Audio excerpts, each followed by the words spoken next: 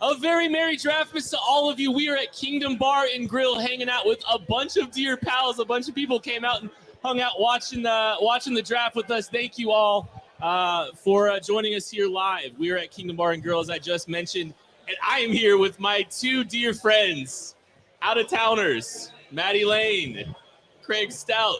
Maddie, Merry Draftmas to you. It's good to see you. Merry Draftmas to you, Kent. I'm glad to be here. Like, you're cool. Craig's awesome. Craig is great, as the T-shirts and the crowds do say. But we got to get Grayson Jaspers up here with his shirt at some point. I'm excited for, how many people showed up? Oh, my gosh. You guys that are listening, watching this, you guys are the best. I mean, you're here or just watching, tuning in from home, work, wherever you may be.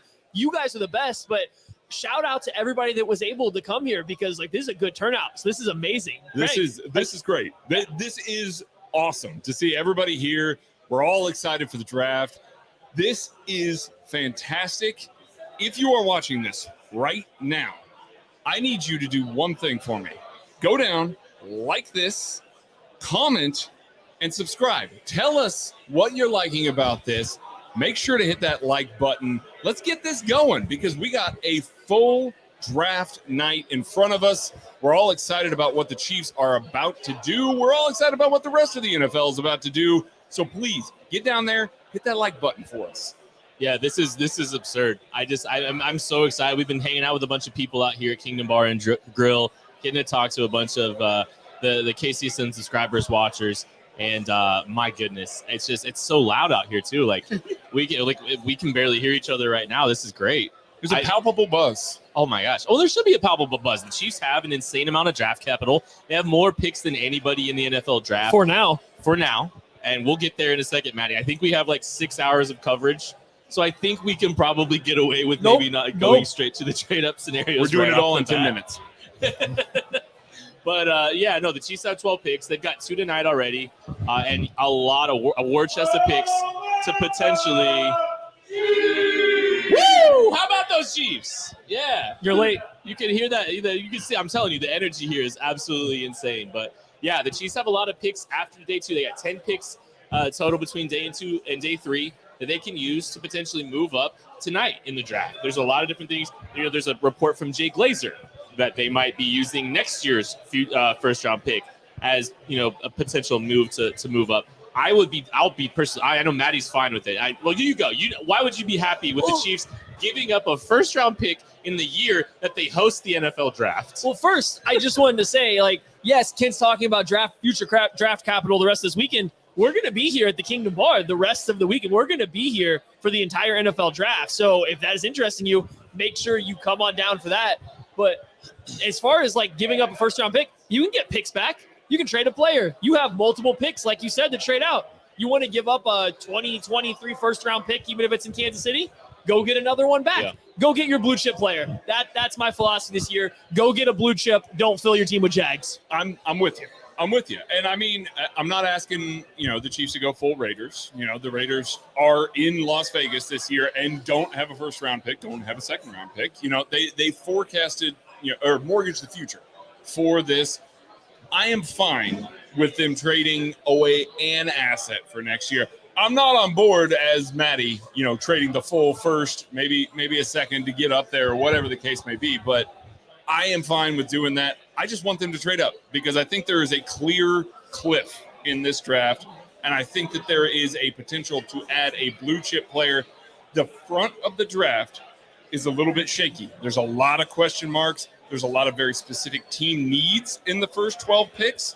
So I think that you're going to see some value there of some teams wanting to trade out, not wanting to reach as much. I think the Chiefs can take a little bit of an advantage there. Hey, if you're watching this really quick, make sure you like, subscribe, make sure you hit those. It's going to help us, tremendously. Hit the follow button.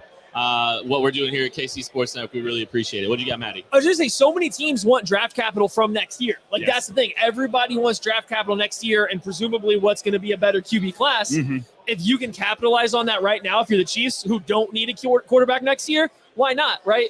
If teams are going to treat especially round 1 picks of next year as higher value than what they are this year or what they normally would, use it. You can, like I said, you can get it back. You can trade expiring contracts. There's one big one on the Chiefs roster that teams would love, and Chris Jones. You can trade your other first-round pick this year and maybe pick up stuff next year. There's other ways to get it back. It's I'm okay with it. I know Kent's got hesitations. Craig's a little more on the fence, but that's my move. So we're doing something pretty special here at KC Sports Network this week that we're really excited about, and we're doing a raffle to support some Therese Paylor foundations, both with Mizzou, PowerMizzou.com, and also Howard University. And we've got some really cool prizes that we're going to be giving away: a Travis Kelce jersey, a Nick Bolton jersey, a signed Patrick LaVon Mahomes helmet that I'm somehow going to have to get pried out of my hands here shortly. But here's the deal. If you want to support Teresa's foundation, continue the legacy of a bastion in KC sports that we so dearly miss, go to the KC Sports Network Venmo. You're going to be entered. Every $10 is a submission to the raffle that will be happening on Saturday. So you're going to have 3 days to kind of get all this donated, and then on Saturday we'll be announcing the winners of these fine prizes, and it goes to support and continue the legacy of our friend Trez, who I know, guys, I'm not trying to get too emotional right off the top, but I think about him about every day during draft season. Yeah, and, absolutely. You miss him tremendously and miss his insight tremendously, and what he was able to provide this city as a reporter. So we'd love for you guys to give some support to that. It's a pretty special cause. So, okay, we are 8 minutes away from the draft starting, and this is the culmination of a lot of work from all of us, the KCSN Draft Guide, and 7 months of us talking back and forth about some of these players. And it's just crazy that it's already almost here. But we're 8 minutes out, and it got more interesting, obviously, with the Tyreek Hill trade that happened about a month ago. That was a big move. 5 picks that they've acquired in the Tyreek Hill trade. It's giving them picks 29 and 30 tonight. And I was going to ask you. Shout out Dirk. Shout out his Dirkness. I do think we should show just more Craig, period. Anyways, so Maddie, what do you think the chances are that the Chiefs stay at 29 and 30 tonight? Oh, almost zero. I don't think the Chiefs are sticking at 29 and 30. Whether it's a trade back, a trade up, I feel a trade up is more likely. Yeah. But there's a chance they still trade back. You get a team that, especially if quarterbacks aren't coming off the board, you get a team that wants to come up and get that last quarterback late in round 1. Very possible. I think it's more likely they trade up. I think they want to really revamp that defense. Before the Tyreek Hill trade, that defense was looking in shambles. It still kind of is. So they need talent. I wouldn't be surprised to see a defense-heavy draft kind of early on, because that would make a lot of sense to me, at least, to get some talent on that side of the ball while the offense tries to change over its identity. Yeah, and I think that there's a chance that both could actually happen tonight, which is kind of an odd scenario here that we could see. We could see the Chiefs maybe trading a pick, maybe a second-round pick, move up a little bit, get into the teens, get up into the early 20s, something like that, and still have the opportunity to trade back. A QB-needy team, they need to come there. So we might actually see the Chiefs pick it neither 29 or 30 tonight, which would be an interesting scenario. I mean, how else they could not trade at 29 and 30? Daddy knows. It's a very interesting thing. We've never seen Brett Veach with this much draft capital, ever. So this is going to be breaking new ground for a lot of different reasons for the Chiefs, not just from a draft capital standpoint, where they use it, how they use it, the value of it. what they're going to do on defense. Are they going to have a shift in philosophy? There are a lot of questions that we are going to get answered or get started answered tonight. Will be answered this weekend.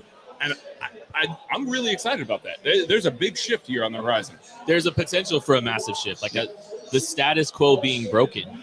Like there's a real chance that happens. Right. And it'll. We don't spend a lot of time speaking in those kind of hypotheticals, but I mean, if the Chiefs go out and draft a lighter edge rusher, like we talked, there's a lot of buzz for Arnold Ebiketie, the edge rusher out of Penn State, doesn't fit the Steve Spagnuolo typical threshold that we've talked about. I mean, that's a distance away from what they've usually desired. So that presents scheme changes, much like you guys nerded out from Mobile at the Senior Bowl. Oh, yeah. When Steve Spagnuolo was This hired. is the second time in like 2 weeks you've called us nerds, and I'm just not okay with it. This one was nicer. I just said you nerded out. I wasn't lucky enough to be in the same La Quinta room as you guys. You were asleep. I was asleep. You were asleep.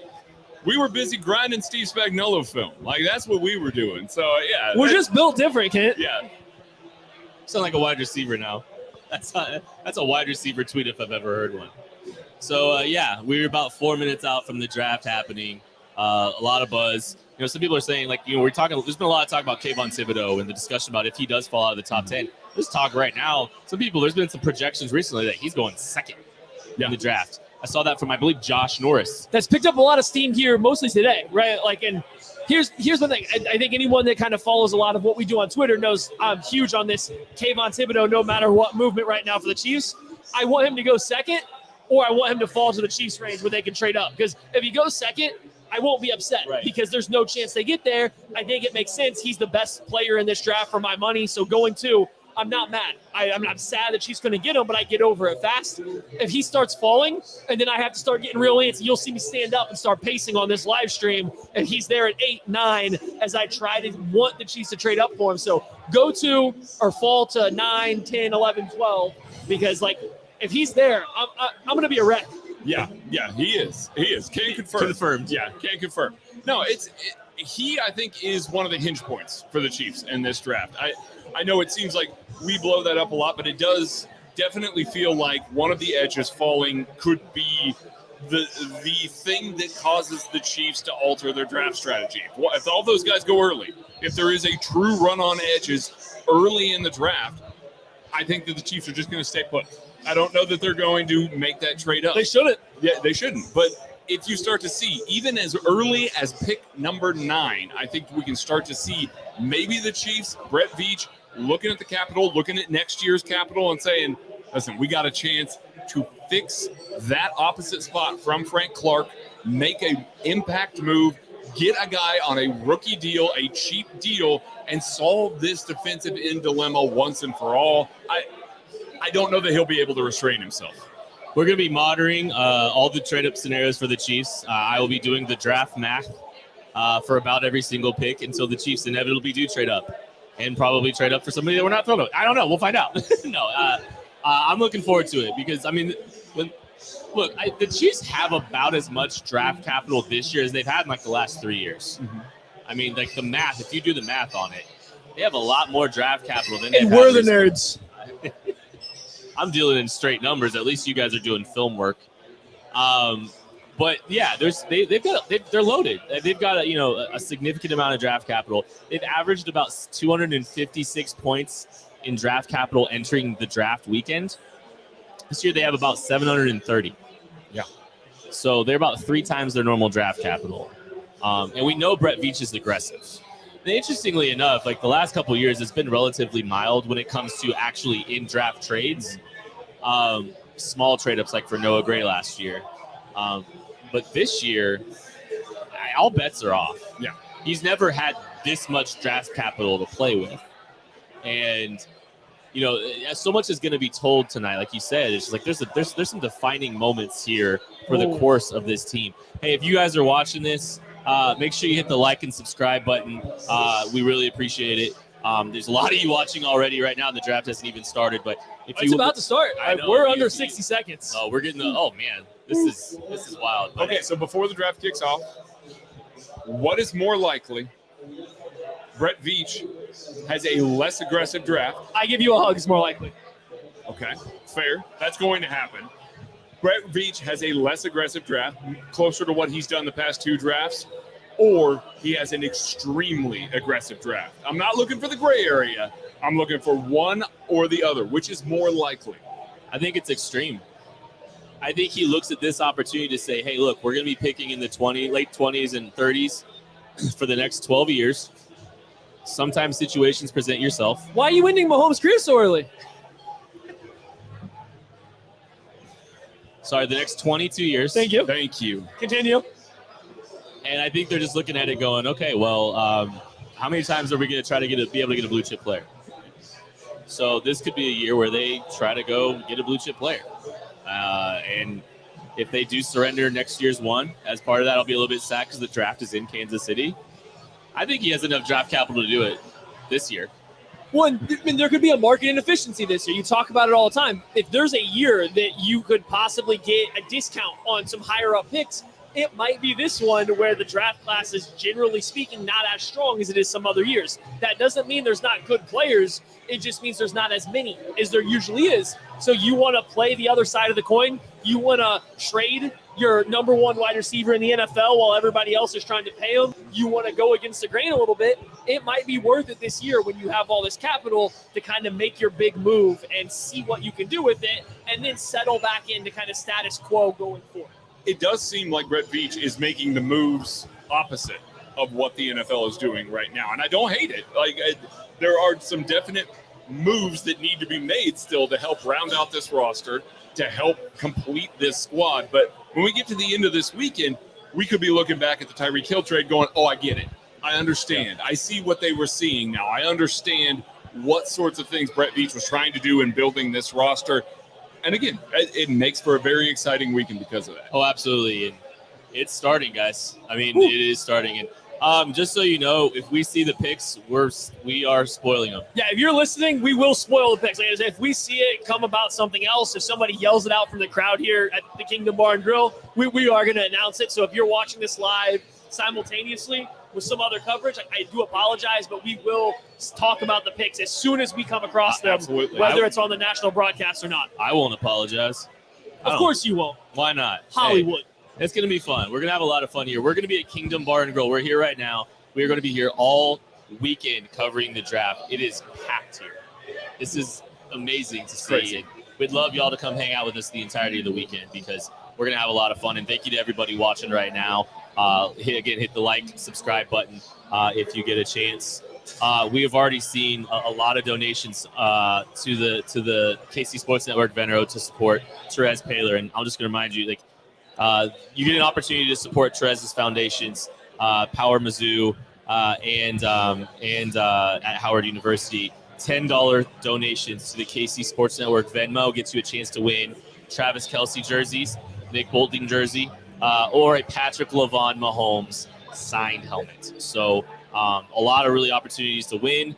And Tucker is Devin Albertson says Tucker's the best producer of any NFL live draft stream, and that is absolutely true. I know I dunked on him really hard the other day during draft coverage when he what was the poll that he put up? You got that rip move going? Listen, somebody had the audacity to call out my rip move on the chat, and that's just unacceptable. So we're just going to keep practicing it through the bar. Do you know who has Tucker actually has a great rip move? We saw him doing on a bunch of the problem pylons is in Vegas. he can't clear anyone's arms. He's so short. No offense, Tucker, I love you, but you're not ripping under anything. You can just run under. And just like that, all that goodwill Tucker had built up over that one little comment from Devin Albertson is now gone, and it's just back to normal.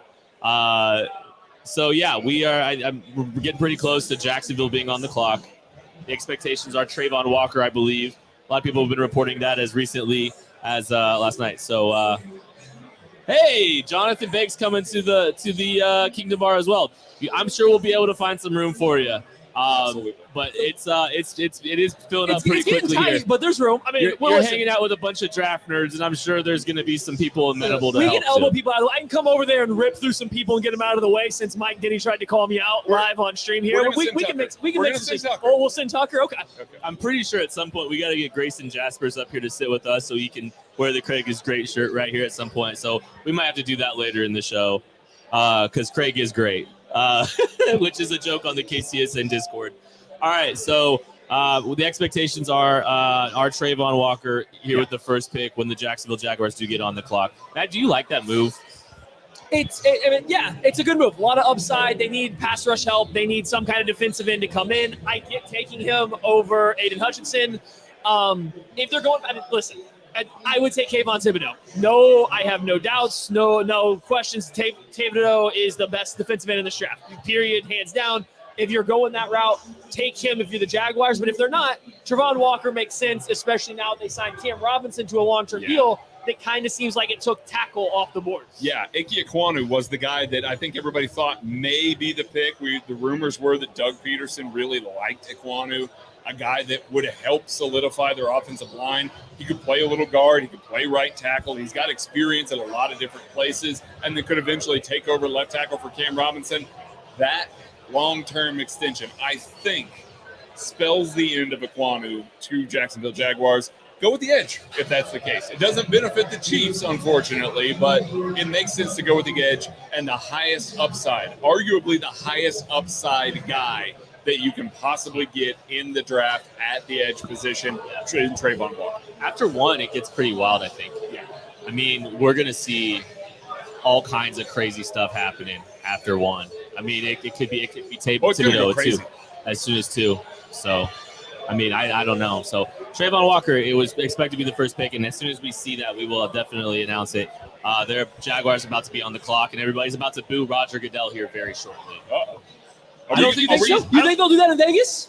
Oh, they'll do it in Vegas. You think so? I don't think they're. I feel like if there's one place that's gonna like him, they're booing here at Kingdom Bar and Grill. I was just getting ready to ask if he was going to get booed here. There's our answer. We can hear that they're literally booing it. They're literally booing Goodell here at Kingdom Bar and Grill. All right, so we're getting to the point. We're about to have the first team on the clock. When do you think they make the pick? What's over under with 2.5 minutes left? If 2.5 minutes left, yeah. So 7.5 minutes, or over and under 7.5 minutes, I'm making the pick. How about that? If you want to make it more complicated, sure. Maddie, you have a history of making math really hard in the games that we try to play. 2.5 minutes over or under. I'm gonna say they hit the 9-minute mark. Oh, they're milking it. This is the only time the Jaguars have been relevant in years. Oh my goodness! Since Blake Bortles somehow almost won the AFC Championship game. Wow. So I'm taking the over. They're milking it for all it's worth. You should have set the line at like 8.5, and then I would have thought about it. They might take it all the way down. Okay. They might. I don't. We know that the NFL kind of encourages that from the broadcast standpoint, so I'm going that they're going a long time here. Pick's already probably in. I mean, all right, so Darren Waller's on the stage right now with the Raiders. So how about that situation? Let's just take a detour because we got some time to burn, right? He was apparently included in the trade for Devontae Adams. It got turned down by something silly, and now all of a sudden he is not to be traded by the Raiders. Well, that's wild. I mean, yeah, it's a little bit shocking to think that the Raiders would trade Darren Waller, because I think the complement of Devontae Adams and Darren Waller is what makes them scary, and Hunter Renfrow. So trading him away would be just ridiculous. I mean, they better have gotten a haul for him at that. So I find it hard to believe that he was really, truly on the block. They've since come out and said, no, we're not going to do that. Like, we're not going to have that sort of scenario. But let's throw it out to the fans here. Let's throw it out to the fans. Who do you think will be the biggest surprise of the night? The biggest surprise pick before the draft has even started? Who do you think? Bring it down in the comments. Put it down there. We'll throw them up here on the screen. Who's the biggest surprise in the first round tonight? Yeah, leave a comment in the chat section. A lot of people popping off in the chat section. We might have to answer some of those questions earlier. Some people are thinking, hey, Jags are going to milk it. They're going to milk this clock for all it's worth. I agree with them. Hey, if you like what we're doing right now, hit the like, subscribe button. We're going to be hanging out here every single pick of this draft, as long as our voices hold up okay. It's literally so loud here in Kingdom Bar and Grill. It's just awesome. This is insane. It's been a lot of fun. There's even people outside hanging out right now. It's just, we got a lot of people here at Kingdom Bar and Grill in Overland Park. And thanks to everybody for, I don't know, someone just screamed at the top of their lungs on the TV too. I don't know what's going on. We got a Sam Howell in the first round here. That could be the case. We've heard some rumors. Yeah, that would be a crazy one for sure. Jake, if you pull up Jake Rittenhouse's here that just happened, I love the one he does. Any chance the Chiefs trade up for the Tulsa tackle? I don't think so. Any chance they take the Tulsa? That's not trade up. That's just take. If they take him, I'm okay with it. Yeah, I'm cool with that. You wanted to ask for a big surprise. One, Tyler Smith would be my big surprise. I don't think a lot of people have him as a round one player. Like, I think there's some, people that just haven't got around to him. They see the holding penalties and the rawness, and they're not quite ready for him yet. I think he's going round one. I would lock him in round one. If he doesn't go today, I would be more shocked than if he does. Yeah. So that's my surprise. And I don't think it'll be the Chiefs, but if they do, I'm cool with it. So, okay, you read between the tea leaves a little bit then, right? So if he's going in the first round, that probably means there was a run on tackles. Yeah. And so you read between the tea leaves there, probably means tackles flying off the board. Maybe Trevor Penning's going earlier than we anticipate too, Maybe there's a snowball effect that NFL teams are anticipating at the tackle position, and he's going to wind up in a pretty good chance of being drafted. I've seen him mocked as high as 19. I've seen Quay Walker mocked as high as 22. That's another. Are you just reading my mock draft now?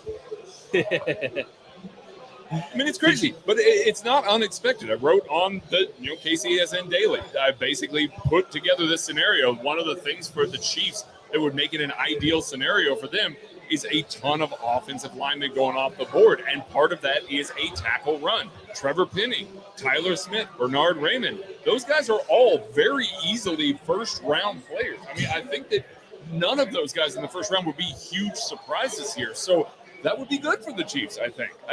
Unless they're going to turn around and take Tyler Smith. I just saw something really quick. The Kingdom Bar. Yeah, it is lit. Shout out Lucas. Jay Glazer says Edge will go in the first 2 picks, then cornerback.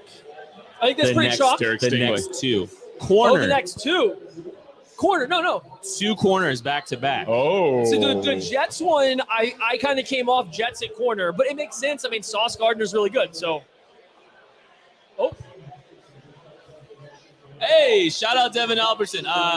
We might have to hook you up with a free copy of the KCSN Draft Guide. Just continue to unfollow Joshua Briscoe tonight. Please don't really do that. He's already getting beat down in the follower race anyway, so it's okay. But anyways, let's go back to that edge corner conversation. Scaring you a little bit, Maddie? That he's Kayvon Thibodeaux at 2? Oh, it should be.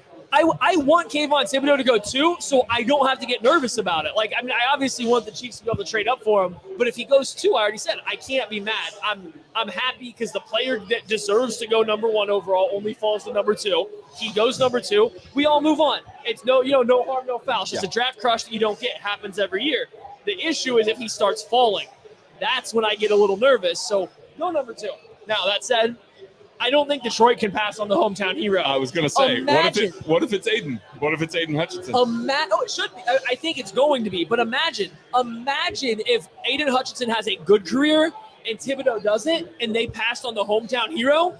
That's a lot of bad pub. It's not like Hutchinson doesn't deserve to go top 5. Oh, he does. So, I think it's got to be Hutchinson for the Lions at number 2. Well, assuming the Jags don't pull a 180 on us and just kind of blow this all up right now. Now, see, here's the thing. If it's going to be edge, corner, that means all of a sudden the 6th pick has the best offensive tackle on the draft. That's a very interesting scenario. We've seen a lot of teams there in that 6, 7, 8, 9 range that want tackles. That board falls very well for them.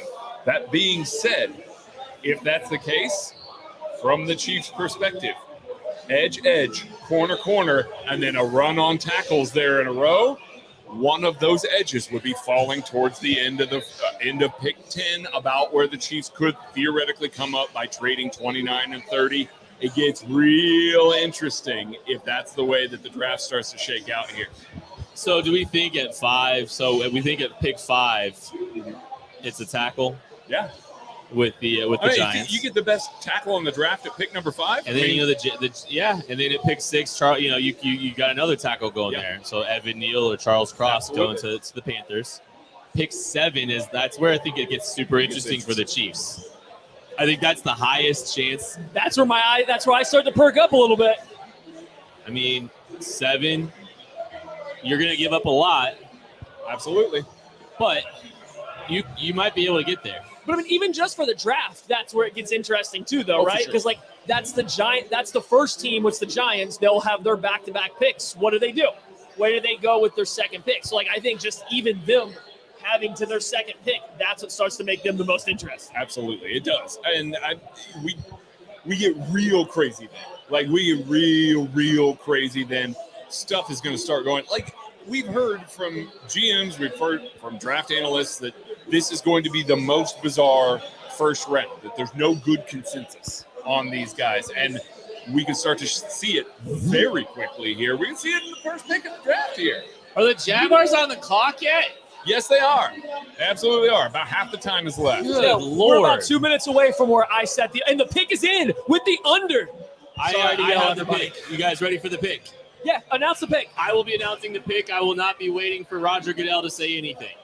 With the first pick in the 2022 NFL Draft, the Jacksonville Jaguars select Georgia edge Trayvon Walker as expected. I think we had him top 10 in the KCSN draft guide. But Maddie, you watch him here. He's a long, athletic, high character football player right there. I mean, this guy's a freak athlete. You want to put up his athletic profile? You know who you find? Myles Garrett. Guess who's pretty good at football, guys? Yeah, Myles Garrett. Myles Garrett. Right? Okay. Yeah, he's good. Now, the thing is, Walker doesn't have much production.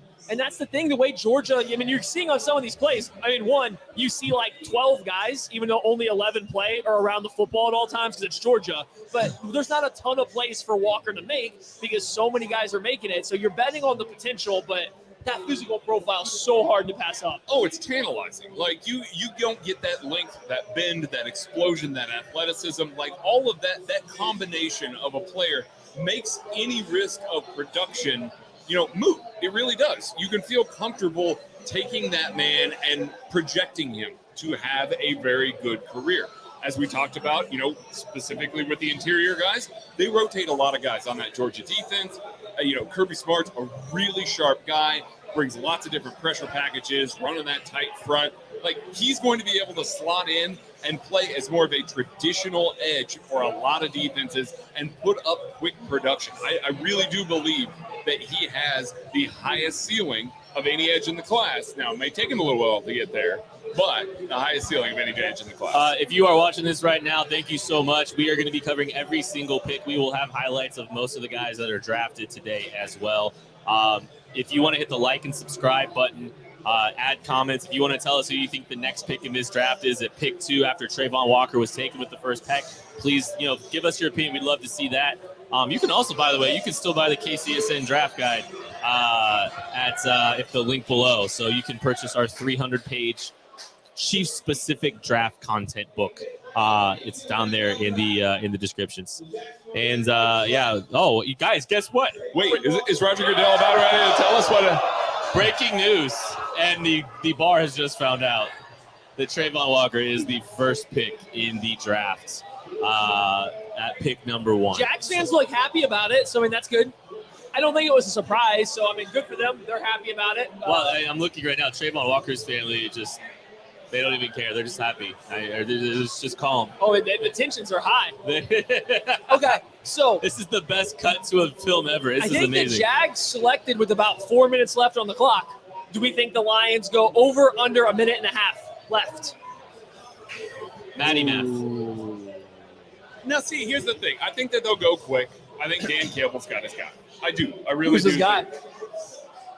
I think it's Aiden Hutchinson. If I had to put money on it, I would say it's Aiden Hutchinson. I think that for the very reason that you mentioned, you can't pass on the local kid. The PR for him is going to be good. They're going to sell a ton of jerseys with Aiden Hutchinson on it. It just makes sense.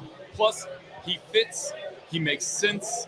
He's a lunch meal kind of guy. He's a Dan Campbell The Lions pick is already in, guys. Oh my goodness. I'm just going to dunk on Kent real quick because he's now 0 for 2. 0 for 2? The Lions pick's already in. We've already got the pick is in. I don't know who it is, but it's in. Man, according to the tracker, is moving tonight. Did Roger Goodell tell him to get him in? We're going to continue. That fast has to be Aiden Hutchinson, right? Yeah, it has to be. I think if they're sprinting to the podium, I'll be very fascinated. Here's the only thing. Do you know where John Dorsey's at right now? You know where he's working? Where does he work? Detroit. Oh, okay. If he has any modicum of influence, I think it's Thibodeaux. You know, I mean, Hutchinson's athletic profile is really good. It is. That 3-cone is wow. I think you would go. I think Thibodeaux has a higher ceiling. Yeah, I would agree. I think Thibodeau's a better player, so you're not going to hear me argue. Yeah, if John Dorsey's got anything to say about it, I do think that it's Thibodeaux. I have the pick. Do you have the pick? Well, why don't you make the announcement, Matthew? With the second overall pick, I'm about to announce the second overall pick of this draft, guys. So if you don't want to hear it, mute it, turn away. Just hit the like and subscribe button. Yeah, you can hit the like and subscribe button, but then mute it. With the second overall pick, the Lions are selecting hometown hero Aiden Hutchinson out of Michigan. So that's back-to-back defensive ends so far. Jay Glazer. Maddie, how are you feeling right now? We got a little. I told you. Once we get to 8, I know. But once we get to 8, I start to panic. But right now we're hanging on. Here's some Aiden Hutchinson highlights out here for you guys to kind of get a look at. He was the most productive edge rusher in college football this year.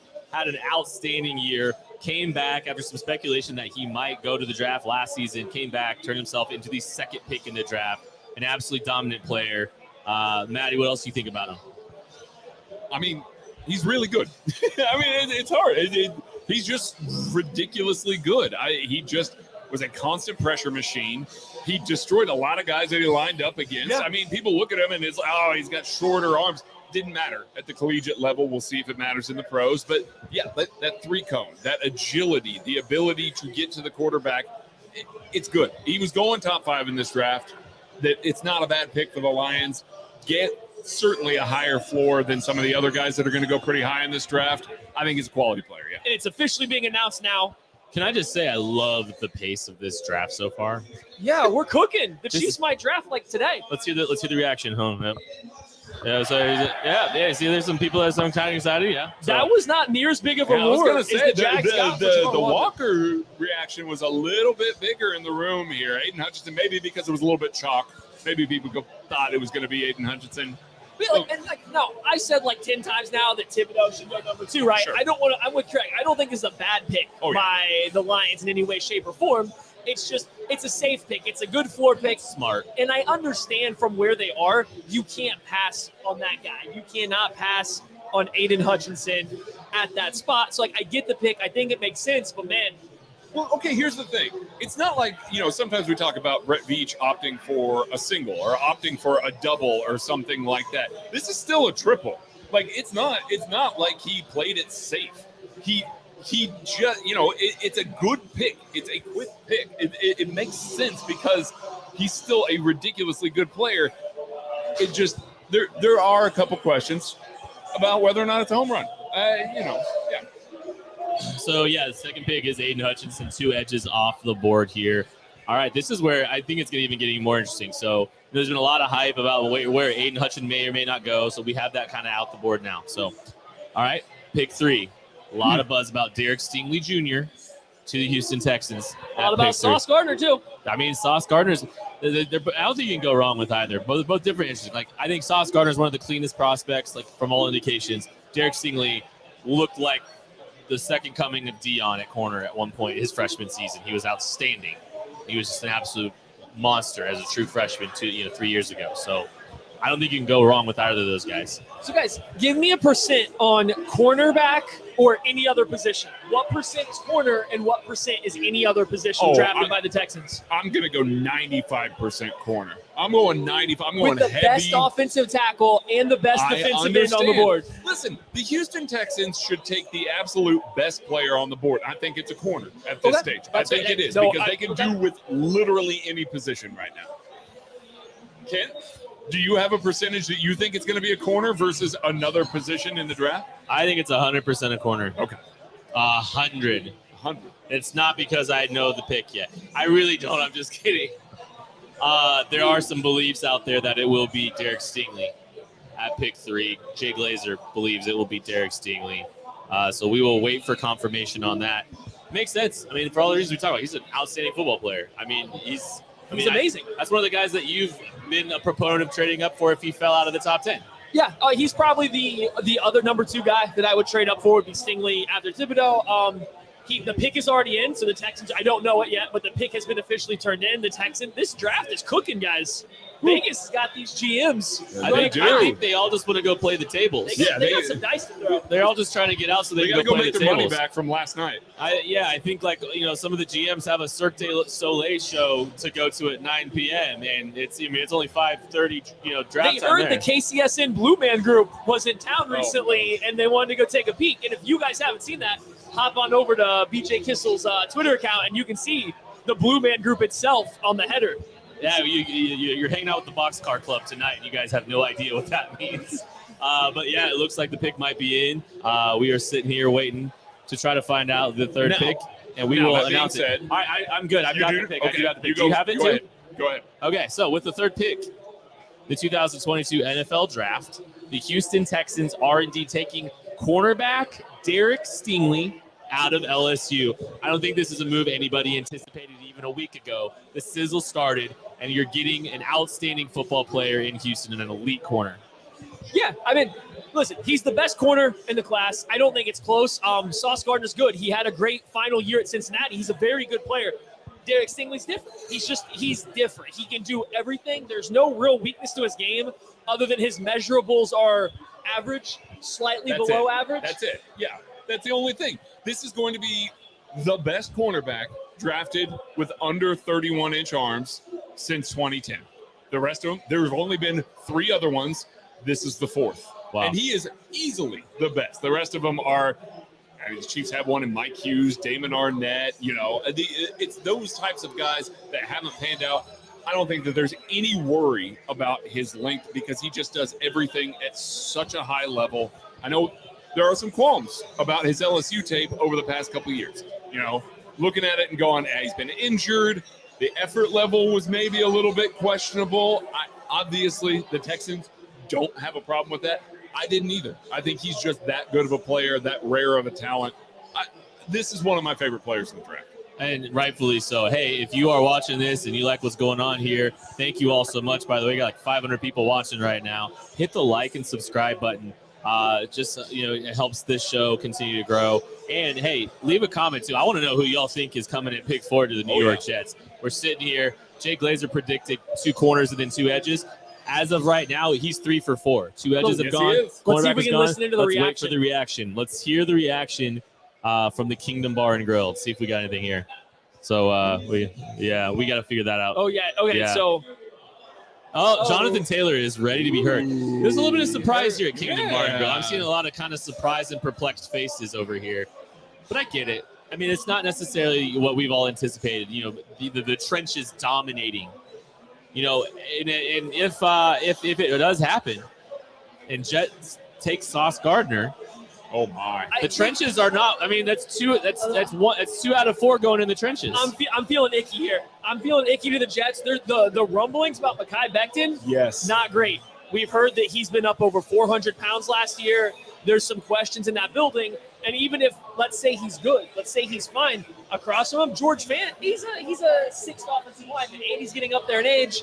I'm going with Icky. I wouldn't be surprised at Sauce, but I would lean Icky right here. And I mean, Icky makes sense for the same reasons that I talked about with the Jags earlier. Like, if Mekhi Becton shows up, they're very happy with him. Obviously, he's training with our guy, Duke, and trying to make sure that everything stays on the up and up.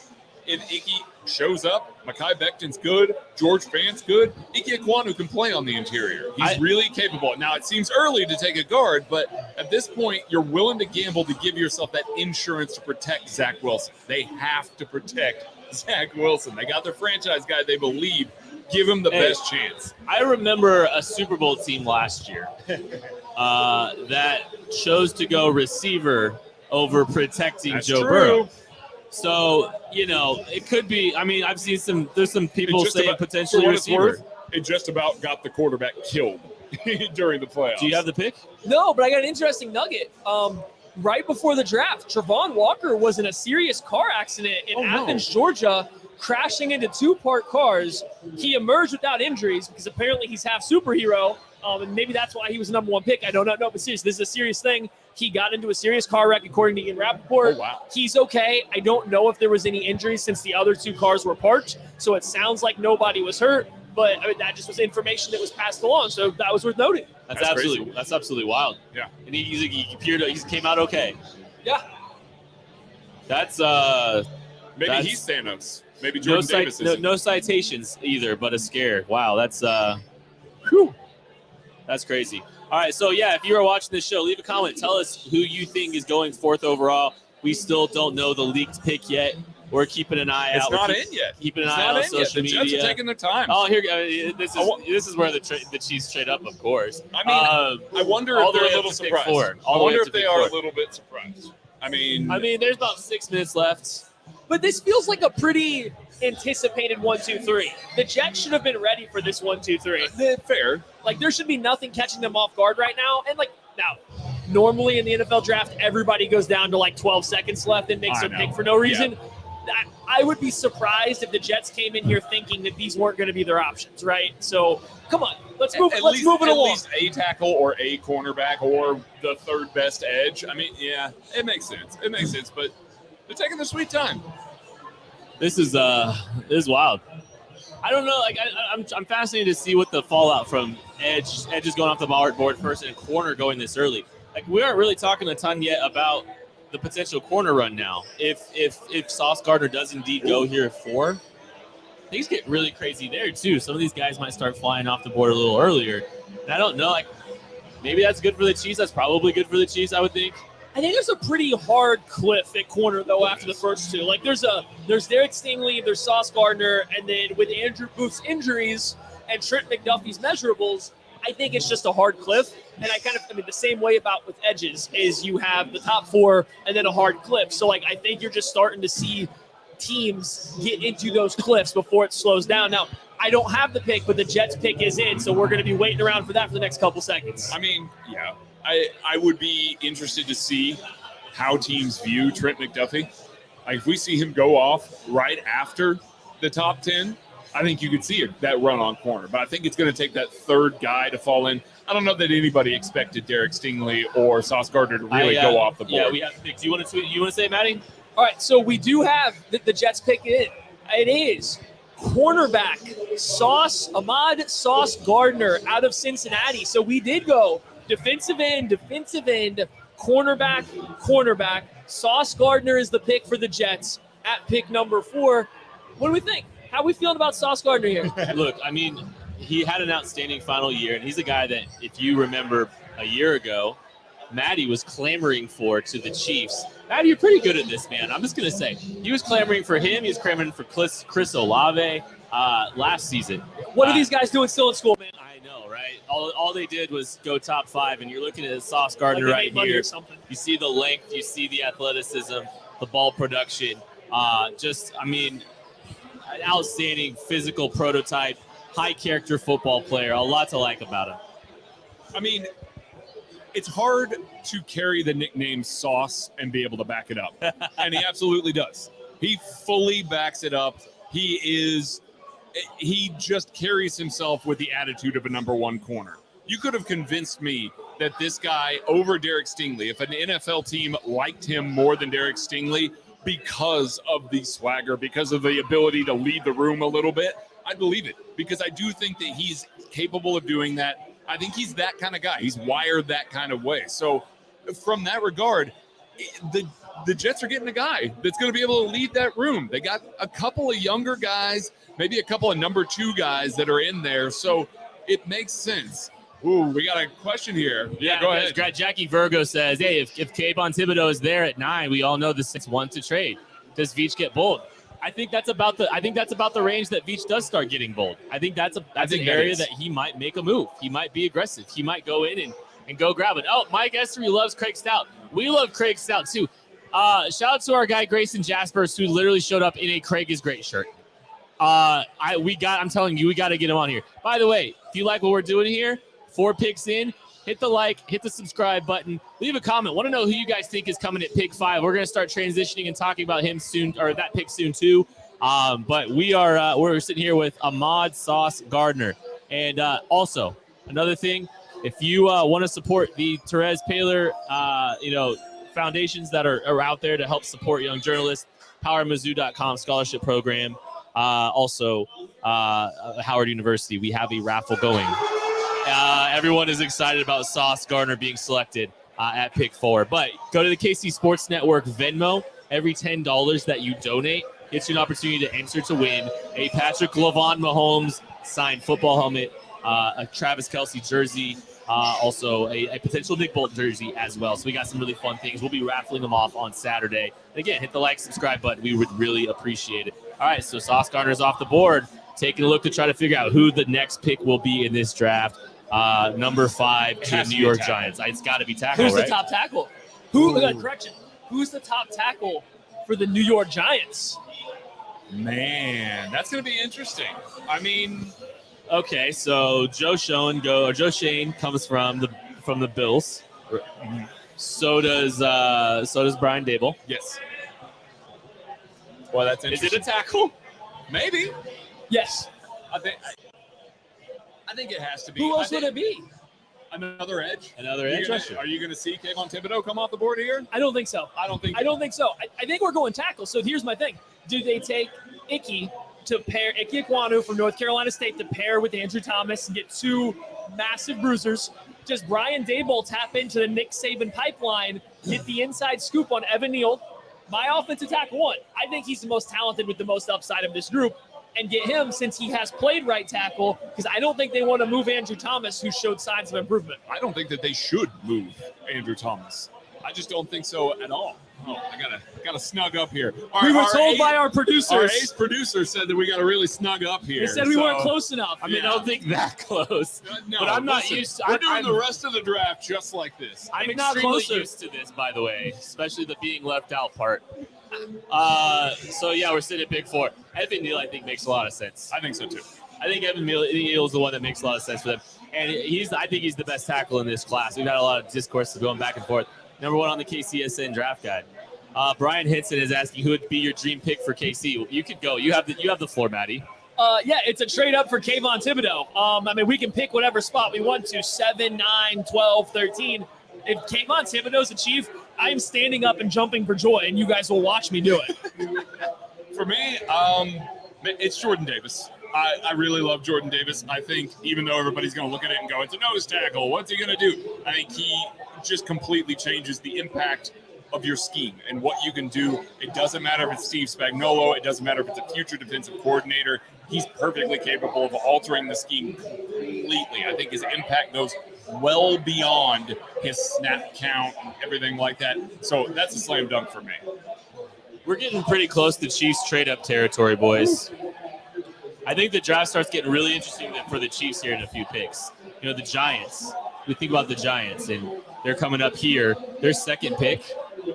I know. That's probably the absolute ceiling for a trade-up for the Chiefs. Well, The Panthers might be desperate to get out. Absolutely. So I really actually think starting after this pick. Are the Panthers going to be desperate to get out with almost all the tackles on the I board? think they were always going to get a tackle, though. True. So there's a chance. I think you might see the Giants take a while because I don't think it was expected they'd get all. I wouldn't be surprised to see tackle somebody trade up, whether it's for a tackle or something else. It's just I think the draft gets really interesting now. I didn't expect Sauce Gardner, but it was something in the realm of possibility. Sure. Starting with the Panthers, I think that's when you can start to see the fireworks coming. They need a tackle. They need a tackle. The Panthers do now. And a quarterback. Yes, but they may view this as an opportunity either A, to get their number 1 tackle, because maybe if Evan Neal goes to the Giants, maybe, they look at Ekwonu and go, that was our number 1 guy. We can't move off of this. But maybe they do take the number 1 tackle, and all of a sudden you see them more willing to trade back because their number 2 guy that they like may be available a little bit later. I have the pick, the 5th pick. Are you ready? Do you have it, Maddie? Yeah, you go ahead. You've seen it. With the 5th pick in the 2022 NFL Draft, the New York Giants select edge Kayvon Thibodeaux. Makes sense. That's all right. Smart pick. It's Not smart upset. pick. It's too early for the Chiefs to get up. Not It mad. It was wishful thinking. I told you, and not until pick 8 would I be nervous. Yeah. We didn't get there. Pick 5, good pick by the Giants. They just made the best pick of the draft so far. So hey, good for them. They now have Azeez Ojulari and Kayvon Thibodeaux Oh my goodness. off the edge. That's a good defense. Man. Smart pick. Good for Absolutely. them. Am I sad the Chiefs couldn't get them? Sure. I guess we hold on now for the run-stuffing Magnifico and Jermaine Johnson again. Well, we're 5 picks in, 3 of the presumed 4 top edges off the board. I do think we'll see a run on tackle here pretty quick. It's going to start at 6.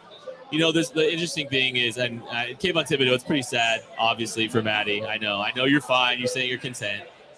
But it's been his dream since February. It's been a minute. I mean, do you think the Giants were sitting there this entire time going, surely we're not getting Thibodeaux. Surely that's not happening. And now all of a sudden he falls into their lap. Arguably the best pass rusher right now in the draft. Obviously the best guy that could, he might be. I think he's got a better chance maybe to go and have a higher ceiling than Trayvon Walker. I said that Walker had the highest ceiling in the class. I think Thibodeau's closer to it already. I think it's fairly safe to say that. But I don't know. Do you think that they expected it to be this? Maybe not. I know they did a lot of work with him. I know they had a lot of meetings with him and stuff. So we're gonna get the reaction from the Kingdom Bar and Grill here about the fifth pick selection. Smart pick selection. by them. That was a good pick, and we'll see how loud the Kingdom Bar gets. I may have got a lot of people slightly hyped up. They got somebody making the pick for him. While you're waiting, subscribe, comment, all of that stuff. Do that. We're going to be here the entire time, giving you highlights the entire time. Shout out to the highlights. This is awesome being able to have those at the ready. Deucing team is doing great. So hit that like button, subscribe to this, stay tuned, give us comments. And tell us which tackle you think the Carolina Panthers will be taking at pick number 6.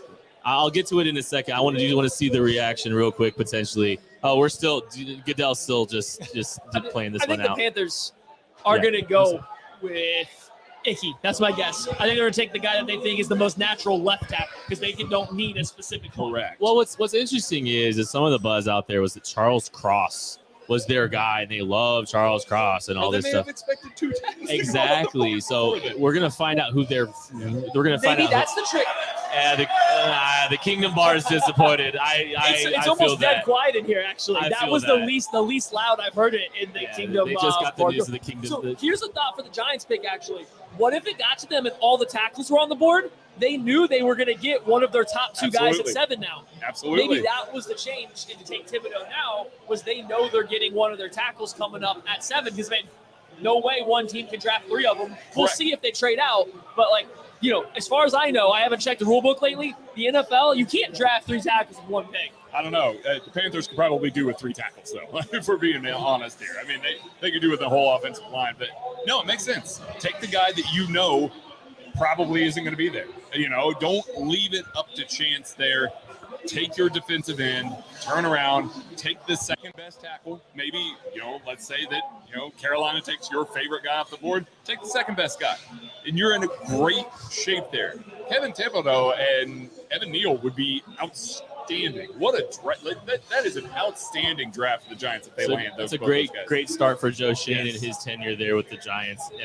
And he is going to have about his pick of tackles. And I mean, if the Charles Cross love is real, maybe they just know exactly who Carolina wants. And if that's the case, then they feel comfortable doing that. So, it'll be interesting to see if the trade up candidates. Let's just go for trade up candidates for the Chiefs right now. I'm not really sure there's a ton of them for a while now. I think we've kind of lost all the big trade up candidates outside of maybe Jermaine Johnson. Jordan Davis, Jermaine Johnson, and if you're somebody that believes they should trade up for a wide receiver, but I don't know if that's going to be in the cards. I don't get the concept of trading away a number 1 wide receiver and then all of a sudden trading a bunch of assets to go get one. So I would kind of be surprised at this point to see the Chiefs get super active in a trade up until we start to get into the 20s. And even then, I don't know. You now are losing. I mean, we'll see where it plays out. Jordan Davis exists. Jermaine Johnson is a good player. You could very easily find a guy. I just don't know if I'd be pounding the table for one anymore. Now, let me ask you guys this. 5 picks in, no wide receivers taken, not a surprise. The fact that no tackles have been taken is a surprise. Floored. Do we think that there is going to be a wide receiver taken in the top 10 of the draft this year? Yes. You still think so? Yes. You think it's going to be pick 9 to the Seattle Seahawks? I think it's before pick 9. You think so? I think it's 8 to the Falcons. Maybe Drake London. Maybe someone comes up and maybe the Giants get cute and trade out. I mean, I'm looking at this now. The value on the board right now at wide receiver, if you can move back a little bit, like if you are the Falcons, if you can move back a little bit, recoup some picks, still be able to take the wide receiver that you like, if you've got several of them on the board, it just makes sense. So we're waiting on the Panthers now. I don't think they potentially saw any chance that they were going to have all 3 tackles on the board. Like, this might take a minute for them to decide this out. I mean, like, this is a little, or maybe they're flushing out trade back options. I mean, they can move back to, 9. I guess they can't go back farther than 9 because you don't want to risk losing one of the tackles. Right. Like, maybe Atlanta won't, but, like, they might even be trying to trade back now with all 3 guys on the board if they like them all. I mean, it's entirely fair. And if you have a feeling, if you have a good beat on what's going to happen in between that, I mean, that's not a bad thought. It's actually pretty smart, especially the team with some depleted assets here. So, I mean, they don't have a full complement of picks this year. So that's not a bad idea. It's not a bad thought, honestly. It's a good thought, Maddie. Broadcast made sure to show Kenny Pickett on the way out of commercial there, by the way. That's interesting. What? They showed Kenny Pickett on the way out for a commercial right there. Surely that's too early, right? Would you be shocked if they pass on tackle for Kenny Pickett at this stage? No, because it's Matt Rule. Like, Kenny Pickett belongs in the 3rd round, but it's Matt Rule. So we'll see what happens. The pick's still not in, though, so I feel like that showing of him can't mean a whole lot. Like, you would only getting that view if the pick was already in. Right. But still, I mean, it's possible. I think he would be Matt Rule's quarterback. You think so? Yeah. Not over Malik Willis. This is Matt Rule. Wait, so it says the pick is in. It's the tracker, the ticker says the pick is in. It doesn't say a trade's in. This, sometimes can happen. We are monitoring sources being just Twitter. Sauces. Not sauces. Not sauces. He's off the board now. Just Twitter to try to find out if they will. If you are watching this, please hit the like and subscribe button. Leave a comment. Tell us who you think is going 6th overall to the Carolina Panthers. But yeah, hit that like, hit that subscribe button. It really does help us out a lot. We do have the pick. It's an interesting one with the 6th pick in the 2022 NFL Draft. Carolina Panthers select Ekwonu. Did I get it right? No, I didn't. Ekwonu. I can't do it if I'm not reading out loud. I'm the one. Let me do this again. With the 6th pick in the 2022 NFL Draft, the Carolina Panthers select Adel Dazim. Thank you. Makes sense. Ekwonu. Number 1 tackle on the board. Carolina Panthers needed one, as we just said. He can play left tackle, as Maddie said. I mean, the stars align for them. They get the top tackle on the board at 6. That's a great pick for them. Yeah, and there's no concern about him. Like, there's no concern in Carolina if they need a left or a right tackle. So they get whoever they had as number 1 was Ekwonu. Good for them. They get their guy. I'm not going to split hairs. Like, I would have leaned towards Evan Neal or Charles Cross personally, but I'm not going to fight anybody that has it the other way. So they get their guy. The Giants are back on the board. I mean, there's a chance they have their their highest rated tackle left on the board for them too now. Evan Neal makes way too much sense for the Giants. He has the right tackle flexibility. I know that, his process has been interesting to me because I thought he was the clear-cut best tackle in this class. There was rumors that he would go number 1 overall very early in the process. The other thing we're not talking a ton about here, the Brian Dable Alabama connection too. Yeah. He's got deep ties to the Crimson Tide. Like, makes way too much sense for it to not be Evan Neal. So Ekwonu goes from potentially rumored to be debatable for the first pick in the draft, and now we're sitting here and we're going Ekwonu at pick 6. Real quick, just so you guys know, we're gonna keep reminding you because we care a lot about the legacy of our friend Therese Paylor, and we are doing a raffle for some really cool Chiefs items. We've got a Travis Kelce jersey, a Nick Bolton jersey, and a signed Patrick Lavon Mahomes jersey that we are raffling. If you go to KC Sports Network and you donate $10, you get an entry into a raffle to win one of these wonderful prizes. You could throw 100 and get 10 entries. That'd be fine with us. But we're supporting the Therese Paylor, trying to honor his memory. There are foundations to set up scholarships with PowerMizzou.com. and Howard University as well. So really, really exciting stuff. And yeah, please consider donating. We will be announcing those winners on Saturday during this show. Live. Because we are live for every single pick of this draft here at KC Sports Network. That means the rest of tonight, correct? Yeah. And that means tomorrow night, correct? That is correct. And through the vast majority of Saturday. That's going to be fun. There might be a point where it's like Kit and Maddie play bags. Or some pick announcement. We might have to hire like a stand-up comedian to step in a few times here or there just to kind of just soften the crowd. Show. Yeah, Ekwonu has been announced as the pick. Pretty expected around the building. To little fanfare here. Yeah. Just everybody's like, yeah, okay. Yeah. I get Makes sense. Finally, a tackle came off the board. It makes all the sense in the world. So, all right, pick 7. The New York Giants are back on the clock. We have asked you. They've already won the draft, so we can see what happens from here. If you want to leave a comment and tell us who you think will be the pick at 7, go ahead and let us know. We are all, I think, across the board projecting Evan Neal. I don't know. I really don't. Because there were rumors before the draft even started that the Giants basically had some suitors for a pick this high in the draft. They could have heard maybe that this is the way that it was going to go down, and there might be a tackle-needy team that's looking at this and going, oh, it's not as expensive to go get our guy right now. So maybe the Giants trade out. Maybe they look at this scenario and say, the fell well to us. We'll take Kayvon Thibodeaux. We'll trade back. Yeah, we can still take a tackle later. Maybe a guy that's a little less, but recoup some draft capital, help build this squad a little better.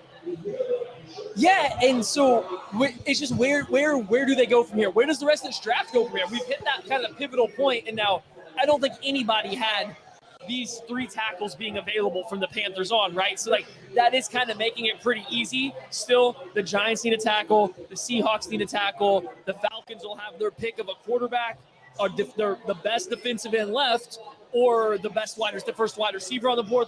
I think there's some kind of chalky moves left, but I am interested to see where these offensive tackles start to go. I don't think this top 10's been predictable, but I think these next few picks, we should have a pretty good idea of the players coming off the board.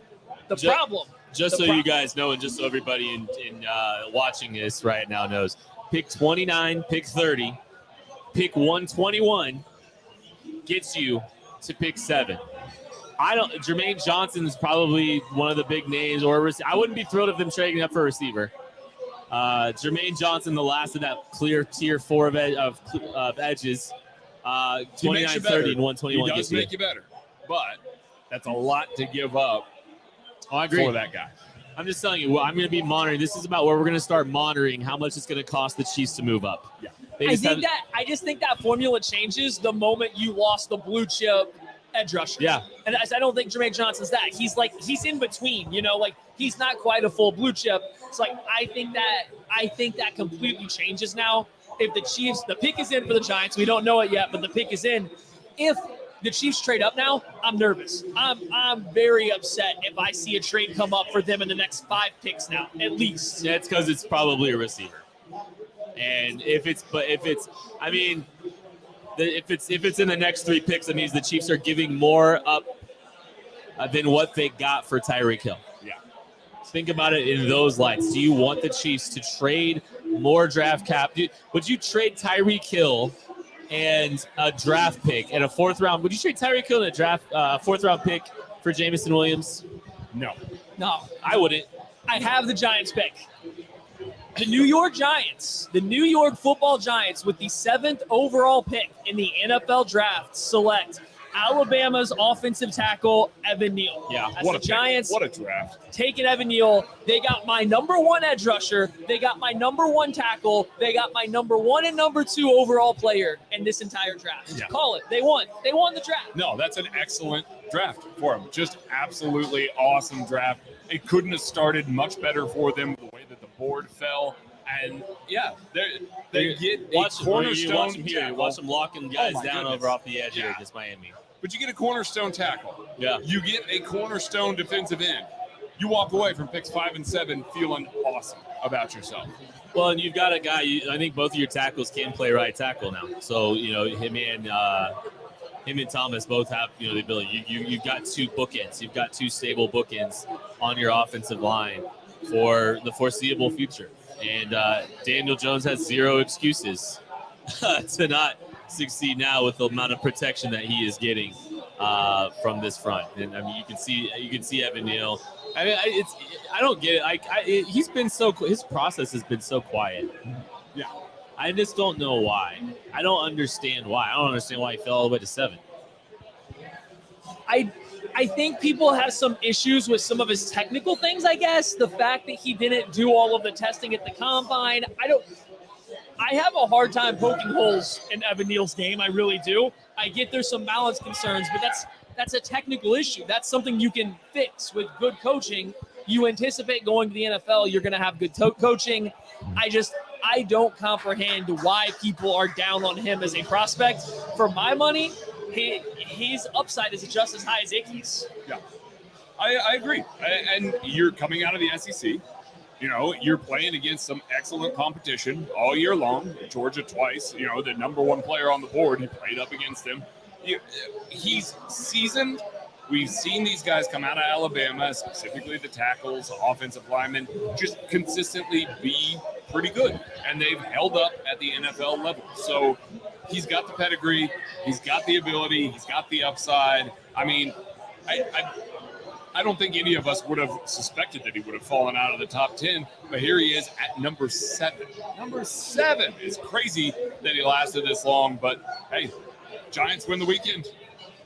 So here it is. If I'm in the division with the Giants, you know what I'm doing right now?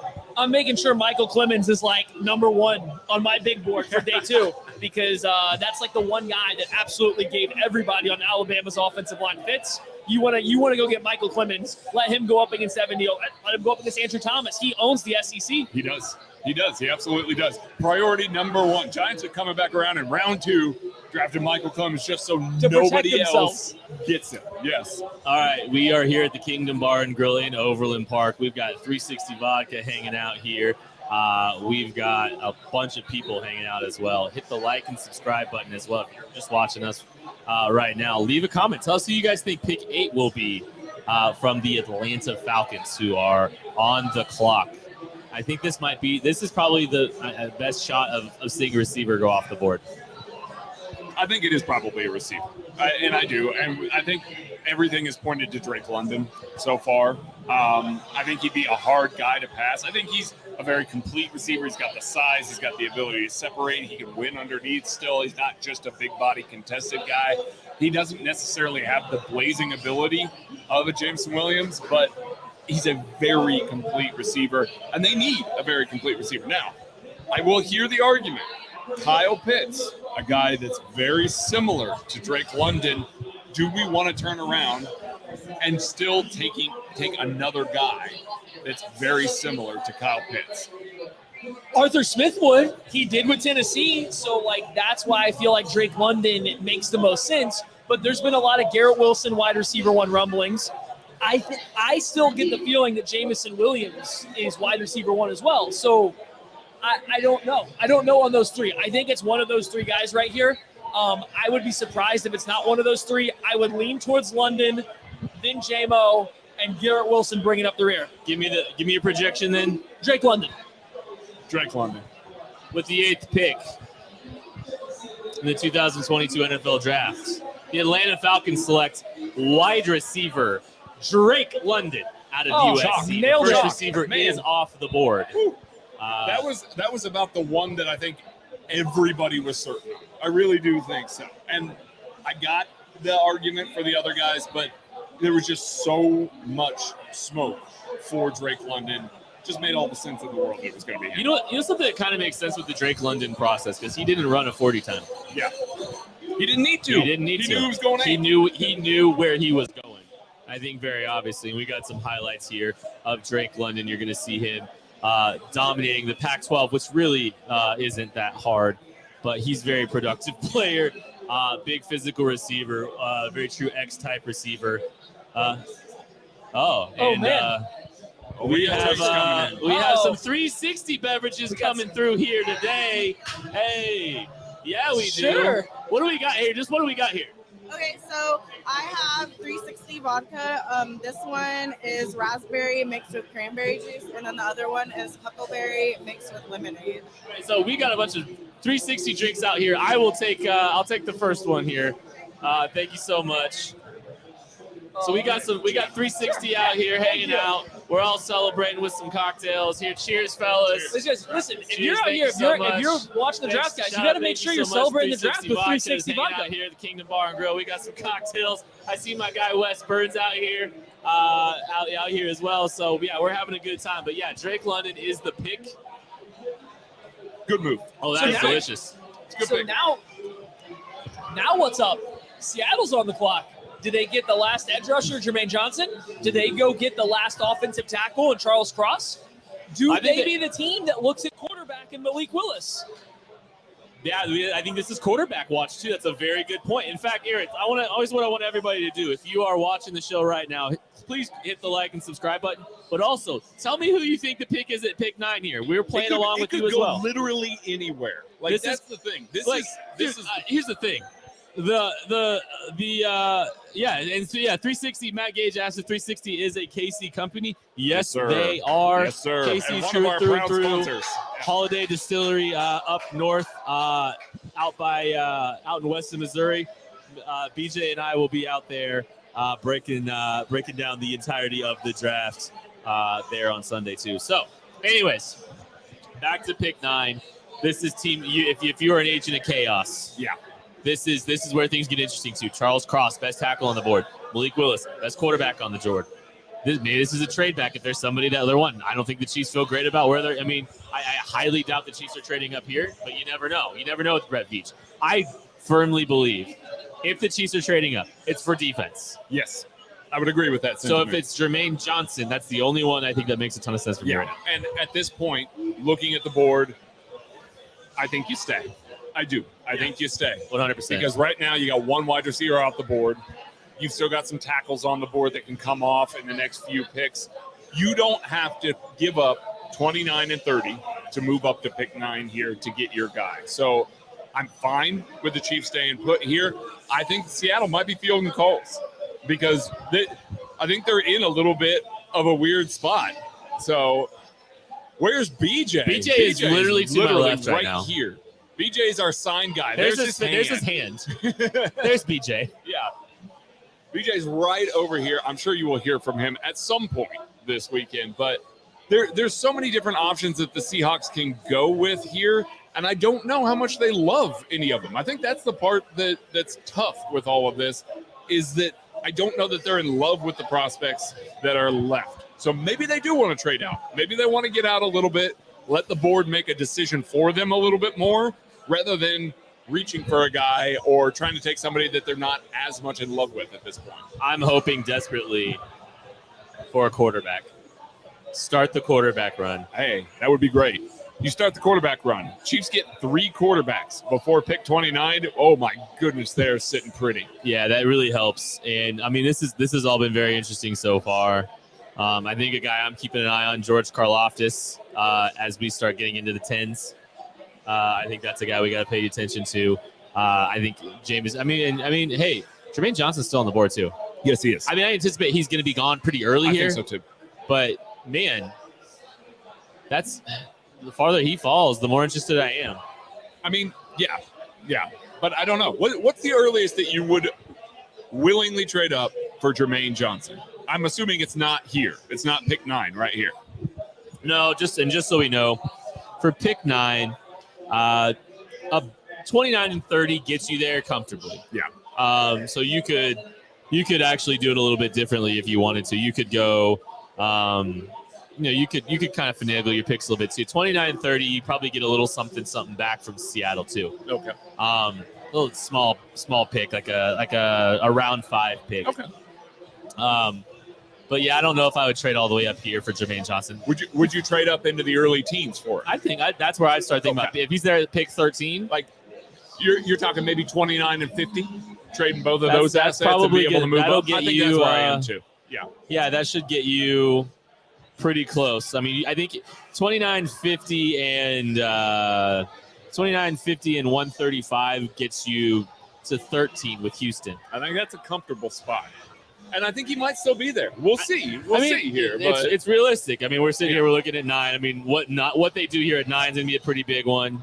I mean, the Jets might get out of here. They might get Jermaine Johnson at 10. They might get Jermaine Johnson at 10. They might get Jameson Williams at 10, a guy that maybe they didn't expect to be there. You know, they were very interested in Tyreek Hill, weren't able to sit down and make that trade happen for them. So, yeah, maybe it makes some sense for them to take who they believe is their number 1 wide receiver on the board, or maybe Garrett Wilson. You know, wide receiver is definitely in play there. Sorry, I'm trying to get information from BJ, and he's telling us to stop what you're doing. Hit that like and subscribe button if you like what's going on in this KCSN live draft show. We are here for every single pick of this draft. Thursday, Friday, Saturday. Hit that like and subscribe button. Leave a comment. Tell us who you think the Seattle Seahawks are taking at pick 9. Tell BJ what you want him to throw at Kent. Make that comment. This is not ending well for me. This is not ending well. Well, it's going to end well for you because you're drinking a 360 vodka drink. Let me tell you, this is delicious. It is good. This is refreshing underneath the lights of the KCSN live draft show. Still waiting on pick 9. Boy, they're taking the time. This is a little conspiracy theory. Sometimes when the quarterbacks are being selected, they will hold stuff off a little bit longer. They will slow play things. They will let TV coverage catch up. So the longer that you wait, the more I think it could be a trade back. The more we wait, I think it could be a quarterback. Do you pick's in? The pick is in. Right after Kent said that, we'll be waiting. Who do you think it is, Kent? On the spot. Charles Cross. I think it's Charles Cross, the tackle out of Mississippi State. I think that's just a good pick. That's too smart of a pick. He's a good football player. He's been a big riser, you know, as the process has gone along. You know, a guy that maybe was viewed as more of a back-end prospect, and as the process has gone along, just shot up draft boards as, you know, national media talk to GMs and figure out where these guys are weighted. He would make some sense. Is it a quarterback? Is this the first quarterback coming off the board? Is it the last of the tier 1 edges coming off the board? Oh, man. We're going to find out here pretty quick. This could be a hinge point in the draft. It really could. I have the pick. Okay. With the 9th pick in the 2022 NFL Draft, the Seattle Seahawks do indeed make a pick, and they take Charles Cross, the offensive tackle out of Mississippi State. Boy. Okay, so 3 offensive tackles come off the board in the first 10 picks. That is great for the Chiefs. It really is great for the Chiefs. Expected, but great. That's really good to see. All those guys got off. Makes sense. He's a really good player as well. Yeah, I mean, I think the Seahawks are probably pretty happy with how the board fell to them in this situation. Yeah. I mean, this is the least weird pick that Seattle's made in quite a while. Easily the least weird pick. Something's got to go down with him, right? Like, that pick won't work out, right? Yeah. And I like Charles Cross. I think he's a really good player. You can watch some of his movement skills here and his recovery skills as well. The left tackle out of Mississippi State, you can see some of his highlights. An outstanding pass protector. Had to do a lot of that at Mississippi State as well. And a lot of potential there. I think he actually did a pretty good job sorting through twists and stunts well. And so, I think he's done a lot of really good stuff in the run game. You kind of see him doing that as well. But you could have made a case for any of these 3 tackles in any of these orders, and I don't think anybody would have been all that surprised. Now, I will say this. Them not going quarterback makes it extremely likely that they are looking to trade back up at the end of the first round. We talked about that scenario a little bit at the top of this. It makes it way more likely that Seattle's coming back in. I don't know that Seattle believes in Drew Lock. We'll find out by the end of the night. I think we'll find out. But them taking Charles Cross may be setting them up to turn around, take a quarterback, give them their left tackle of the future, and give them their quarterback of the future. I think this next pick's a pretty important one too for this draft and how it affects the Chiefs. I'd actually kind of like to see a receiver go off the board here. I kind of want receivers to fly off the board, not fly, to come off the board. I think a run on corners would be beneficial for the Chiefs largely too. As long as the longer Jermaine Johnson doesn't get picked, the better off for the Chiefs. Yeah. And I think the more interesting opportunities present themselves because, I think there's two guys that I feel happy about the Chiefs taking an edge in the first round, George Karloftis and Jermaine Johnson. We can have the conversation about guys like Arnold Ebiketie later. I like him a lot. It would be a departure from what Steve Spagnuolo prefers. I think we kind of talked about it a little bit earlier. So I'm very fascinated, but I'm waiting for these edges to fall. Matty Charles Cross off the board at 9, not surprised at all. No, I don't think so. I think offensive tackle right now without Dwayne Brown being under contract. I'm sure you guys already went over it all. Good pick for the Seahawks. I heard Craig talk about how they might want to trade back up. They have picks 40 and 41, I believe, in the second round. They have the ammunition to move up as far as they need or want. So I think that's definitely an option for them if they want to go that route. On top now, the Jets pick now. I think it is interesting. Do they go wide receiver? Do they get Zach Wilson some help? Or do they double dip on defense and just build out? We know they like Jermaine Johnson.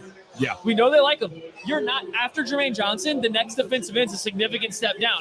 I know we don't love Jermaine Johnson in terms of trading up this far, but Karloftis, Ebiketie, Drake Jackson, Boye Mafe, all significant steps backwards from Jermaine Johnson. So do they just take him now and beat the cliff? It would make some sense. They need a defensive end as well. They got their corner. You get a franchise corner, franchise defensive end at the top of the draft, much like what we were talking about with the Giants.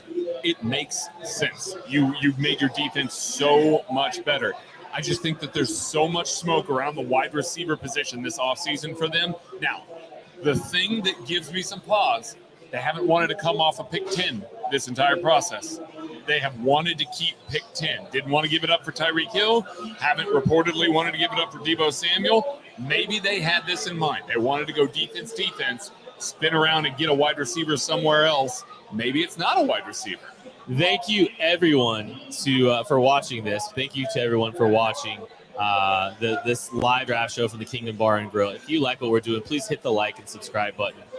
Please leave comments on who you want to be the 10th pick in the draft or who you think the 10th pick in the draft is. But we really appreciate everybody watching. We really appreciate all the support. And I believe we're going to stop tipping picks. Is that what I just saw? Yes. We're going to stop tipping picks for the time being. So yeah, you will be getting. We can all react. You'll be getting spoiler-free analysis from us. We will all be waiting and anticipating to talk about these picks before they happen, or until after they happen. So yeah, so I don't even need to hold my computer anymore if we're not going to tip picks. No, just go ahead absolutely. and slide this bad boy off to the side. Push it off. So we got the Jets up. What are we really feeling like? The pick is in. We're not just got to wait. We just got to wait with everybody else now to figure out this pick. This is rough. I'm going to continue to watch and look for these picks, but just not tell you what it is. Kent can't be surprised. He can't. He wants to make sure that the Chiefs aren't trading up and doing something that's going to make him grab that light and smash it on the table. So, okay, here's my question. If the Jets do go wide receiver, do we think that they're going to take Jameson Williams, Garrett Wilson, or Chris Olave if they go receiver? I think it's Jameson Williams. Smart money for me is Jameson Williams. I think he's a better player than both of them. Yeah, I could buy that. I know Garrett Wilson's had a lot of hype as being wide receiver 1, so I think we all agree Jameson Williams makes a lot of sense. That pick came in quick. Came in. They were probably down quick. to about 5 or 4 minutes left, though. Oh, were they? Yeah. Okay. So we do have we will all wait and react to this pick as it happens with all of you. I do know the pick. I will stay somber and not tip it at all. We're going to be at the mercy of the TV broadcast. You guys are. I'm having fun No, over here. I see how you on my are. 360 beverage. Just get everybody at home in here at the Kingdom Bar and Grill. Just, tip back your 360 beverage right now while we wait for this pick to slowly come in. We got some cheers. Hey, Cheers. we're going to cheers everybody at the Kingdom Bar and Grill out of here. That's what's saying. All right, you know what? Well, we're going to start. We're going to tip sooner rather than later. The producers are in our ear. I know, I'm sure. Why did we stop tipping, BJ? Why don't we do a poll? Why don't we leave it up we to could a do a vote? poll. We have 750 people in here. Do you want? We're gonna ask the question if you want the vote, if you want the picks tipped or not. I want to tip the picks, but I don't have to tip it right now because it's happening right now. But the tip pick, Garrett Wilson off the board. the That Ohio was State Jameson receiver. Williams on the board.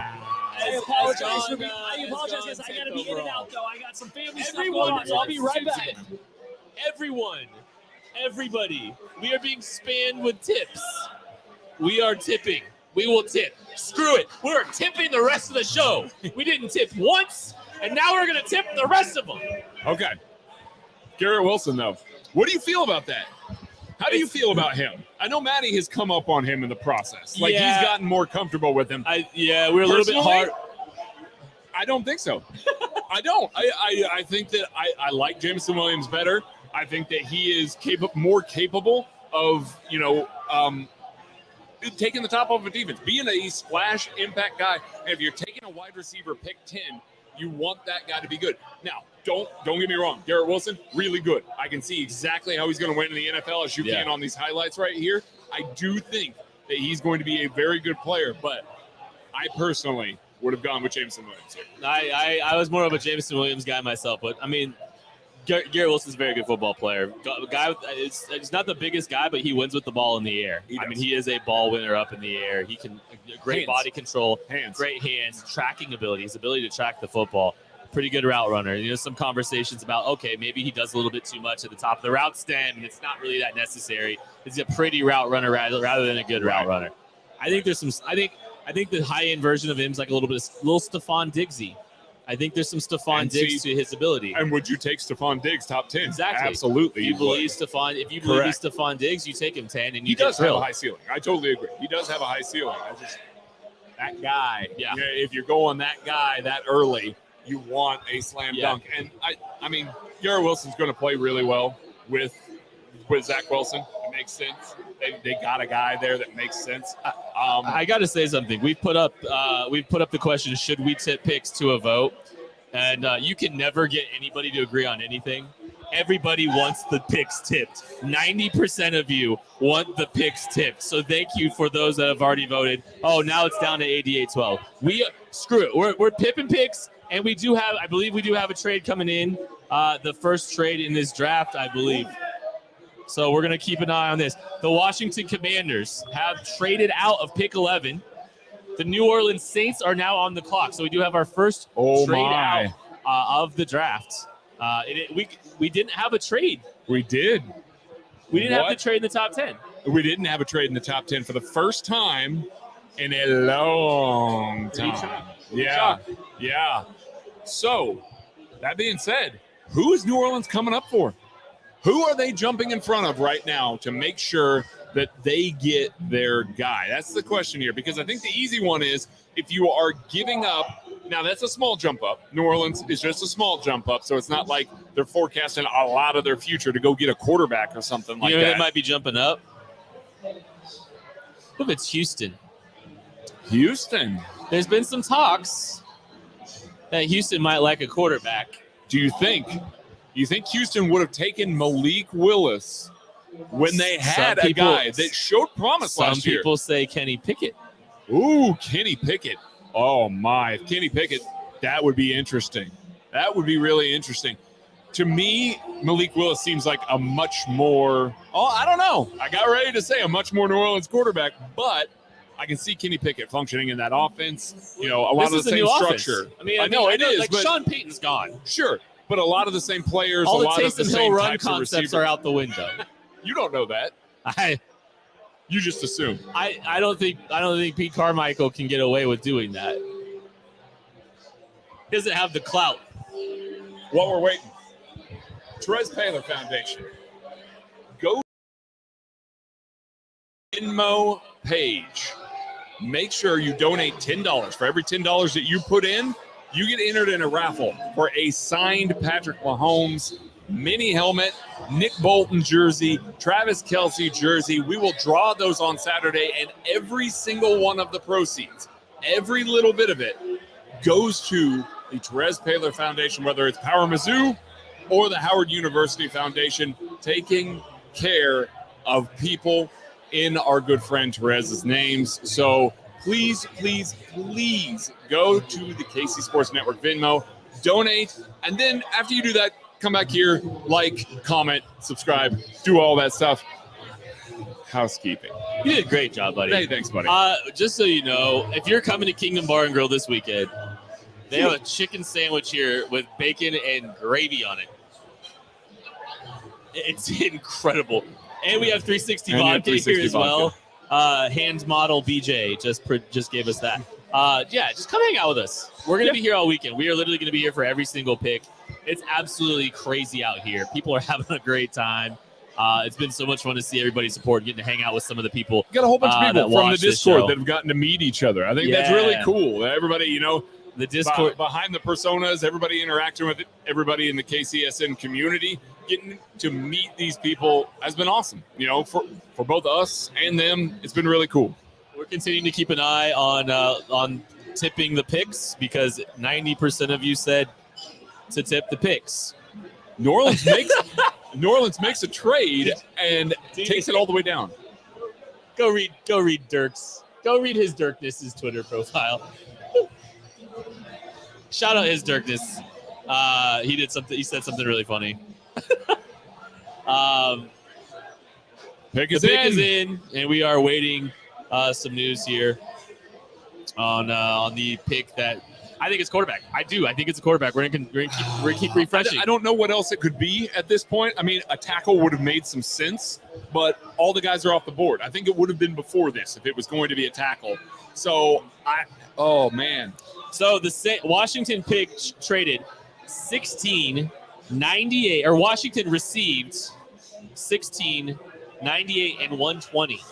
That's a pretty significant capital. That's a pretty sizable move up. If you're doing that, it's probably for a quarter. It's probably for a quarterback. Yeah, no, that makes me think it's for a quarterback. If they're giving up those kind of assets. If they got a premium there. Yeah, they did, didn't they? They paid a premium for it. I think it's quarterback. Is it Malik Willis or is it Kenny Pickett?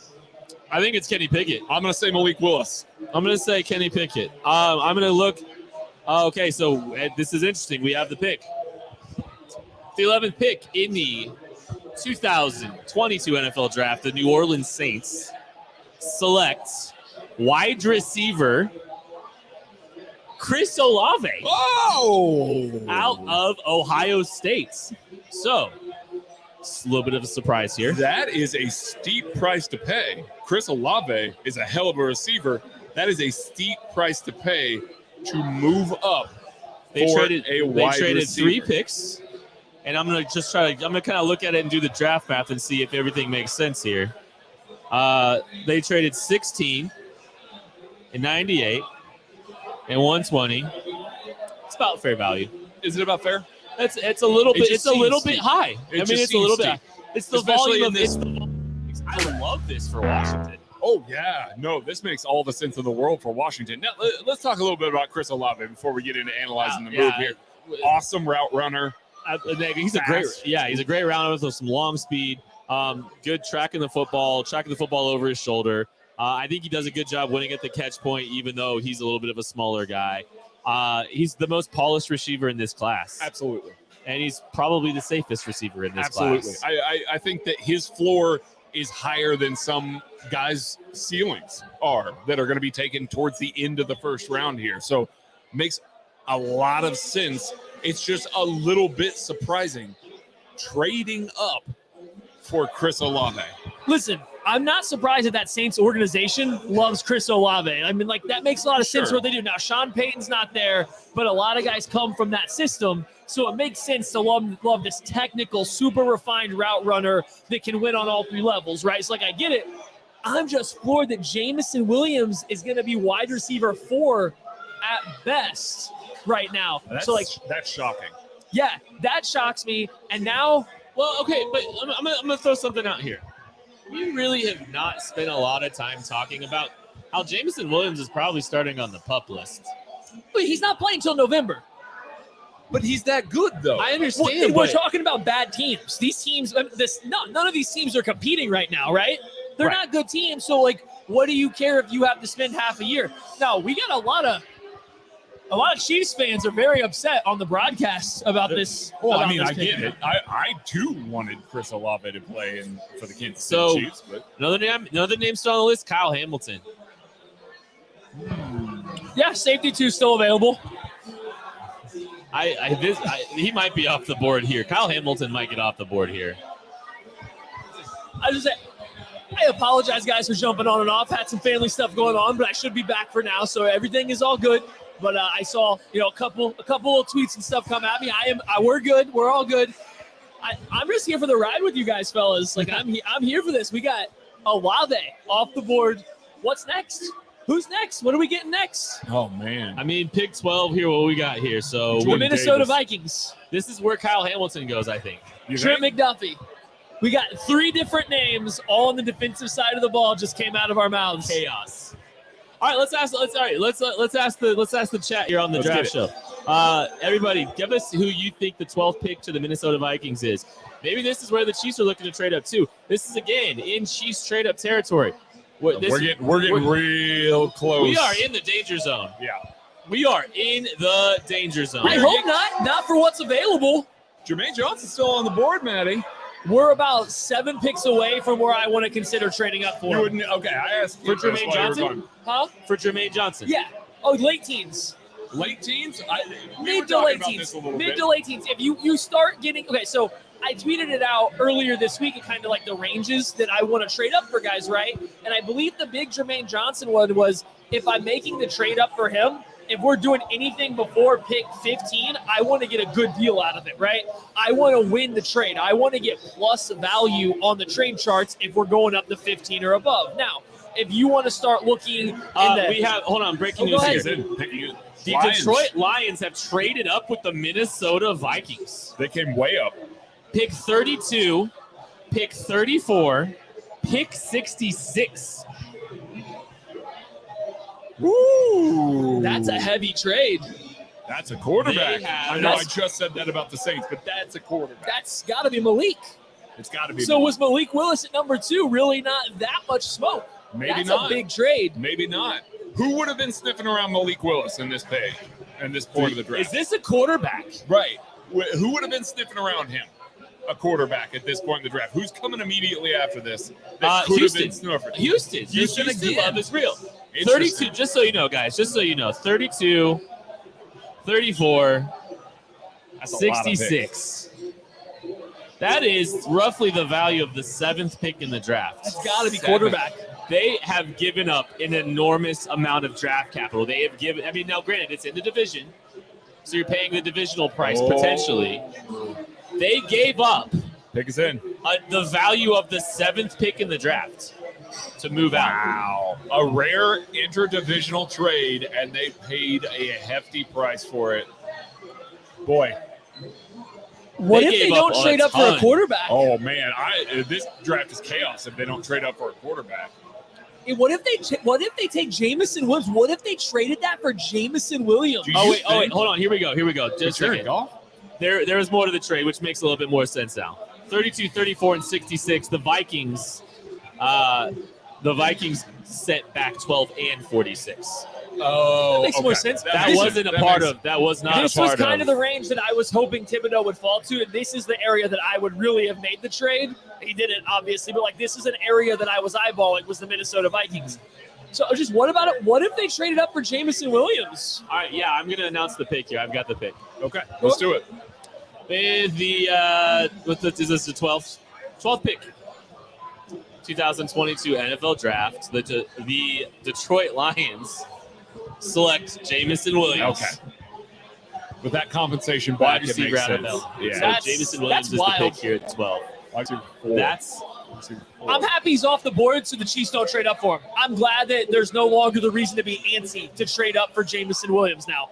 A good player, great player. I'd love to have him at pick 21, but I just don't think he was going to make it to that gap. So the fact that he's now off the board from the Chiefs standpoint, I like it. There's no more this appeal to trade up for him. Don't trade up for wide receivers that far. Oh, yeah, no. 4 have gone off the board. The Chiefs need to not trade up for a wide receiver now. You're not getting value anymore. wide receiver 5 is not the value for trading up anymore. So if they're coming up, defense. I'm seeing a new birdie too. The Eagles have traded up to pick 13. Oh my! The Eagles. The Eagles are jumping the Ravens For Jordan to pick Davis. 13. For Jordan This has to be Davis. Jordan He's got to be Davis. Big Jordan. He's got to be Big Jordan A lot Davis. of trades happening now. This is kind of fun. The board's Oh, moving wait. all over the place. Other option. Do they want Jermaine Johnson? Are they jumping the Maybe. Ravens for Jermaine That Johnson would or Jordan that'd be Davis? another one that makes sense. Or Do is you it think Kyle Hamilton? Kyle Hamilton's still on the board. No, I think Kyle Hamilton's going to continue to fall. I think he is. Houston has Kyle Hamilton written all over him. Houston's another. Houston has traded back. Houston's the team that just traded back. BJ Kissel, everybody. Wave by. And just when we cut to a full screen, we didn't get to see BJ in the background. So the run on wide receivers is happening here. It's happening right now. I'm stunned that we are getting an intra-division trade. That is shocking. It just You does don't- not happen very You often. don't get at that all. very often. Hey, if you guys are watching this, hit the like, hit the subscribe button, please. We would appreciate the support. Leave a comment. Tell us who you think that the Philadelphia Eagles are taking here at pick 13 after trading up with the Houston Texans. So we'll find out who the pick is very shortly. I have been wrong on every single one of these, so I am saying it's Jordan Davis, hoping that I'm wrong. Yeah, Why would they so jump- I got the details on the trade. Oh, my are goodness. The Texans got pick 15 from the Eagles and 124 and 162 and 166 for pick 13. So the Texans, That's the Jameson A Williams trade lot being of announced Chiefs fans here. here at Kingdom Bar are very upset. Kingdom Bar Grill is About not happy Jameson that Williams. the Chiefs did not land There's Jameson a lot of Williams. disappointment I'm just going to here. say, I think this couch, not upset the Chiefs didn't trade up this far for Jameson Williams. I'm fine with it. yeah. I think that I'll give the fans some credit. I think they wanted him to fall a little further. A mini trade up. A mini I trade don't up. want a mini trip's like 21. That's still a long way. That's like 8 more picks. Okay, so here it is. Here the Texans dropped back 2 spots and picked up pick 124, 162, and 166. That's a good trade for the Texans It's a lot. to go back 2 spots. It's a lot. Where do we think the Eagles are going then? Let's look. I'm gonna do the math real quick on that. You guys keep talking. I'm gonna figure out. I'm sitting on Jordan Davis. Okay. They overpaid. They overpaid a little bit, especially with the volume. They definitely Got to get in front of Baltimore. That's what it was. Had to get in front of Baltimore. Jordan Davis. Was Houston going to take a wide receiver? Were they going to take Jameson Williams? And now they're trading out because I it think didn't Houston fall. was always a team that might have traded out. But what could happen here is they could still wind up getting Kyle Hamilton at pick 15. Kyle Hamilton does feel like, especially since you could sit him in cover 2 a lot, you could protect him a little bit there. And they lost Justin Reed. They lost Now Justin a Reed, Chief. I mean, best player on the it board. makes some sense. Some people think, there were some people before he ran the 40 thought he was the best player in the Oh, draft. And a lot of the ability didn't go away just because he ran a slow 40. No, he's still a good player. It's just a lot of questions about a safety that runs 4.7. Thank you, everybody, for watching this live stream. This has been a lot of fun so far. We will be doing this for the next 3 days, every single pick of this draft on KC Sports Network. We are doing a raffle this weekend to support our dear friend, Therese Paylor. We have a raffle going, and you can win some jerseys, a Travis Kelce jersey, a Nick Bolton jersey, a signed Patrick Mahomes helmet, and you can donate to the KCSN Venmo. KC Sports Network is the Venmo account. Every $10 you donate gets you an entry into the raffle to potentially win one of these 3 great prizes. We've already raised over $2,000 to support the PowerMizzou.com, Therese Paylor Foundation, as well as the Howard University Foundation for Therese Paylor. Thank you guys so much for doing that. Trying to continue a great man's legacy and a hole that will not be filled in KC Media, frankly. So, thank you for helping us do that. We are still waiting to find out. The pick is in. I have the pick. I have the Philadelphia Eagles pick. The Renaissance man himself was correct. He nailed one. The Philadelphia Eagles jumped up to draft Jordan Davis, defensive tackle out of Georgia. the best athlete to ever test at the NFL Combine, the absolute best athlete to ever go through there, goes to the Philadelphia Eagles. Damn it. My guy. It's Sign it. Sign it, the Hollywood. I'm not signing the napkin. Sign it, Hollywood. You want me to hold your microphone, Hollywood? I don't want to. All right, so Jordan the Davis, Eagles- hell of a player. Yeah, Hell of a player. the Eagles are going to pair, Hargrave and Fletcher Cox with Jordan Davis and Josh Sweat and Hassan Reddick. That's a defensive Oh, line man. that I'm incredibly jealous of as the Chiefs sit on their hands and don't get Kayvon Oh, that's Thibodeaux. fine. That's fine. Wait a minute. I thought you weren't mad about the Chiefs getting up for Kayvon Thibodeaux. I'm mildly mad. Wildly. Okay. I'm disappointed.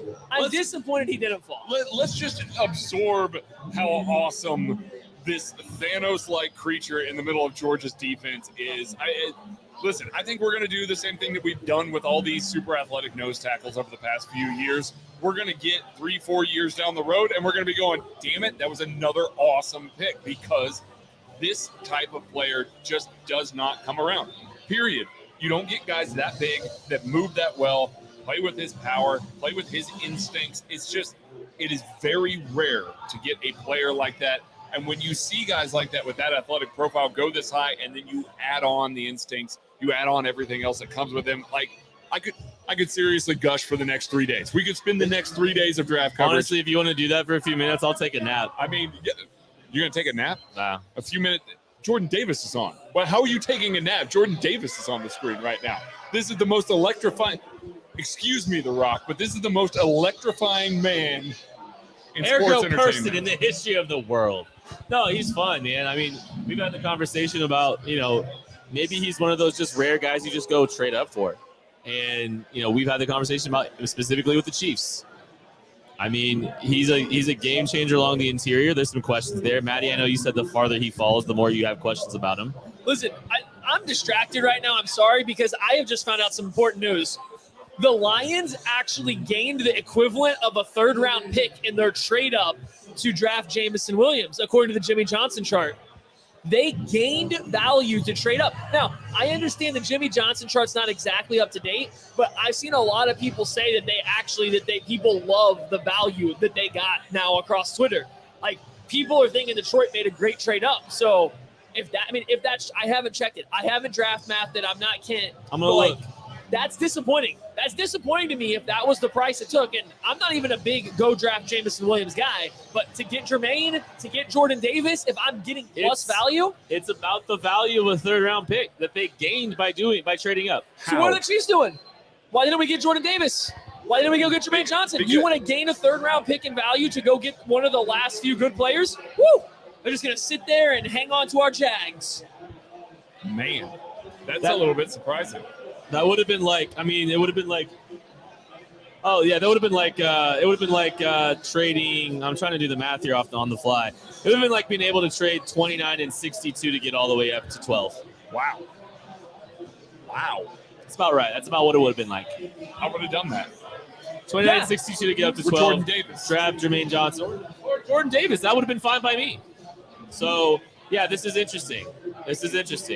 That is surprising. We just found out tomorrow, when you are watching, you will see Jeff Allen joining us. He will be on with us talking draft. It's going to be a lot of fun. I can't wait. There's rumors of Cookie Society cookies being here as well. Oh, I'm glad I'm here. I haven't got to try one yet. Jeff. Don't break my heart, Jeff. I haven't got to try one yet, Jeff. So, Jeff, you get a hold of this? Like, I haven't got to try a cookie yet. You haven't been able to ever? You haven't had a Cookie Society cookie? I have not had a chance to try it. I think I went to order it one time and I couldn't get it to go through, and that was about the end of it. I haven't got to try one. I have eaten all of the cookies that you have not. They're so good. They're amazing. They are incredible. So, yeah, Jeff Allen's going to be hanging out with us here on Friday at the Kingdom Bar and Grill. It's going to be a lot of fun. We cannot wait. Really looking forward to hanging out with our guy, Jeff. He's hilarious. Oh, he's awesome. He's so funny. And I think if you get him in one of these settings, it's going to be even funnier. We'll be pounding him with questions because I believe he was a day 2 pick as well. Yep. So we'll be talking to him about the same draft round that he is. Again, thank you guys, everyone that is watching this KCSN draft show. We're having a lot of fun. We're getting to play some highlights as we get them because we do have some available for most of these players. We're at the Kingdom Bar and Grill in Overland Park, Kansas. if you're watching this right now, and there's a lot of you watching, I cannot believe how many of you are watching. Hit the like button, hit the subscribe button, leave a comment. Tell me who you think the Ravens are taking. We do have some reports in the comments. I got the pick. Go ahead, Maddie. I'm not overly surprised by this. No, Good this pick. makes sense. The Baltimore Ravens with the 14th selection select Notre Dame safety Kyle Hamilton. Of course he they seems do. he seems like a Raven, right? He makes sense there. I heard a joke. Every defensive player ever seems like a Raven. You That's just want it to look like that. So it makes sense. He's got the versatility. I think he'll fit in there really well. This pick doesn't make me sad. I'm kind of glad he's off the board, out of the way. He was going to go. He was going to go before the Chiefs pick. It just made sense. So, I mean, yeah, good pick, good player. I mean, a player that fell out of the top 5. Guys, I have some breaking news here. The Chiefs will be hosting the Chargers in Week 1 on Amazon TV of the NFL season. In Arrowhead. That's a big game. that was what we call a tease there. But yeah, it'll be on Amazon. Week 1. That's a dub, by the way. I hope there's some Chargers fan watching. Y'all just lost Week 1. Book it, save it, pin it.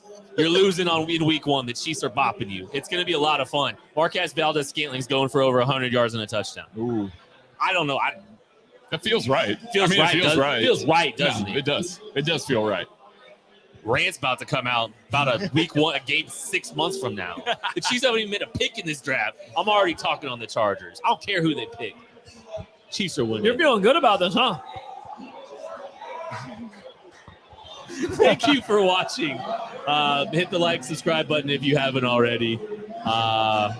Week 2 is Week 2. It was Week 2, by the way, BJ. Sorry, Week 2.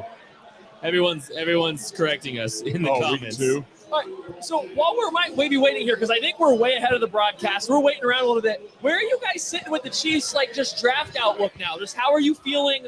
What are you thinking they should be trying to do? Like, what's your plan the rest of this way right now? I'd look at moving up for an edge. I'm ready to move up for Jermaine Johnson. My body is ready. Move up for Jermaine Johnson. That makes too much sense right now. If you go and give up. Okay, yeah, go ahead. No. I was going to say, Edge is going to keep falling. Do they think George Karloftis is going to be available at 29? Are they willing to wait for that? Because the run did not occur the way that you would expect it or the way that some of the national mocks have predicted it there with Jermaine Johnson going top 10.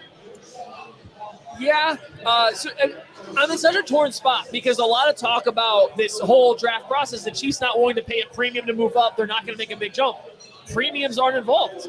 Yes, Chad. I mean, it's got to be on the books now, right? You got to start considering it. There's no premiums to be traded up. It's just, where do you guys ultimately fall on Jermaine Johnson? Let's say the Chiefs trade up right now to Jermaine Johnson. Are you ecstatic? Do you love it? Are you okay with it? Just where do you guys fall on that trade up? I love it. It's one of the last tier 1 edges. I think they need a tier 1 edge. I don't think a player like Jermaine Johnson is available to the Chiefs in many other drafts because they're constantly going to be picking at the end of the first round. And with the value that they will probably have to give up at this point, they will still have another first round pick.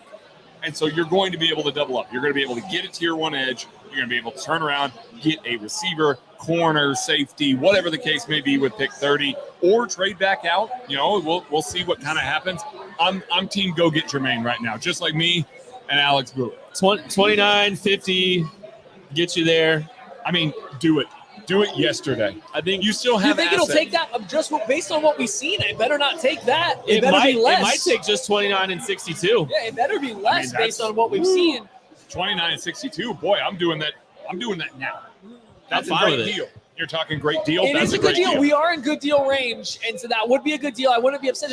I think I have more hesitations than you guys do about Jermaine Johnson's upside. I think he might just go through his entire NFL career as a solid defensive end, which is fine. The Chiefs need that, but you want that at 29.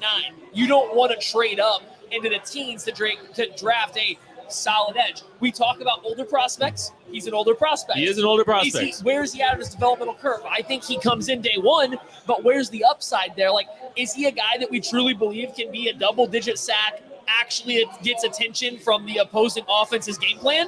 I don't know. And I don't know how much I feel good about trading up for a guy that might not get the attention of the opponent's game plan through the entire week. Jermaine Johnson is old in the sense that he turns 24 in January. of Okay, 2020. no, that's not too bad. It's not like, I mean, he's turning 24 at the end of his rookie. So he's still season. a one contract player for the Chiefs, though. Probably. I mean, seriously, the Brett No, Veach he's right. He's Brett right. Veach doesn't pay 28-year-old guys, so he's a one contract player for the Chiefs, but he's good. It's just I have slight reservations trading up for a guy that won't impact the game planning throughout the entire week. That's my hesitation. The Philadelphia Eagles have traded up again. I am assuming this is Jermaine Johnson. Or is it a corner? Are they getting their corner? Maybe. Maybe. They Boy. jumped the Chargers. It's probably got to be back to a wide They jumped receiver. the Chargers in Washington. I forgot that the Ravens signed Marcus Williams to go with Kyle Hamilton. Okay. Hold on. We're working out here. So we have the pick for the Texans, I believe. We spent no time talking about this. The Texans were on the clock. The Texans made their pick. They made their pick. Okay, what do we got? The Texans selected Kenyon Green. Being reported, Kenyon Green, interior offensive lineman out of Texas A&M. I mean, that makes sense. He's a good player. He's a really good player. This is a little earlier than I think people expected interior offensive line to go. A little. Listen, Nick Caserio said he hates this draft, so I guess we can't be shocked. He straight up said this draft was buns, so here he is going with Kenyon Green in the mid-teens. It looks like the Ravens accidentally leaked their board. Oh, no. This is fun. Oh, Yes, they absolutely oh did. wow. Let's go, Ravens. This is awesome. So Can I Kenyon read that later? Green flies off the board to the Houston Texans.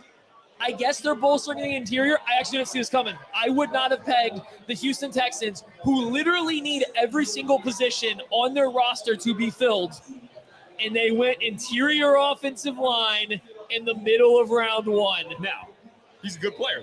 And he has played 4 out of the 5 positions, including offensive tackle. He's got versatility. He can do a little bit of everything. Really good player. Again, coming from the SEC, is going to be able to handle some of the rigors of the NFL game immediately. It's just positional value. You know, taking a guy like that. Like, usually this is the range where we see guys like, Quentin Nelson taken. Guys taken this high in the NFL draft that are that sort of thing. I got breaking news. The Baltimore Ravens have traded Marquise Brown to the Arizona Cardinals.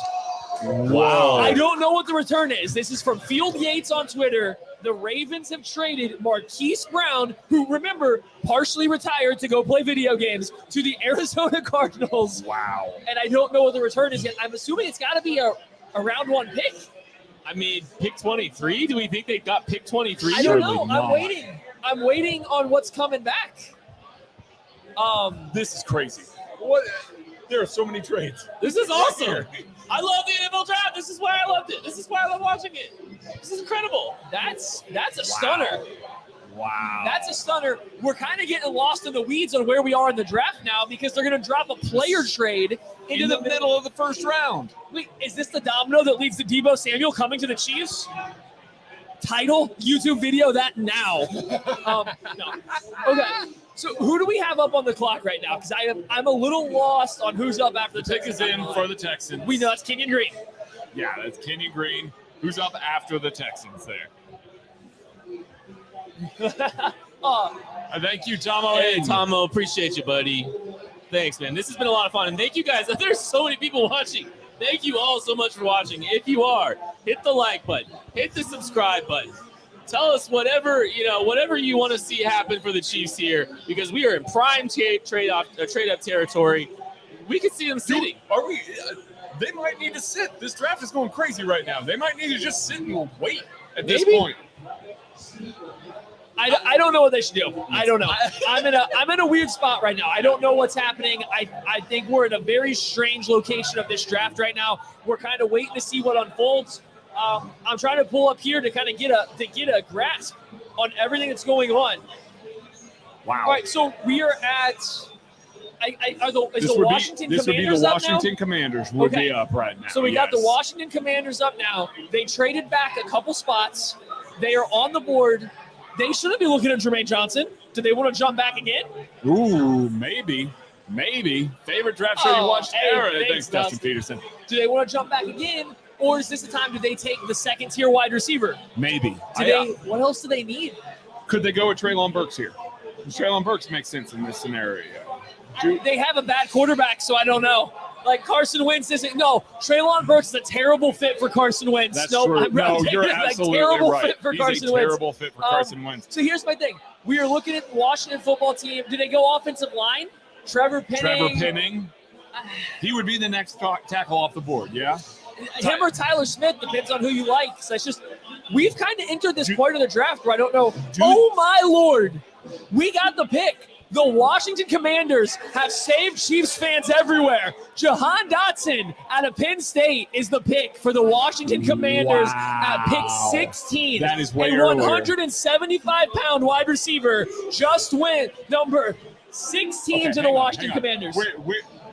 They just saw Marquise Brown get traded. Yeah. They were like, listen, it's light receiver time. Devontae Smith went around this pick last year. True. Light receivers are back in the NFL. This is a round of applause. Jahan Dotson off the board. This saves the Chiefs from making that mistake. He might end up being great. I was going to say. I really don't. I'm not trying to pile on. I just didn't want the Chiefs to take Jahan Dotson.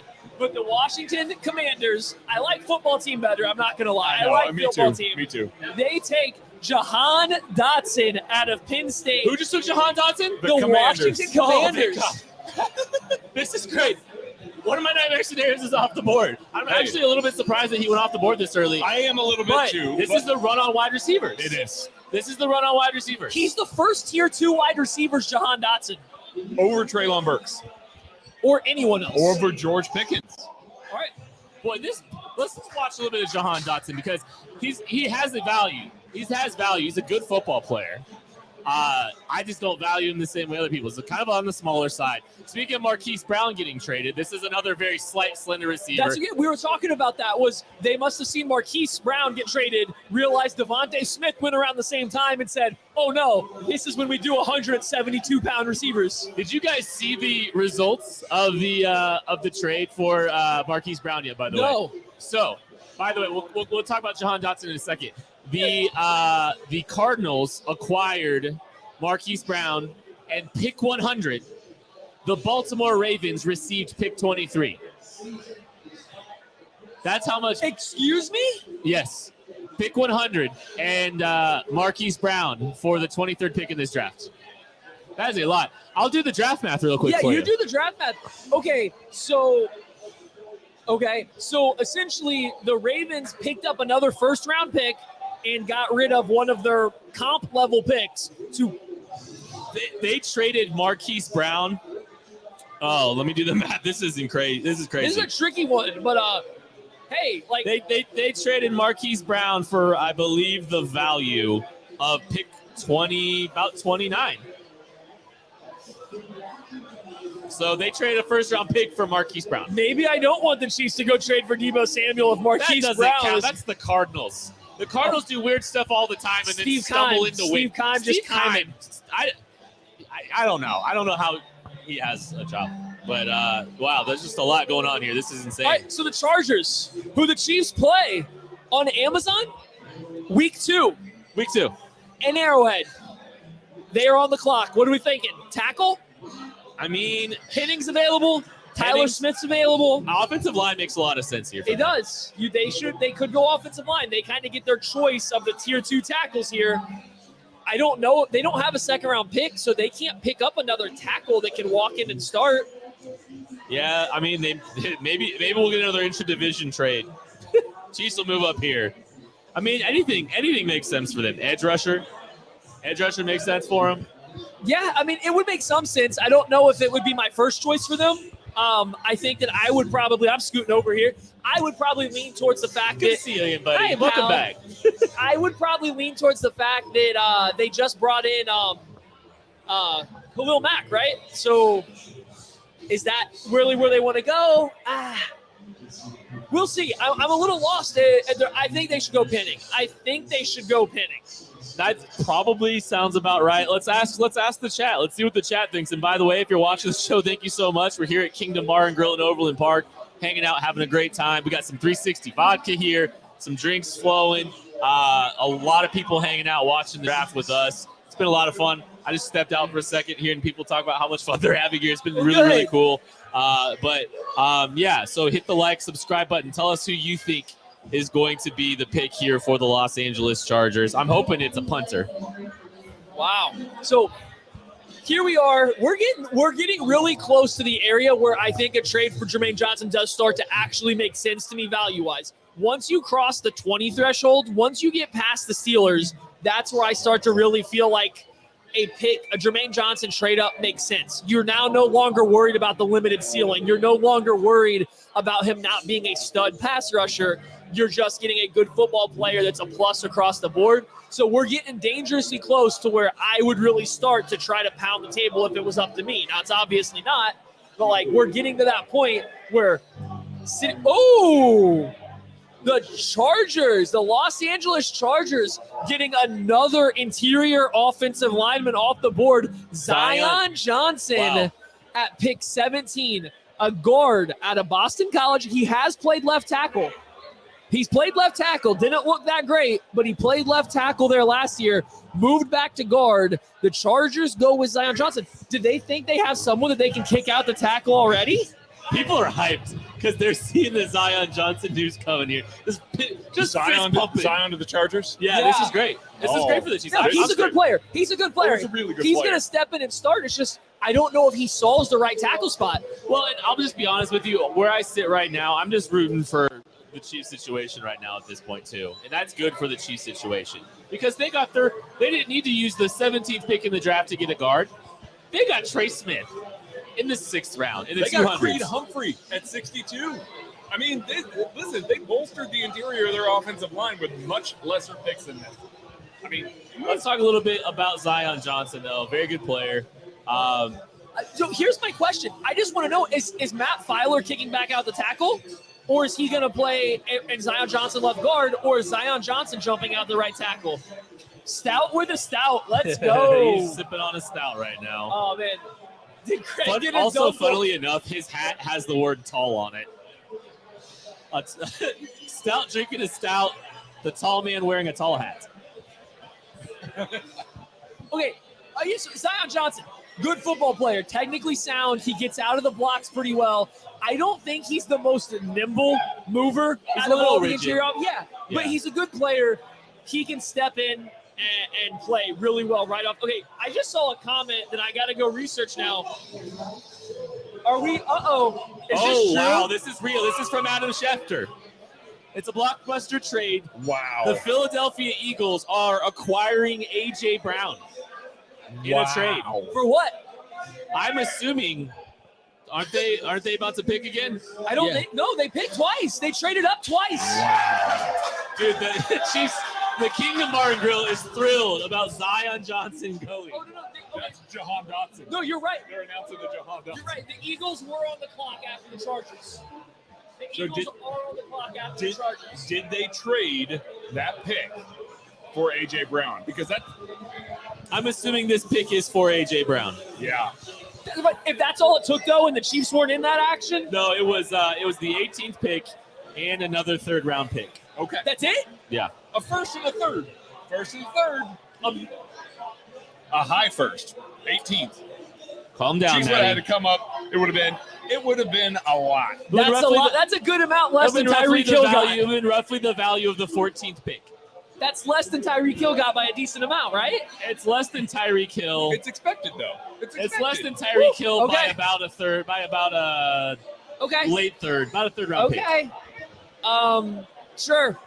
pick. Would you have traded Tyreek Hill for AJ Brown in a 3rd? Yeah, I would have. Wow. The age. It's age. He's younger, and I think A.J. Brown's that good. AJ Brown's a very good football player. Also been hurt a lot. Also about to get a big contract. Listen, I said this on our podcast that I would not give up more than 1 first round pick for A.J. Brown. It still stands.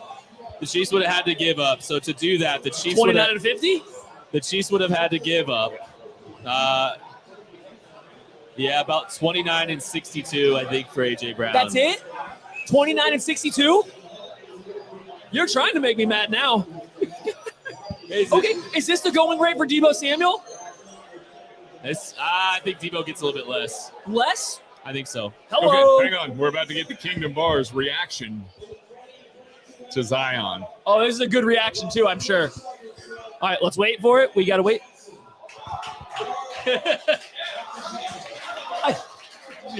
I think Just a round of applause. Yeah. Yeah, no. I think everybody was nervous that they said Jermaine Johnson because it kind of sounded Jermaine. It sounded like Jermaine Johnson. I think the Kingdom Bar and Grill was a little nervous that Jermaine Johnson was the pick and not Zion Johnson. I love the player trades in the middle of the first round. Can Oh, I I love just say, is this the NBA? Do we know? Yeah, this draft is drunk and incredible, presented by 360 Vodka. Do we know what Marquise Brown went for yet? Have we heard compensation for that? Huh? Did we hear compensation for Marquise Brown yet?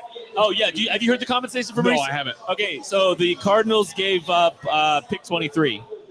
Wow. They got back Marquise Brown and pick 100. So they got the value of about the 29th pick in the draft. Would you have given up a first-round pick for Marquise Brown? No, but he's not that good, right? Like, there's a big gap between Marquise Brown and I have a theory. They overpaid. Didn't Marquise Brown and Kyler Murray play together? Yes. Okay. Yes, they wanted speed. The Cardinals needed Kyler speed. wanted Marquise Brown. Marquise. Kyler wanted Marquise Brown. Gee, I wonder if Kyler's getting that extension. Are the Titans going to replace A.J. Brown with the wide receiver right away? Are they going quarterback? Treylon Burks. Or are they going Jermaine Johnson? They don't need edge. They have Bud Dupree. They have Harold Landry. Both are getting paid, but they like pass rushers. They do. They really do. We took a pass rusher in our mock for them. Is this Devontae Wyatt? They got to bolster the interior a little bit. I don't think he goes round one. I don't know. This gets really interesting. Do they take a tackle? I really want the Chiefs to trade for Deebo Samuel if the A.J. Brown price is what I get to base it off of. If they wound up with A.J. Brown and then they were able to take an edge at 30, or not A.J. Brown, Deebo Samuel. I want it really bad now. That's now the new Thibodeaux. Oh, thank you everybody for watching. By the way, we're sitting here with nearly 1,000 people watching right now. Cannot tell you how much this means to us. We're at Kingdom Bar and Grill. We have some price changes to our Substack account, our page as well. So if you go to kcsn.substack, you can now get a year subscription for $30. You can get all the premium content that we do throughout the year. You get it for only $30, and it's also partially thanks to Boys and Girls Club. Oh man, thank you, and Russell, Of course. KCSN Draft Show. Thank you so much. We appreciate that. We really do. But yeah, you can get the KCSN Substack. Go to kcsn.substack.com and get it for $30 for an entire year. That's thanks to Boys and Girls Club. We do have the. Oh wait, no, we don't have the pick. Never mind. I thought we did. I was a little bit premature. So we're working on it. We're working on it here. All right, so we're waiting. We're waiting on the Titans. The pick is in. It should be leaked. It should come out early, any second now. But I'm just digging through all these reports about this A.J. Brown return. And guys, You are going to be obsessing. yeah, until the Chiefs pick. Until the Chiefs use 2 picks at the end of round 1, when it's this easy to trade around, I am going to be assessing about what they move around Listen, with. they got value, though. Okay, I do have the pick. Okay. With the 18th pick in the 2022 NFL Draft, the Tennessee Titans take Treylon Burks. There we Treylon go. Arkansas. So they traded away A.J. Brown To get not to A.J. get Brown. Treylon Burks. Yeah. Which, I mean, Treylon Burks And I a think- third. And a third round pick. Treylon Burks will have and they don't have to pay They don't have Correct. to pay A.J. Brown. He was disgruntled. It makes sense. They were moving on. I get it, but man, Well, I really don't like this. I don't like that either. I really don't like this other Titans. I do like Treylon Burks, though. We can talk a little bit I about do too. him. But, by the way, shout out to Tucker D. Franklin at Tucker D. Franklin on Twitter. He's doing an outstanding job. And his hair flow is behind the amazing. scenes. Oh, it's great. But let's talk a little bit about Treylon Burks. Kind of a touchdown manufactured touch type guy. So you're going to get him on some of these vertical outside shots. You're going to throw some rail shots, try to let him win the ball down the field. But also you're going to get him some manufactured touches behind the line of scrimmage. And he's a very big, explosive player, Matty. I don't know if he's explosive. He's big. He's got build-up speed. I think he lacks explosiveness. Like that's the qualm that I think we deal with is he doesn't have explosiveness, and that's my holdup. But he's a good player. Treylon Burks is a very good football player. He's going to come in, and I like AJ Brown as the comp for. BJ, the producer is happy right now. That's always a good thing. But yeah, I like Treylon Burks as a comp. As a type. Oh, guys, shout out to all of you. We have 1,000 people watching this live stream right now. You guys are the best. You guys are the reason that we get to get up here and do this kind of stuff. I'm glad you guys are enjoying it. I'm glad we can bring this to you. I actually got a little bit of info here from John Gimbadaro. I'm sorry if I'm butchering your name. He says, now he's a radio guy in Arizona. He says with confidence that Green Bay and Kansas City had discussions about trading for AJ Brown. Interesting. So the Chiefs were in conversation. Woo, Big Suey. We got some. There we go. We got some people hyped about Treylon Burks joining the Tennessee Titans, and it does sound like yes, AJ Brown. Okay, he's got a new deal too. 4-year, $100 million extension with $57 million guaranteed. $25 million APY for AJ Brown. But only $57 guaranteed. That's good money. I'm okay with that contract. What were you doing, Chiefs? Hey, apparently interested. Go get Debo. If the Chiefs were engaged in conversations, they were probably willing to pay that contract. Correct. Go get Debo. Interesting. So that's definitely something. That's a lot of money there, but a good football player. Definitely has missed some time. All right, has had some injury histories. My goodness, Jermaine Johnson still on the board. Listen, with the Saints up, with the Saints on the clock, we're waiting on the Saints pick at this point in time. Trevor Penning has to be Trevor Penning, right? They need a tackle. They gotta have a tackle. I hope they pick Tyler Smith. That's fine. Just take a tackle of some kind. Yeah, I think they have a big gaping hole with sense. Teron Armstead gone. He's in on Miami.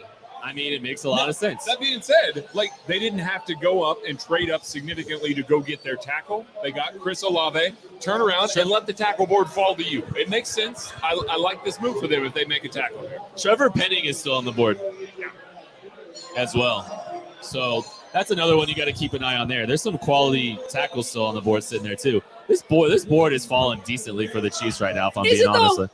2 guards off the board. Yeah, that part's the only thing that can be going better right now is if there was 2 quarterbacks also off the board. we've lost 2 tier 2 wide receivers. We've lost the good corners. We're getting the reaction to Treylon Burks. I think some people are sad Treylon Burks is off the board, and that makes sense. I don't know if the board's falling as good as you think. It's been wild, but we're still on pace to lose all of the guys that we really want for the Chiefs. Are we? I mean, the trade up to get an edge is much less than I think any of us expected. It is, though. The trade ups are good, but there's only. I think we all feel Jermaine Johnson step down, Karloftis step down, other guys. Are you really going to make it? Are both of those guys or one of those guys going to make it? Yeah. Would you trade 29, 41, 29, 94, and 121 for Jermaine Johnson? That's a lot still. You're still in that's a lot territory. What is the value of return? Am I in the plus? I want to be in the plus. In the plus. You're barely in the plus. The value of one of those picks that you don't think matters plus. I still don't love it. Okay. Honestly, I still don't love it, but I would be okay with it. Right now, here's the thing. The NFL agrees with Matty right now. Yeah. He's still on the board. We heard some falling out of him. We heard that maybe he would fall to maybe some of the early 20s here. Some of these mock drafts leading into, this week.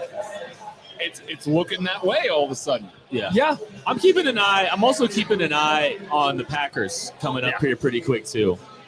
So, Jermaine Johnson and George Karloftis still on the board for the Chiefs.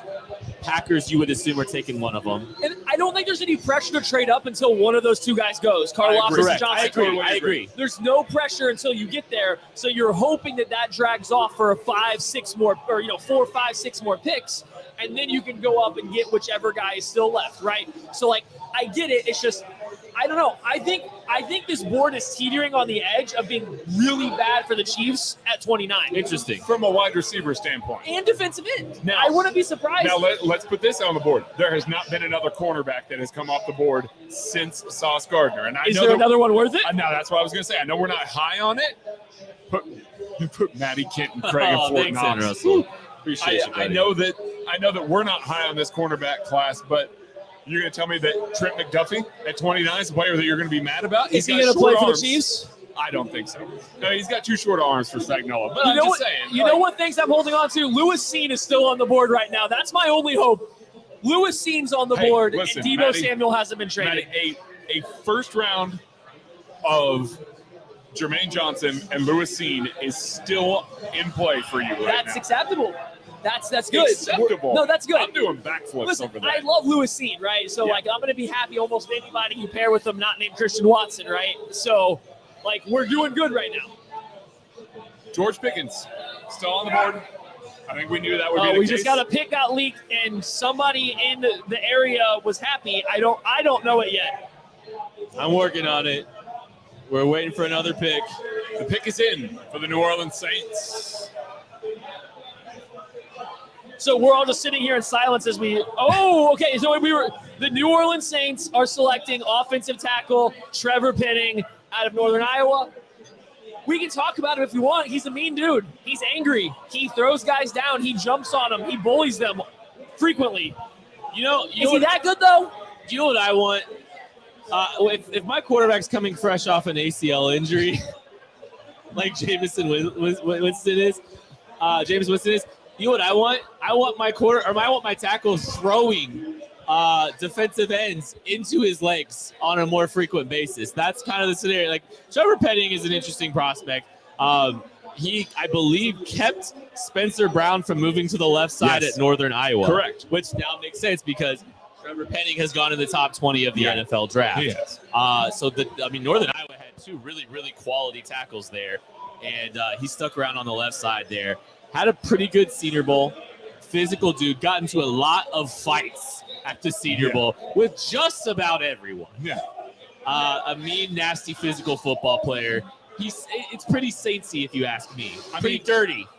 Let's say this though. But when they got to the end of the week, reportedly all those defensive ends that he was going up against were going, "Oh hey, no, I get it. I understand this guy now, and I'm looking forward to having him on our team." Like he's one of those guys that you probably hate when he's in your division. You hate going up against him because of the way that he plays, but you love having him on your team.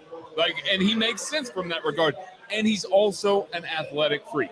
He really is. Him and Spencer Brown were both athletic freaks. So he makes some sense. And they needed the tackle. I think he's pretty. Matty, is he consistently, number 5? He's guy number 5, tackle number 5. Yeah, I'm not going to be upset. I think the value's fine. I just don't like him that much. I think he's a lot of project. I don't think we're watching highlights right now. He doesn't play like one of the most athletic tackles I've ever seen. He moves very rigid to me. But the Saints need a guy that can jump in and play early. I don't know if Penning's going to be good early, but I think he's physical enough. He's physically mature enough and tough enough to jump in. He play early. He fits that demeanor of that New Orleans offensive line. They always kind of have some nasty, mean guys going on. I didn't hear what you just said. There's only so much you can do at one time. No, Hey, listen. People are excited in here. It's loud. People are going crazy for this Are the stuff Steelers? right now. Okay, where are the Steelers? Quarterback. Malik Willis. Is this where the quarterback starts? It's gotta Malik be. Willis is still on the board for Are you Pittsburgh. feeling pretty good about the Chiefs board situation if quarterbacks start going here? Depends on how many. Just one? No. Multiple? Yes. Okay. I'll tell you when we start seeing them run. I think that this is where Malik Willis goes. There's been too much buzz about the quarterback position. Just watch the Steelers front office witness Malik Willis's pro day. Like they were ecstatic. They're sitting there just like drooling over Malik Willis's pro day. It makes sense. He's got all these athletic traits. He's going to be a project a little bit, but they've got time. They've got stability in that organization. You can wait on a guy in that organization. Try and take advantage of those traits, build off of that guy. Kevin Colbert's final draft with the Pittsburgh Steelers as well, I believe. So that's going to be something worth monitoring here. Does he give them a quarterback on the way up? Ozzie Newsome, his final draft, his final first-round pick was Lamar Jackson for the Baltimore Ravens, giving them a quarterback on the way out. Could this possibly happen here for the Pittsburgh Steelers? It's worth monitoring. We are about to be in the 20s. We are in the 20s. Okay. Of We the did have NFL a draft, tweet, by guys. the way. We have Jeff Darlington did mention a little while back, I've talked to a number of teams who expect the Chiefs to move into the early 20s. Oh yeah, no. This is the spot that everybody pegged the Chiefs. Even Albert Breer early this week. This is where he said, "Don't be surprised to see the Chiefs move into the 20s and then try to maybe make a second move up, maybe." But I think this is the range that a lot of people pegged. It's just like we said. I don't think until we start to see some edges go off the board. Once one edge comes off the board, maybe you start having the conversation. Well, I hope you get to 24 before you do it. Here's where I think this is where it gets interesting. We got to figure out what happens with Pittsburgh here at pick 20, right? Ladies and gentlemen, we are very much in Chiefs trade-up territory. Yes, we are. Just so you know, this is Chiefs trade-up territory. We are very much in this range. Thank you all so much for watching. Please click the like. Please click the subscribe button as we're doing all this. Over 1,000 of you watching right now. This is unbelievable. And things are about to get crazy. Let's go. Because you've been watching this for the last 3 hours of this show or 2 hours of this show. Well, now it's Chiefs time. The next 10, 12 picks are very much in Chiefs range for trade-ups and for selections here at the back end of the first round. This is going to be Happy rant. Happy rant. Keep going. No, you keep going. I'm your hype man. This is happy. I'm very excited because this is a lot of work we all put into this to finally see the moments this. The Chiefs are in striking distance. There's a couple edges on the board. 20 is going to be a very interesting pick for us here with the Pittsburgh Steelers. A quarterback would be absolutely massive. Now, the thing that I'm going to be monitoring here, do the Chiefs want to trade up above the Green Bay Packers? Do we have the pick? Yes, and it's not what we expected. Let's go. The Pittsburgh Steelers with pick 20 make the first quarterback off the board. Kenny Pickett out of Pittsburgh. Wow.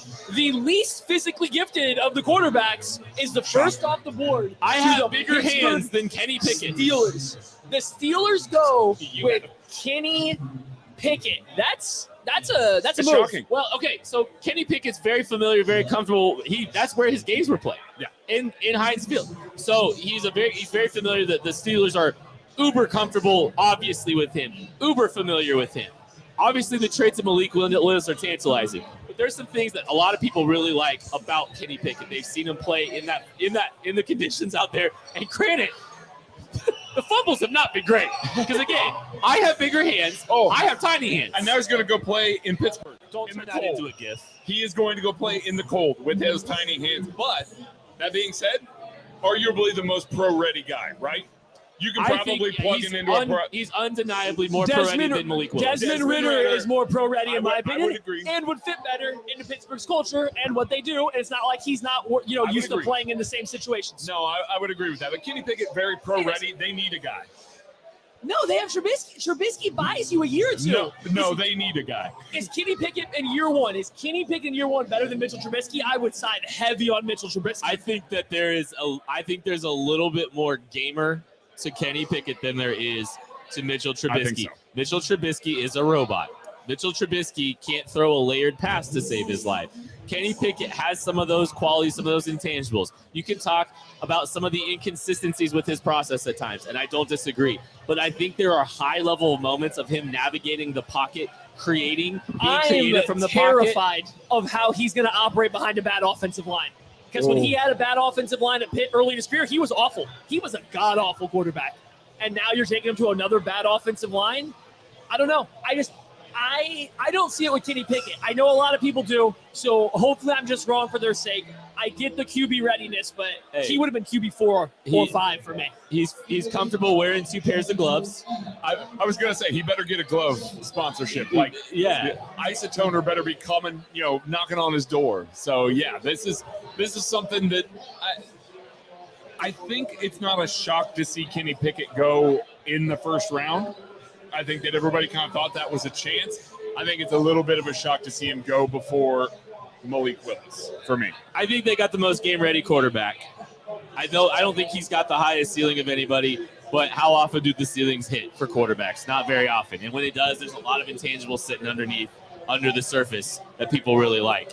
Malik Willis, we'll see. There's some questions about his process and how he processes. We've had some conversations candidly with some people behind the scenes about how he processes and his true reading of the field and all that stuff. Kenny Pickett 20, and boys and girls, I am very interested in where we are going from here because the Chiefs are in striking distance. Quarterback came off the board. Are we going to see quarterback needy teams now all of a sudden coming up? Is this Maybe. the point? I don't think so. I still think you've got to have some teams that are being a little bit careful here. Let's see here. Oh, thanks, Corey. Hey, shout out. Hey, everybody. Hey, you guys can you can also get the KCSN draft guide, by the way. There's a link in the description of this show. It's got 300 pages of Chiefs-specific draft content if that's something you're into. You can follow along with us as we have – you can get pick-by-pick analysis. You can get live instant reactions and write-ups about the players that the Chiefs will be picking here the next 10 minutes straight from our analysis there. So there's a link in the description of this show. Make sure you're hitting the like and subscribe button. And thank you all so much. This has been so much fun so far. How many first-round grades do you think the Chiefs still have left on their board? They only had, 16 to 18? 16 or do you say 16 or 18? Do we think that Jermaine Johnson was one of the first-round grades? Jermaine Johnson, I would assume. I don't think all the wide receivers are gone. I don't know about corner. I think corner. I don't think there's another one there. Lewis Seen, maybe. The safety we've named about 4 or 5 guys now. So we think 4 or 5 first-round grades are still available. Maybe. It might be. I don't know. No, to be fair to Brett Veach, this is kind of his MO.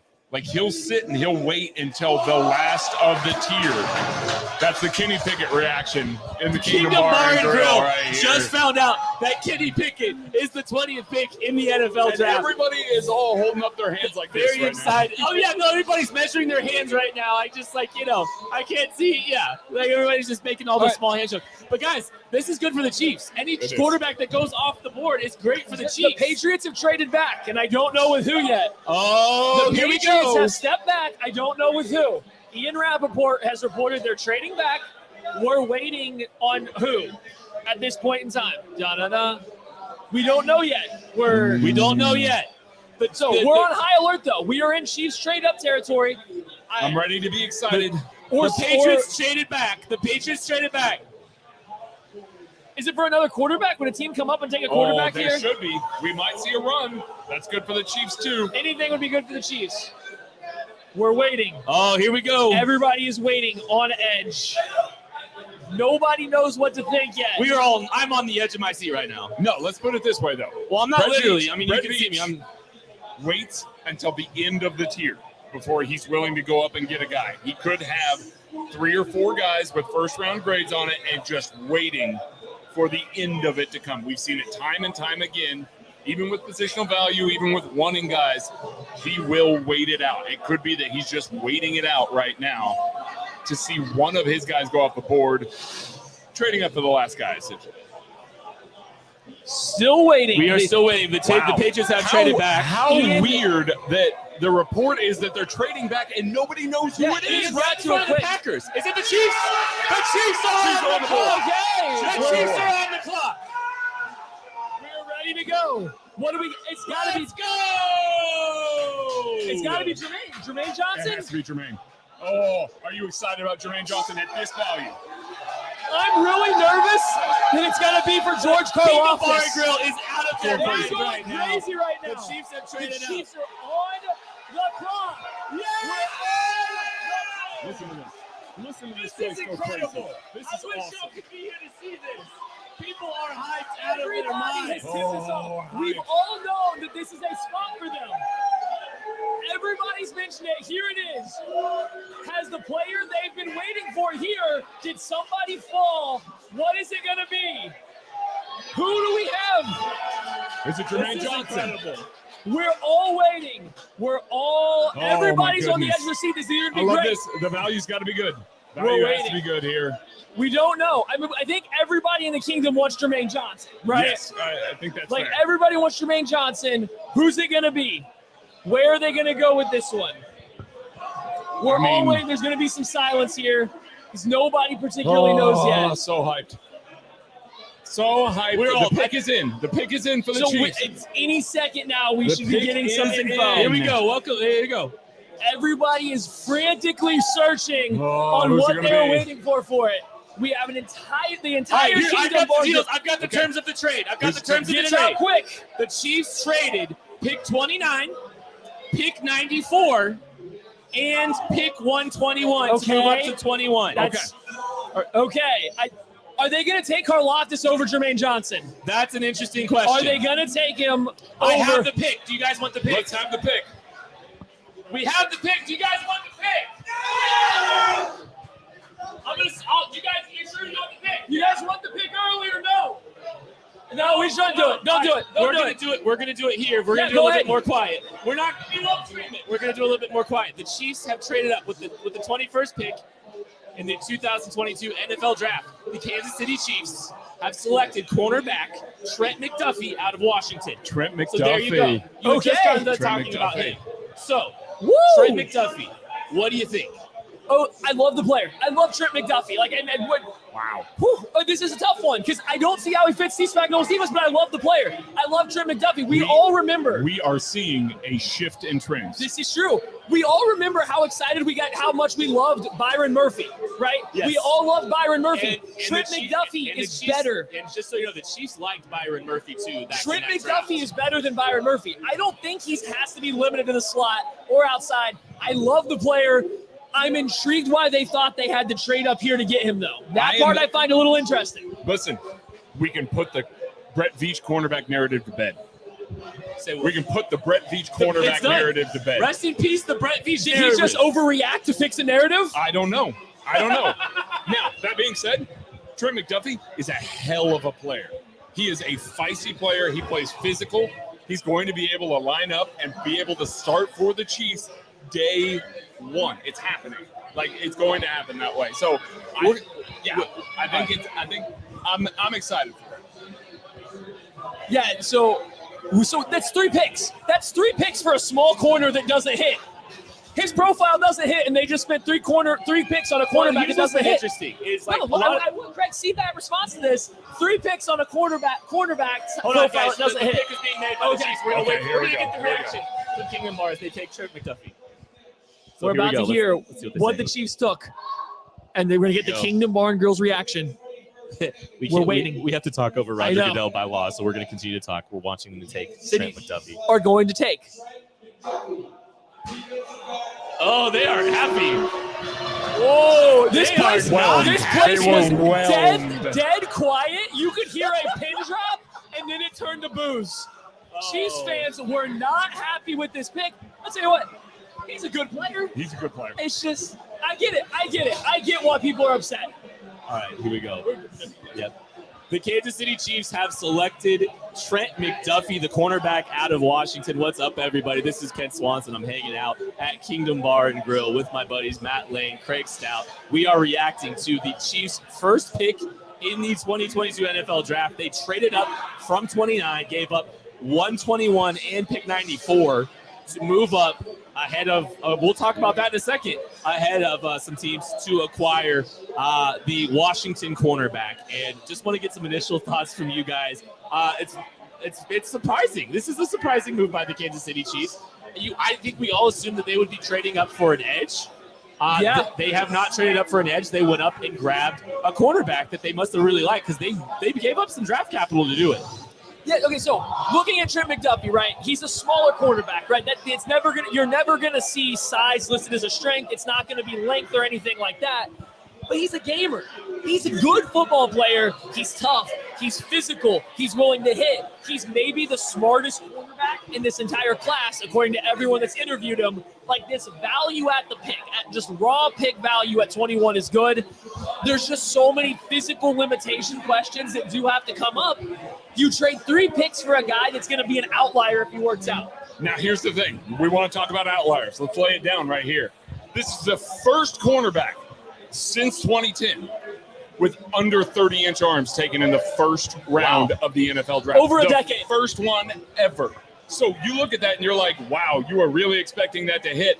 He is still a tier 2 CBAT player despite the short arms, despite the length. That means he is a good athletic tester. Runs a 4.44 40. He's got a 38-inch vertical. He's got explosion. He's got speed. You can still trust him to carry on an island a little bit. He is going to be a problem at the catch point in that regard. But everything else about him, the intelligence, the athleticism, it's all there. The only question about Trent McDuffie was his length. This is a guy that everybody expected to go in the top 15. I think a lot of people expected to go in the top 15. A lot of national mocks expected him to go in the top 15 because of his football IQ. It wasn't his length. If his arms were over 30 and a half inches, do you think he goes to the top 15? Oh, absolutely. I think he's top 11 or 12. If they were 31 inches, definitely top 10. Yeah, top you're 10. right. So like that's your concern. It's not even the height, it's not the weight, it's not the build. It's quite simply the arm length. And I get it. I get the concern, but I don't know. The more this kind of gets away, it's not the most hype pick to trade 3 picks for. Like, I get it. This wasn't a guy on the Chiefs fans' radar. Right. It wasn't an idea that we all thought. None of us thought Trent McDuffie was coming. But the more I think about it, I do like this pick. I like it. I think Trent McDuffie's a really good football player. I'm trying to get off of my preconceived notions of what I want them to do and thought they would do and go back to what I thought of him as a player when I watched him. I freaking love Trent McDuffie, so why am I going to be upset that they took him at pick 21? Right. Well, and look, Trent McDuffie was the 16th rated player in the KCSN draft guide. It is, we hear Brett Veach talking about, they had 16 to 18 first-round picks. First rounder. I'm betting that they just traded for a first-round player on their board. When Brett Veach talks later in the night, we're probably going to hear that he was one of the first. He was a first-round player on their board. So we had him pretty high in the draft guide. And like we talked about, he's like, Byron Murphy. We call him Byron Murphy around here. It's Byron Murphy out of Washington, another Washington corner. We know the Chiefs liked him a few years ago. We know that they liked him back in the day. Byron Murphy, very similar players, but the athletic profile of Trent McDuffie is significantly better than what Byron Murphy put out. So that's what's interesting to me. So I went back and checked. I have Trent McDuffie as my cornerback 4. He's just after Derek Stingley, Andrew Booth, Sauce Gardner. Then it's Trent McDuffie that comes up next. I have him on my personal horizontal board, a first-round pick. Okay. Why are you disappointed? I'm not. I said I'm not. I know. I explained why I was disappointed. He was a guy that none of us planned on being for the Chiefs, and we all ruled him out because Brett Veach hates corners, maybe not, and because he's got short arms. That doesn't fit a Steve Spagnuolo profile. I guess at the end of the day, they said, heck with it. He's a really good football player, and went and got the best guy left on their board. We get to kill some narratives here. Guess what? Brett Veach cares about cornerback. Officially, he cares about the cornerback position. Hooray! Second of all, Wait, hold on. Do we think Steve Spagnuolo pinned him into a locker and said, "Hey, go get me a cornerback"? Okay, I'll tell you what. Do you think that Steve Spagnuolo would have pinned him in a locker for that cornerback with the arm length? That's the problem. Now the intelligence. Yes, you want to know why? I got you. Tyrann Mathieu. Oh, fair enough. Done. No, I agree with that. Because the football IQ is so high. It is so high. We've seen time and time again these Washington cornerbacks come out of the draft. And I know you don't draft the helmet, you draft the player, but holy hell. They're well coached. They are well coached. They are coming out and ready to go from the NFL draft perspective. We got some jokes, McDuffie to safety. No, I know it's more just about the valuation of the cornerback, I think. But he might. There's a chance he might. And if he does, he'll play in the slot, which is cool. He might play in the slot. He might play outside. He's gonna play 80% of the snaps in the slot. Fine. Who cares? He'll play outside it's gonna be great. L'Jarius Sneed can play on the outside. We all like L'Jarius Sneed. L'Jarius Sneed's no longer cornerback 1 on this team. From day one, Trent McDuffie's cornerback 1. Best cornerback on the team. Usually. So I think we all generally like the McDuffie pick. Yes. We like what he brings. We've talked about how it could lead to some altercations to the scheme. What do we think about the trade up, though? How do we feel? I want to talk about that a little bit. I'll just tell you guys the valuation. So the Chiefs did give up pick 29, pick 94, and pick 121 to move up.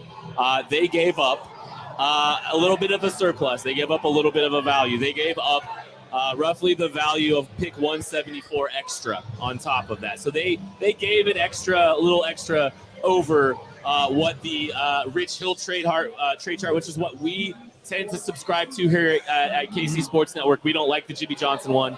The Rich Hill trade chart kind of accounts for the Jimmy Johnson trade chart but also based on historical actual trades that teams have made. So they gave up a little bit above the value of the 21st pick. It's not too bad. I don't mind it all that much. I know you were really hoping to kind of sneak in and get a surplus or get some value there, but they gave up extra to go acquire someone who probably was a first-round player on their board. Yeah, and that's the bonus, right? Like, yes, you overpaid a little bit, but when you're drafting a guy that's where you have him valued, right? We're talking about Trent McDuffie is, we're assuming that he has to be in Brett Veach's first-round players. We're only a couple picks outside of that range. He found the guy that was falling a little bit. He went up and got him. I'm okay with a little bit of a surplus. I would have probably preferred not to throw that surplus out right where they did. Was the Patriots, did you have to go to 21? Could you have let Green Bay? Could you have let Buffalo? Like, where was the limit, right? They obviously felt different. They felt they had to go to 21. I just look at the teams. I wonder if they had to go that high up, and that's something we'll never know. I mean, was Green Bay in love with Trent McDuffie?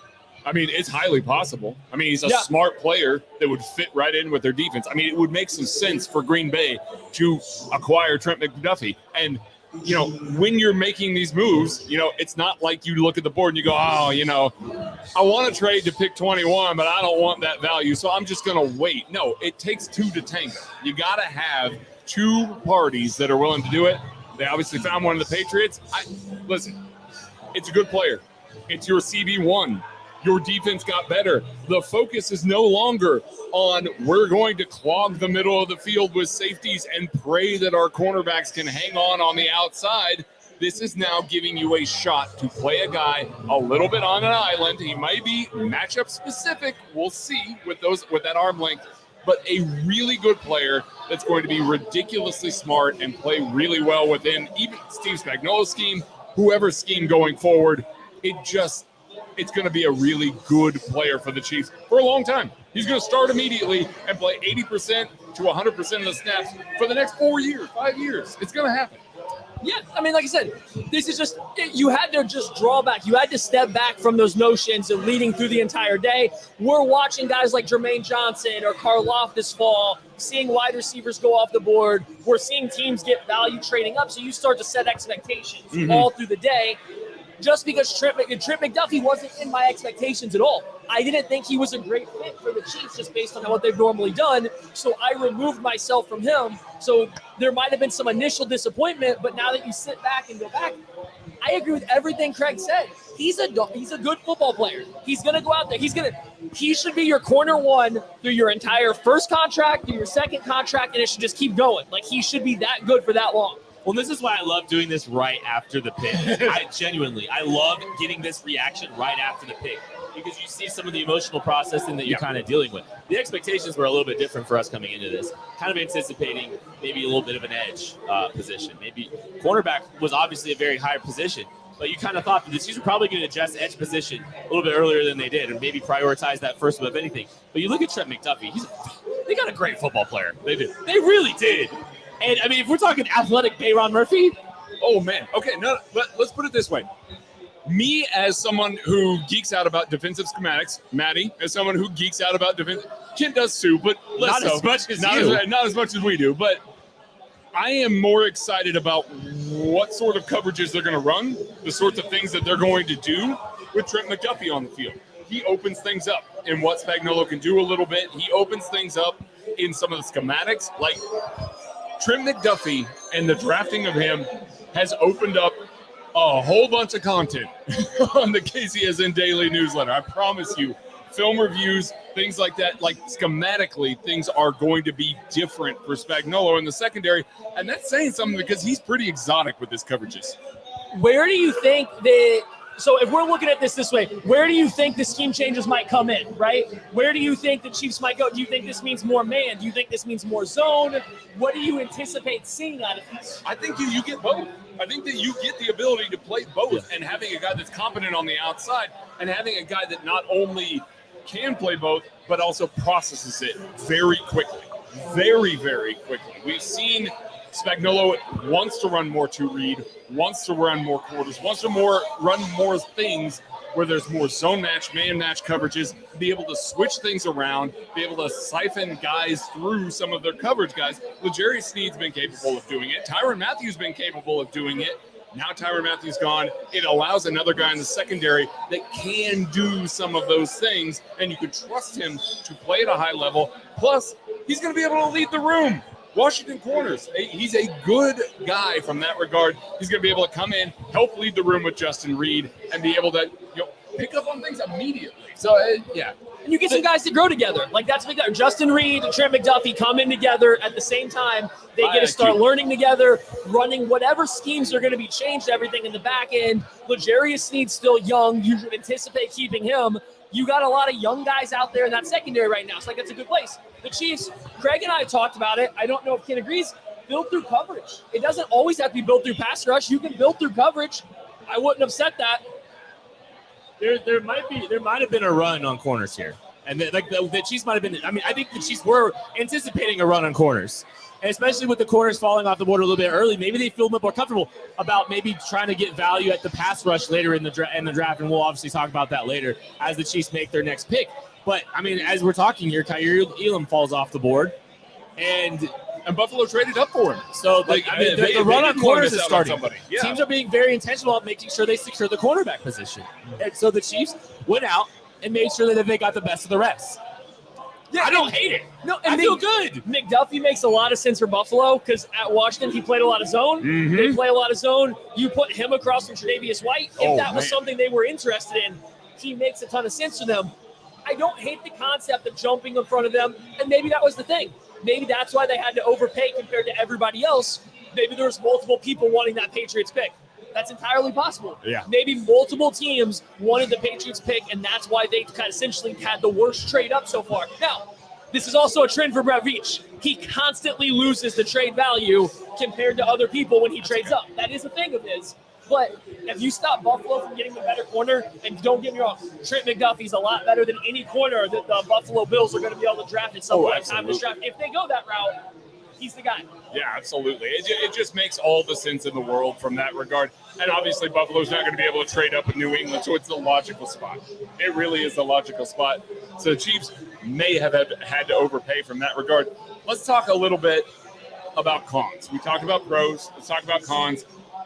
Are they basically all arm length? Like, I mean, do we boil it down to this man just doesn't have long arms? So there's going to be guys like your Cortland Suttons that are going to be able to, or your Mike Williamses, that are going to be a matchup disadvantage for him because of that. Now, he's got the 38-inch vertical, so he can obviously go up and contend a little bit better at the catch point. But is that the major con for Trent McDuffie within Steve Spagnuolo's scheme?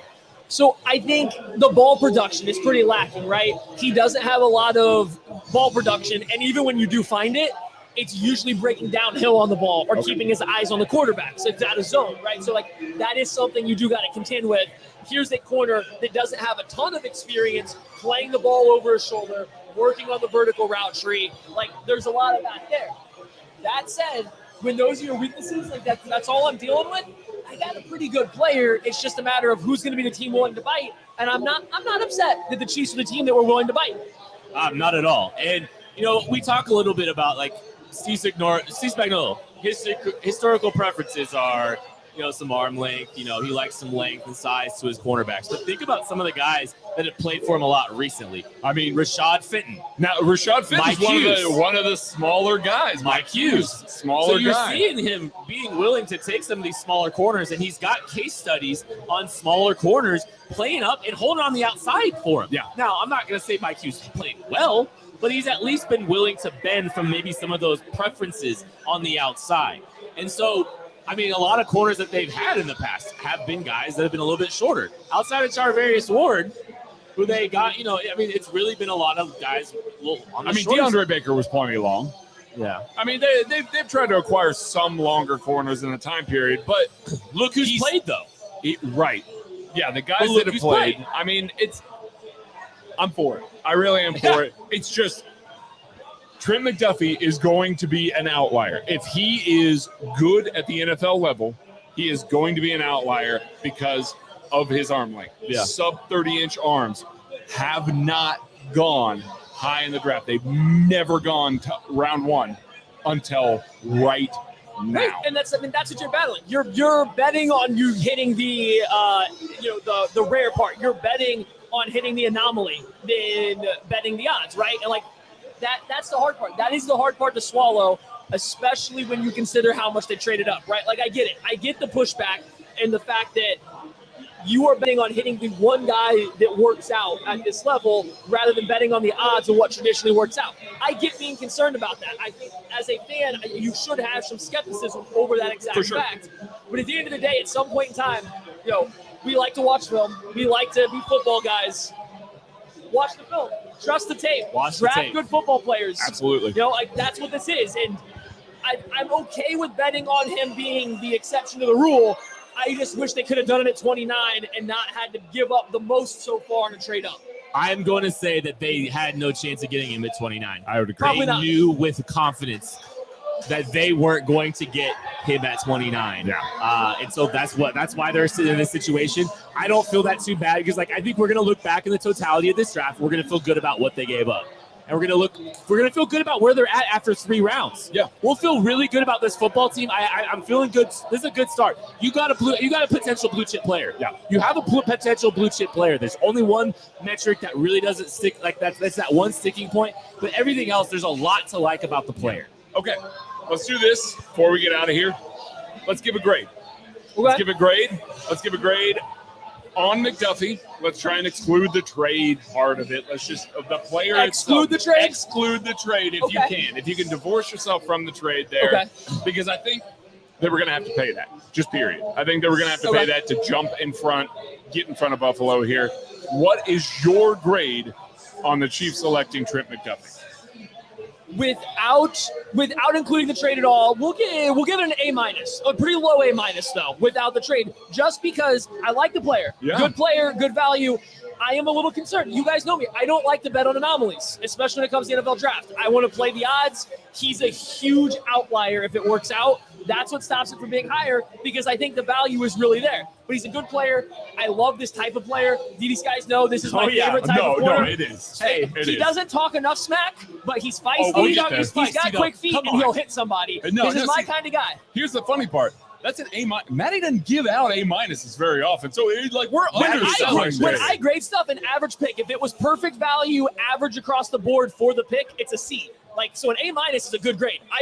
My average grade isn't a B+ like ESPN's. Right. No, my average grade's a C. So this is a very good pick without including the trade. It does drop to me. You know, you said I understand. It drops to a B+ for me. I understand. With the trade value. Okay, Kent. I did real quick before I give my grade. Maddie, would you have moved up to pick 16 for Trent McDuffie? Would you have felt okay if the Chiefs had given up 29.94 and 121 for Trent McDuffie at pick 16? Did you just say the same picks? Yeah. Yeah. Okay. Just curious. Well, it would be better if they traded up farther. I'm just curious. But it's value, right? Yeah. I just, I have some thoughts. Maybe we'll save it for a different show. I give it an A- as well. Actually, you know what? I'll give it an A. I think the Chiefs got potential for a blue chip player. Offense guy.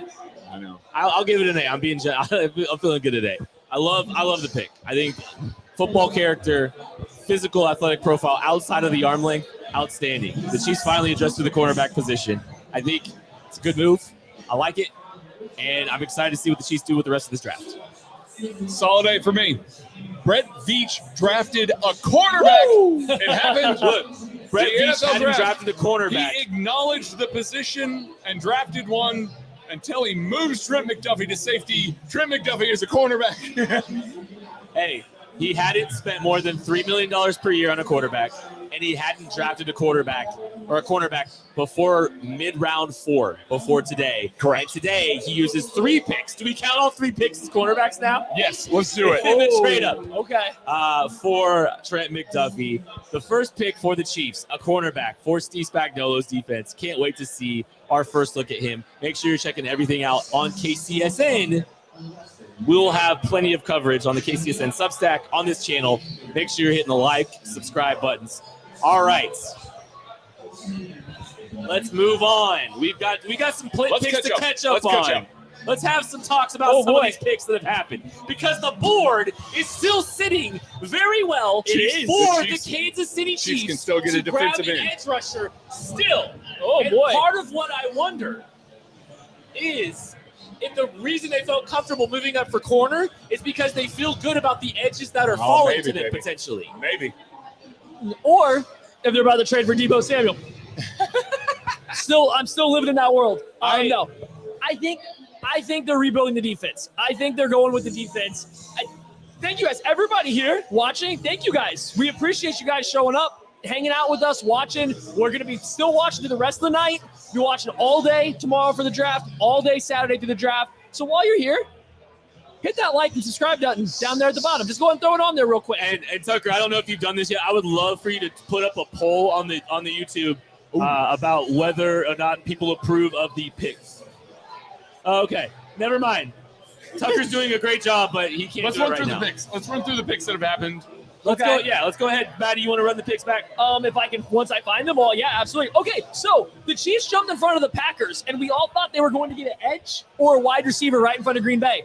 Green Bay took linebacker. I saw that. Quay Walker. Wow. First linebacker off the board. This guy had it in his mock draft. He hasn't got a lot right, but he had one linebacker off the board first, and it was Quay Walker to Green Bay. That's a lot of athleticism and a lot of length there with Devondre Campbell and Quay Walker. They're really looking at shoring up their second level there. That's kind of a fearsome linebacker core right now. Finish announce. Oh, actually, I'll just jump in really quick because there's something about Jermaine Johnson from an executive. Jermaine Johnson isn't sliding. The media had him overvalued. Good player, not elite. Needs the right personality fit too. So that is why Jermaine Johnson is falling. I can't listen to a word I've said all night. Hey, Maddie, no. Okay. All right. Anyways, after Quay Walker, what was it, Matthew? The Bills, the Buffalo Bills traded up. I can't read the TV here to get the get on that draft math and see if the Bills lost or gained in value trading up. I'll look traded up with the Ravens. Because the Bills traded up with the Ravens to draft Kaiir Elam. Entirely different stature of corner. Correct. But I think Mike McDuffie is best in zone. So I get the similarities. Here's the funny part. I have seen good press reps out of him. And so I think people look at that and say, oh, he's going to be able to line up and play man. He's going to line up and be able to do that. I don't love a lot of his change of direction, his route feel, things like that. Watch what he does when he presses. It's always vertical. Correct. He's never chasing a guy horizontally. So Kaiir Elam goes to the Bills after they trade up. Then the Dallas Cowboys, good pick here. Tyler Smith, my round one lock that caught Ken off guard the other day. Tyler Smith, offensive tackle or offensive guard out of Tulsa. That's six. Goes to the Dallas Cowboys. And the Ravens, I believe, are now on the clock. We might have the pick. Kent's doing draft math on Kaiir Elam and the Bills. I am not. I haven't seen the pick yet. Okay, so here's the thing. On KCSN Daily, on the Substack, I predicted that the board would fall kindly for the Chiefs if 7 offensive linemen or more were off the board. There are 7 offensive linemen off the board right now. And I think we feel pretty comfortable all of a sudden. Like there's a chance that the Chiefs could still land a Jermaine Johnson or a George Karloftis at pick 30. I have the 25th pick in this draft. Let's hear what it is. The Baltimore Ravens, with the 25th pick, have selected interior offensive lineman Tyler Linderbaum. Oh, wow. 8 offensive linemen. linemen. 3 interior offensive linemen off the board. The Chiefs are like 4 picks away from... Excuse me. The most physical road grading team in the entire NFL just took the tiniest center to ever Amazing. go. And Are they shifting? Are they shifting philosophy? I don't know. That's interesting. I don't know. Because he's a mover. Oh, he's really good. Don't get us wrong. He's a really good player. That's an interesting fit with that offense. So good pick by the Ravens. I mean, if you're looking at just raw value, he's one of the best players on the board. He's probably gonna play for years and be good. So right. Wow. So that's not bad. It's just that one kind of caught me off guard a little bit. But they got Morgan Moses. They got Ronnie Stanley. I don't know. That's still a big physical line, but I'm sure it'll work out. It's the Ravens. They don't draft that. No, I know. They don't. They don't. So the Titans are now on the clock here after trading A.J. Brown, after drafting Treylon Burks. Where do we think we go here? Maddie, does it make you feel better that the Buffalo Bills also overpaid slightly? Yeah, it does. They overpaid about the same. Yeah, no, that makes me feel a little bit better that both teams had to overpay because everybody else was getting value back. So they both gave up And I think those might have been some special situations too, because some teams do value that 32-34 pick a little bit more than they probably did. So there's probably a little bit of that. Okay, the Jets have traded back up into the draft, and because of all the reports that we all heard, they loved Jermaine Johnson at 4. They liked him at 4. They trade up, and they take Florida State defensive end Jermaine Johnson goes to the Jets, who trade back in with the Tennessee Titans. They get him off the board. I get it. I get it. It's a good move for them. I understand Chiefs fans are going to be mad, but I'm going to go out there on a limb, guys. I'm looking at this right now. I don't think the Chiefs have Jermaine Johnson and George Karloftis separated by anything, judging by the fact that they didn't care to go get either one. I wonder if they have both those guys, or Arnold Ebiketie, or Boye Mafe. Are all these edges the exact same? Like, I get wanting Jermaine Johnson as a fan, but I think I can make the easy case that the Chiefs had this entire group of edges all together, and they're okay just kind of running it out. Let's well, this is interesting. Hold on, because I want to look. Okay. All right, so the Jets traded 35, 69, and 163 to the Titans for 26 and 101. So they did get some back. This is where it gets interesting to me. Okay, so we've talked. There's two edges off the board we like, right? Right. Jermaine Johnson's off the board.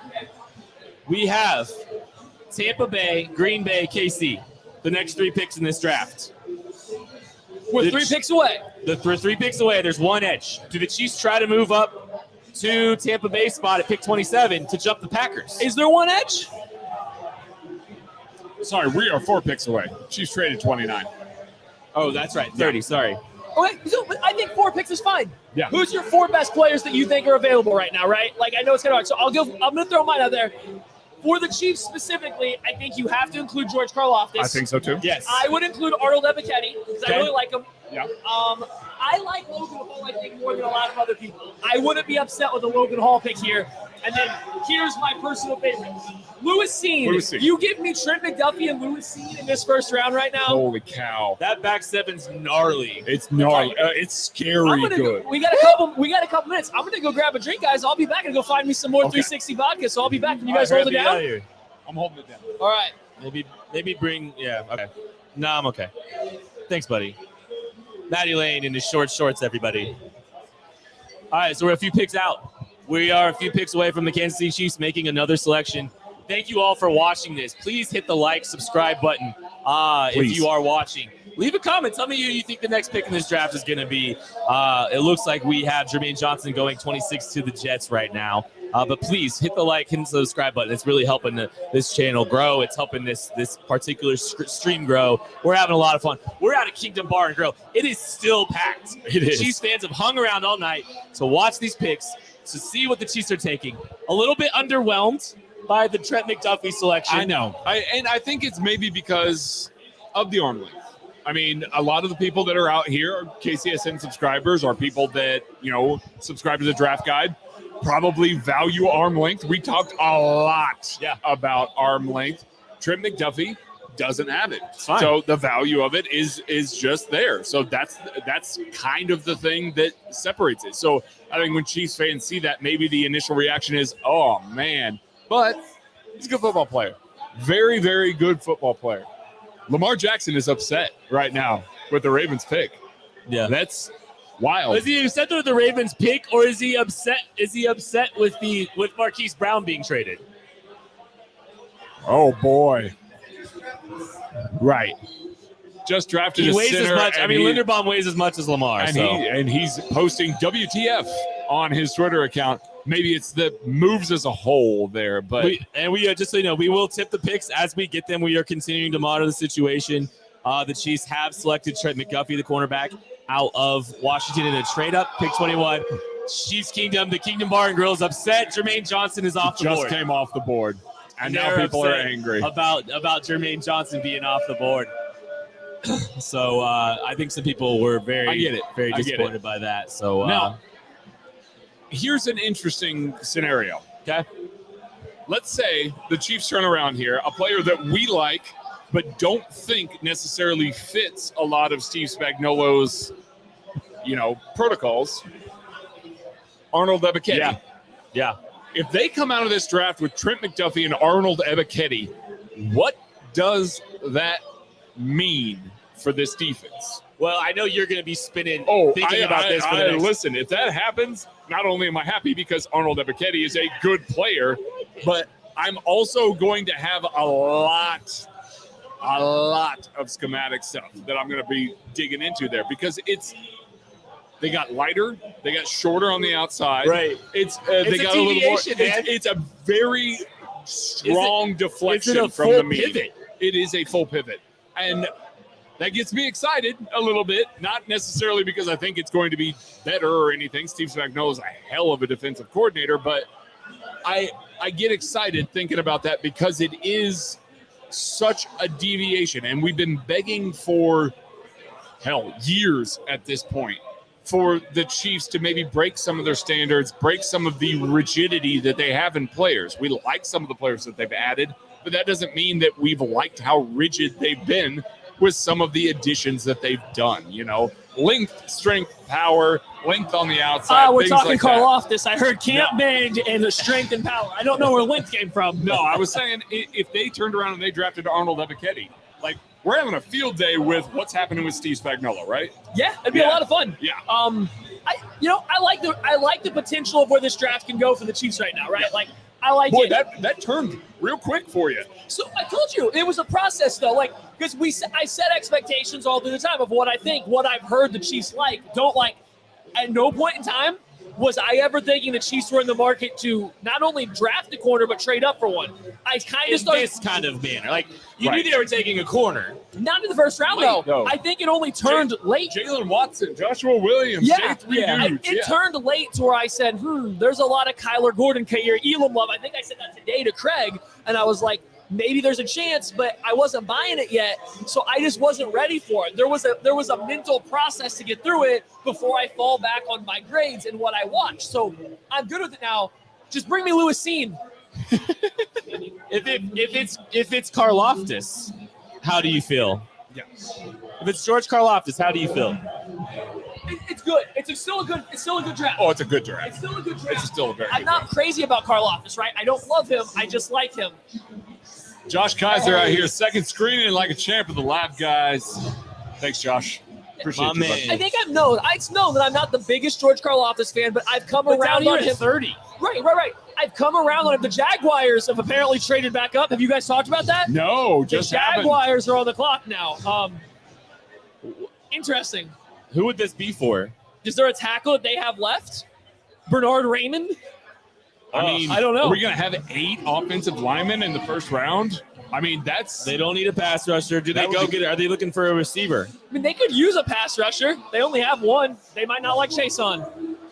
yeah, they might not. I know they drafted a couple in the first round, but Chason has not performed well, and us Chiefs fans would love to have Josh Allen away from them, but like that's not realistically happening based on what they've got so far. So Yeah, I don't this is interesting. I'm interested to see where we're going right now with this.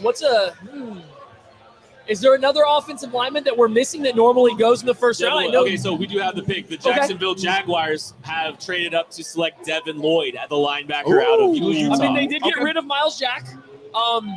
We have now lost not linebacker 1 and 2 linebackers are off the board. Nakobe Dean still's out there. He is. But once again, we were talking earlier about my article about ideal scenarios for the Chiefs. This is one. We have hit the offensive linemen. The linebackers was one of them as well. Having multiple linebackers go off the board was definitely one of the scenarios. It's been good so far for the Chiefs. It really has been good. Got a chance for an edge. I want to ask a question in the chat real quick while we're kind of buying some time for the picks. When the Chiefs come on the clock again, do you guys want us to talk about the pick early? Or do you guys want us to wait until it's announced live on a broadcast? I'm asking the chat to just respond. We'll let Tucker and BJ tell us what's coming back in. I just want to know what the people want us to do when we get to the Chiefs pick. Because we are getting close. Because very close. we were a little subdued with Trent McDuffie, not only because we didn't know what to think, but also because We were trying not to react. we're for the trying good not to people react here. to the crowd. So if it's okay with everybody, we might not leak the Chiefs pick early. Okay, Tucker's got a poll out. So if you're watching, check the chat for the Good job. poll because that'll just let us know how to react. Tucker's just winning all day. My man is just dubs It's a yes only or no right now. question. Is it offense versus defense that you posed as yes or no, Tucker? I'm just curious. This man. Yeah, yes, last week, offense or defense, and the poll was yes or no. No, they didn't. All right, so we got the Jaguars. We know that who they took. They went and took the Devin Lloyd. Devin Lloyd, the linebacker out of Utah. So, hey, Green Bay, New England, Chiefs. Huh?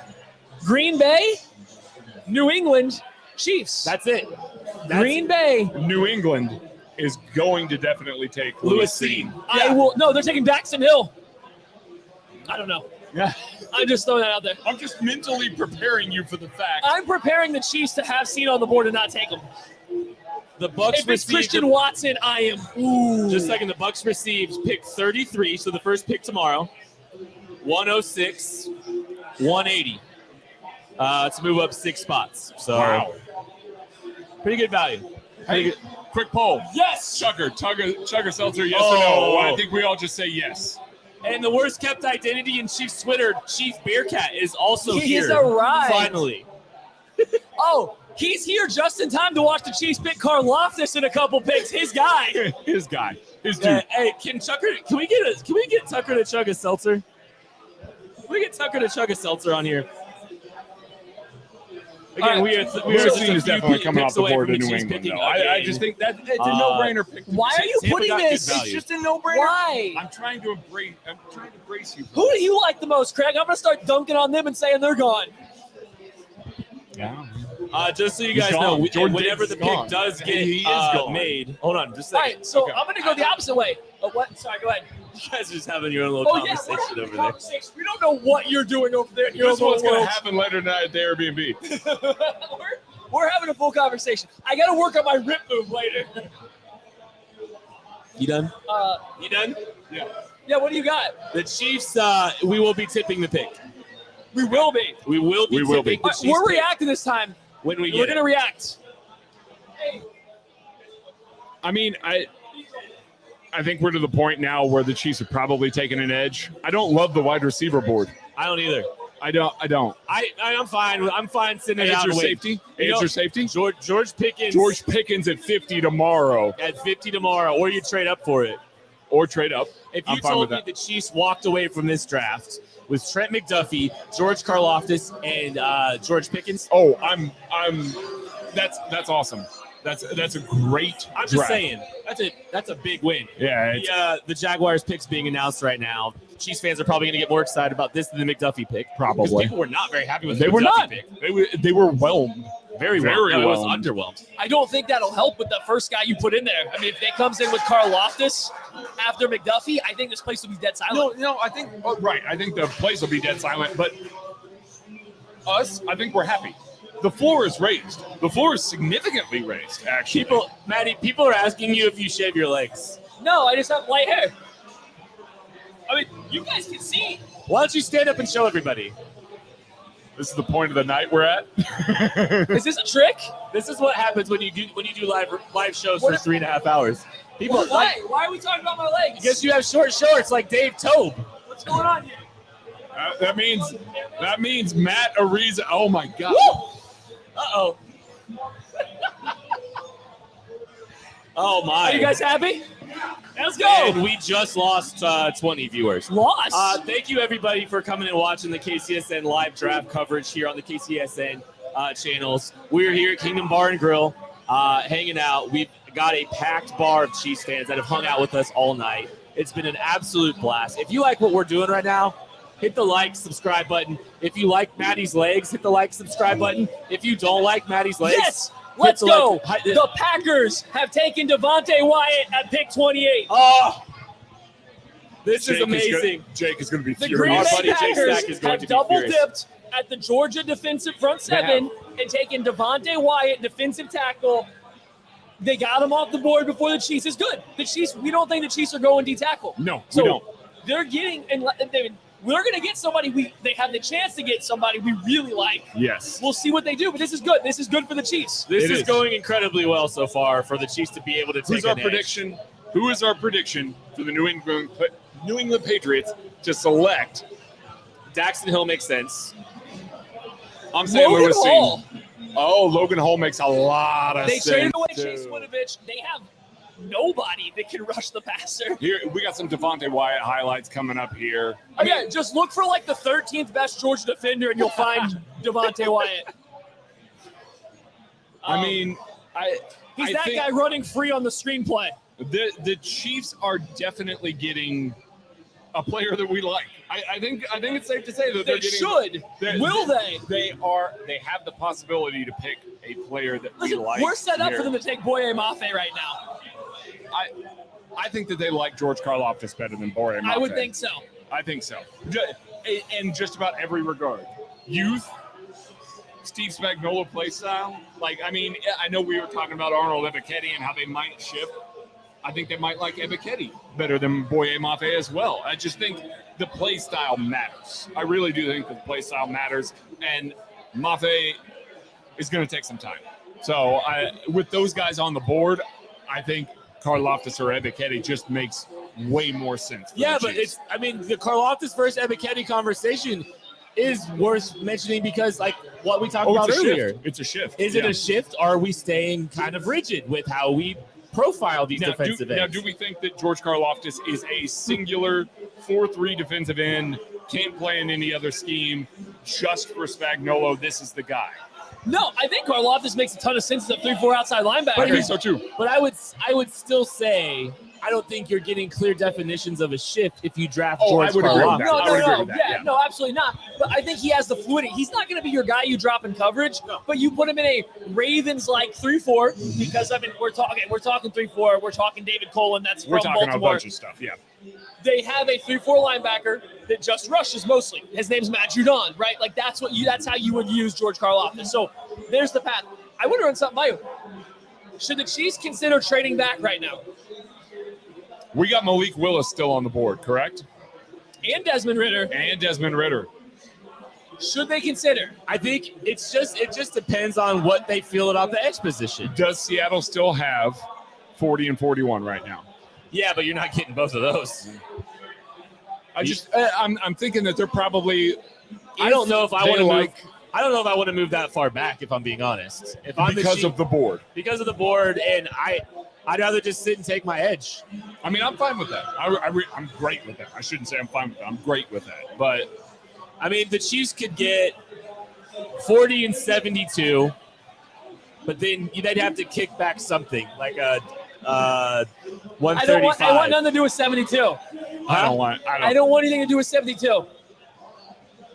No, if the Chiefs for 30, the Chiefs can get 40 and 72. That's what I'm saying. I don't want 72 though. That does nothing for me. Yeah, I would rather just sit here. I kind of like the board if you're going to take the right guy here, right? So I don't want to trade back unless it's like a crazy haul. And the way we've seen this quarterback class, people aren't coming up for him. That's true. People don't You like would the have quarterback expected class. the run. You would have expected the run to happen already if they were going to take quarterbacks. I don't know if I would do it. All right, so here's my next question for you guys. If I put the odds at 51%, are you taking – or let's say this. The Chiefs are going to draft at George. Are you saying yay or nay? Yay. Huh? Yay. They're Yay. taking a George right now on this pick. Yes. At pick 30 is going to be one of the two Georges. Oh, no. That this pick, at pick 30 Yay. is going to be a George. Yes. I think a George is on the Chiefs at the end of this No. draft. Is pick 30 a George? I think they're getting two Georges by the end of tomorrow. Is pick 30 a George? Yes. Okay.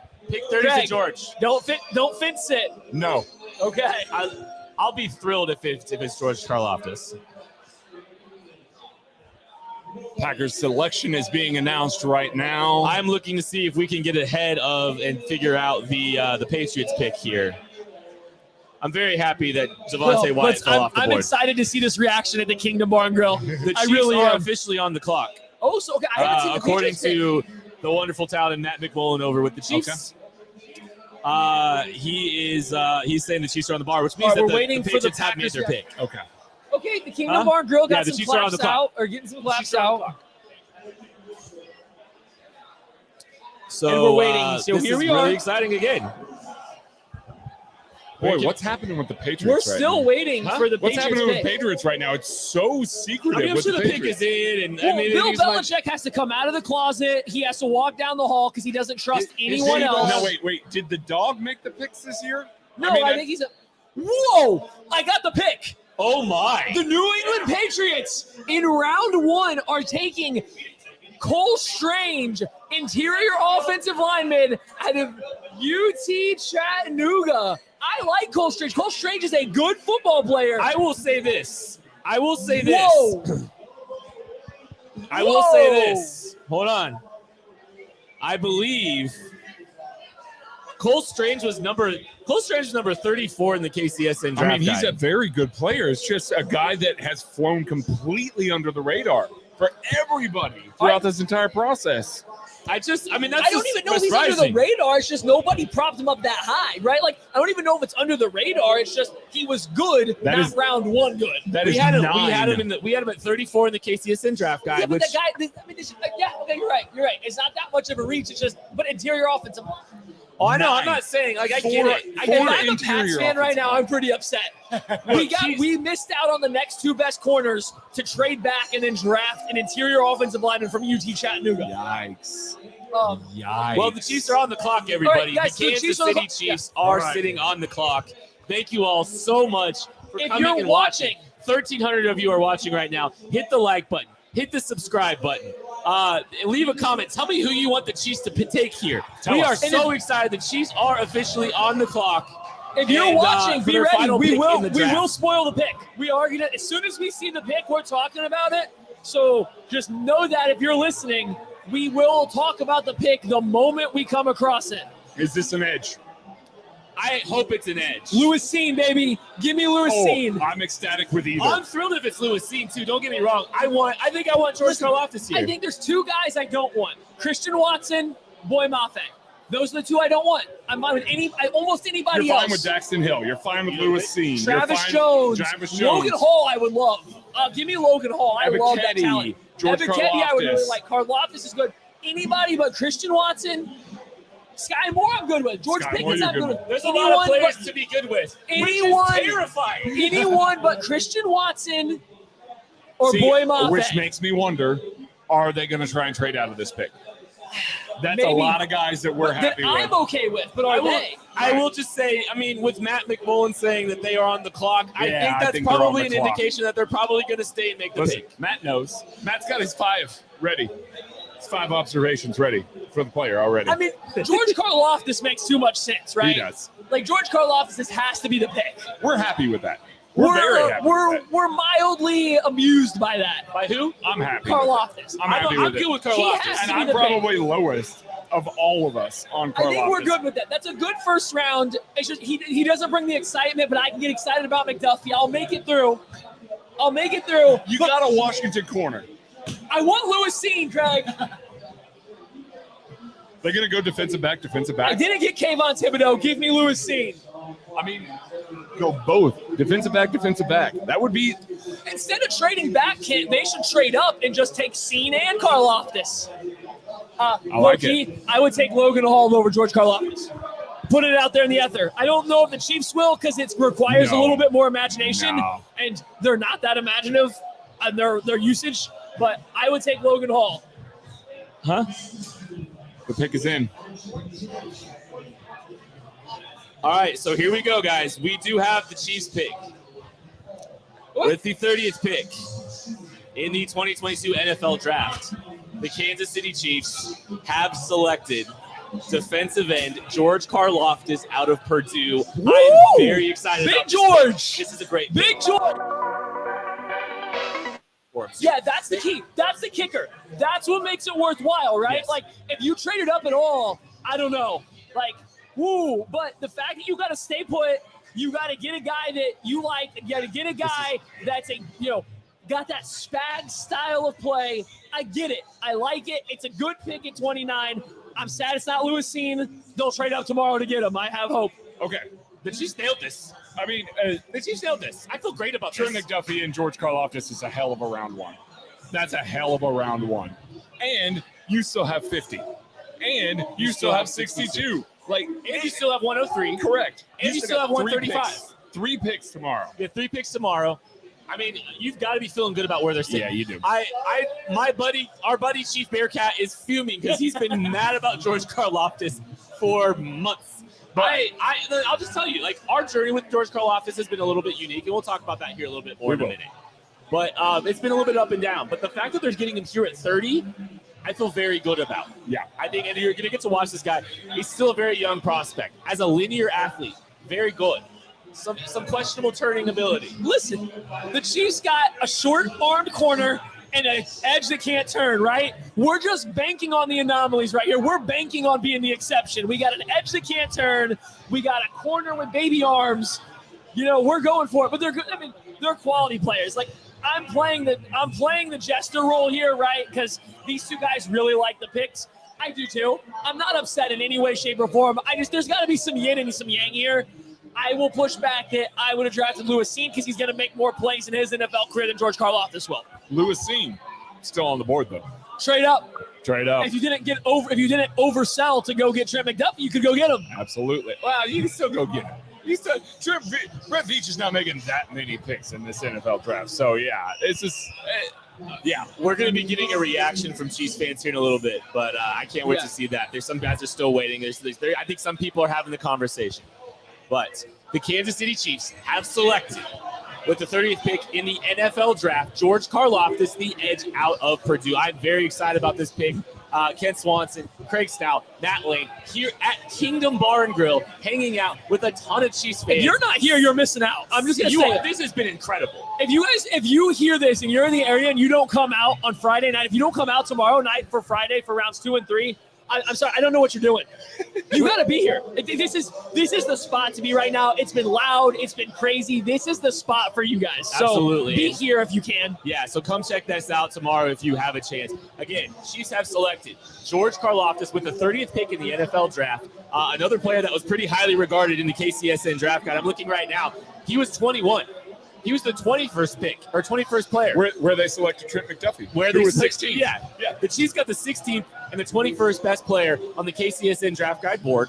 They drafted an edge. They drafted a corner. They had taken 2 premium positions with premium picks to start their 2022 NFL draft. Craig, initial thoughts on the pick? Listen, the Chiefs needed an edge, period. They had to come out of this with an edge. I like that they spent a high pick on it. They obviously saw the value of George Karloftis falling to pick 30, not having to trade up. I think that's the key there. We spent so much time in this process talking about trading up to try and make sure that you get one of the edges that can contribute on day one. This is a day one edge, and they got him at pick 30. I think he is a very powerful player. He's a young player. He's got a little bit of stiffness to his game, but he does have some explosion. We did see it in the testing. I think that there is something to grow on here, Maddie. As a defensive end, you can definitely build off of the base that he's got. So, and this is a process, right? Scouting a player is a process. So you guys can tell me if I'm wrong or back me up here. I'm probably one of the first people you guys remember talking to being pretty down on George Karloftis, right? Correct. Now, as the process went on, as we watched more, who was the one making the argument for him in most of our DM chats? Matthew Lane. It was me, right? Like, this was a guy that it took me a while, but I started to come around and say, okay, he was way overvalued. But then he kind of became undervalued, I think, on Chiefs fans. And I see it. I see the route. I see the fact that he's driving.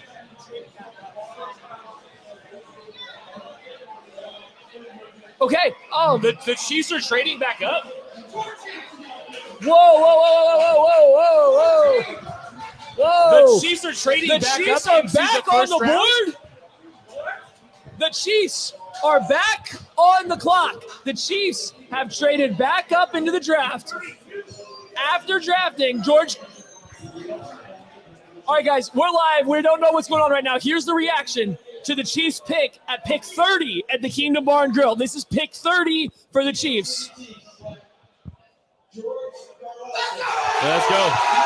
Excitement. There's excitement. There we go. The Chiefs fans are excited. Let's go. That's a great pick. And again, the George Karloftis. Now, guys, if you're watching the stream live, the Chiefs are back on the clock at pick 32. We're not done. That means they probably traded 50 and 62 to get back in. No, be less. Oh, back on the clock. Back on the clock. Who's it going to be? Give me Lewis Seen. Okay, hold on. The Cincinnati Bengals took Daxton Hill at pick 31. Is this Lewis Seen? The Bengals took Daxton Hill at pick 31. Are the Chiefs punting wide receiver to day 3? All right. There's two. I mean, like, what do we think? What do we think? I think it's George Pickens, the wide receiver. You think? Wait, hold on. Okay. I think it's all right. So let's talk a little bit more about Karloftis before we kind of move on here. We are trying to get some confirmation on some stuff here. We might have jumped the gun a little bit. So we may have gone overboard here. Oh, the Chiefs even tweeted out that they were on the clock. That's what everybody was reacting to. Yeah, so the Kansas City Chiefs tweeted out that they were on the board, so now it might have been a delayed tweet. Yeah. George Karloftis. Yeah. Yeah. So, anyway, maybe there wasn't a trade-up. Boy. Okay. We just got you guys excited for no reason, potentially. We apologize. So it does not look like the Chiefs have traded up. There was some miscommunication, perhaps on some social media. That was fun for a moment, though. We did think that for a second there. For a hot moment. That we were getting another trade up. Well, we don't know yet. So sorry about that. Everyone is probably very upset now. The chat is not happy. I mean, listen, I get it. Like, I would be upset too, but like, I get it. We were flagged down. Everybody said, yeah. The Chiefs account tweeted out that we're on the clock 56 seconds before we said this, right? Yeah. Like, they just tweeted it out. Were they playing? That's still okay. It happens. Let's go ahead and let's spend some time here talking about. What? We're going to podcast. We're going to go do.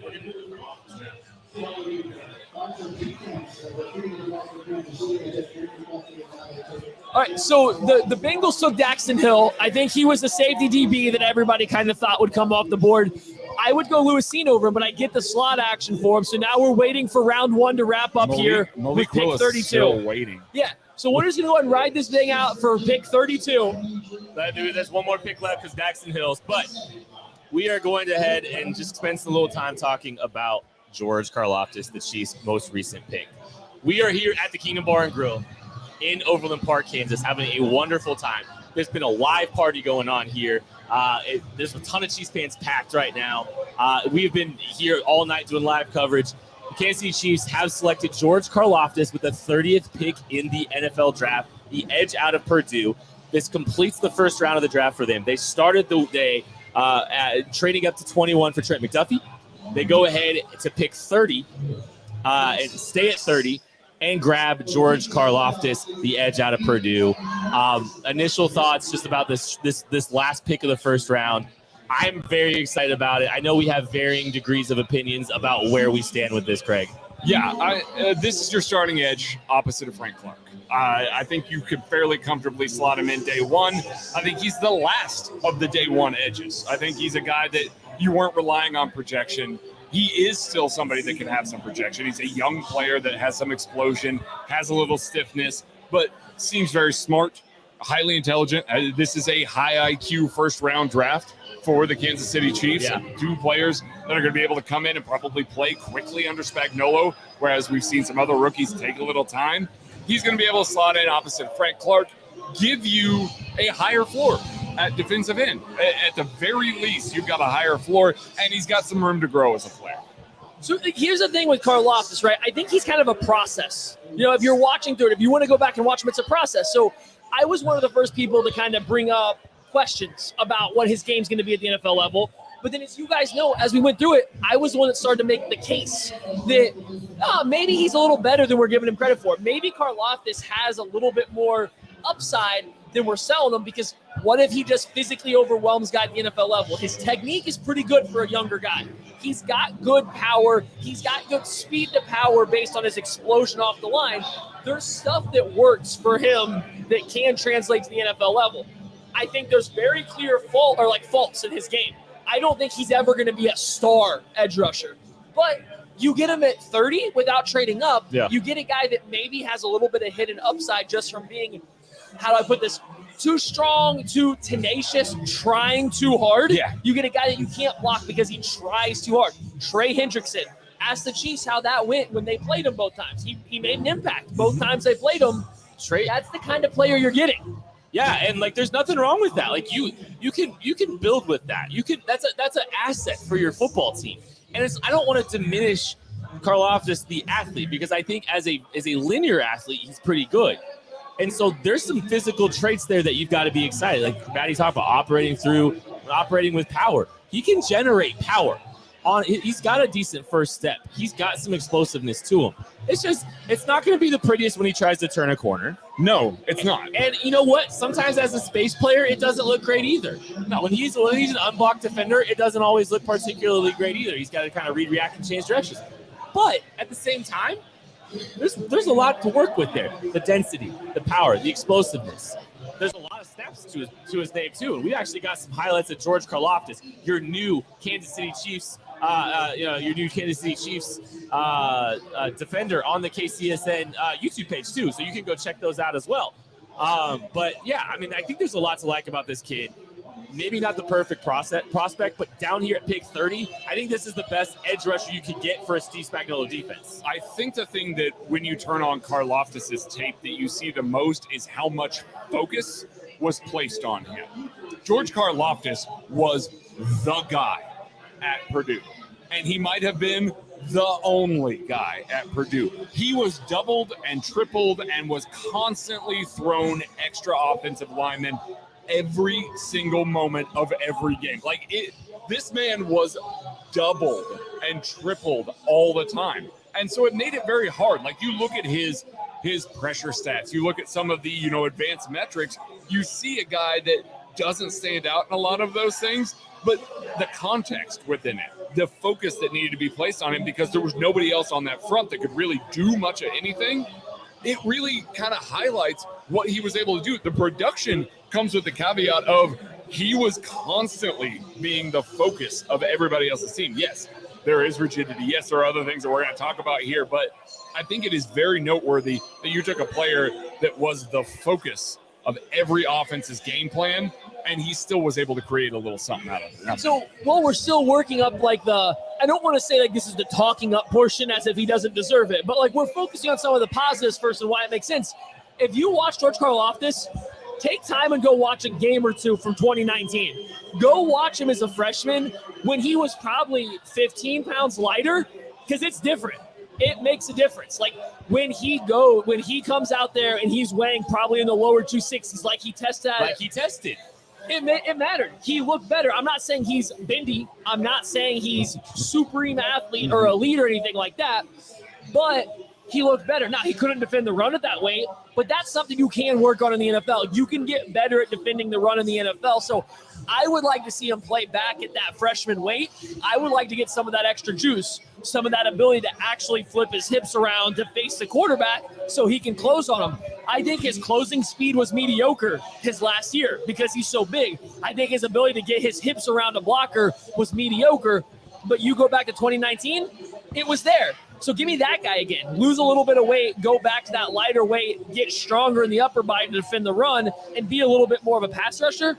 I can see it. I can see the path to him being a Trey Hendrickson level defensive end, and maybe not necessarily this dominant guy, but a guy you're happy with taking at pick 30.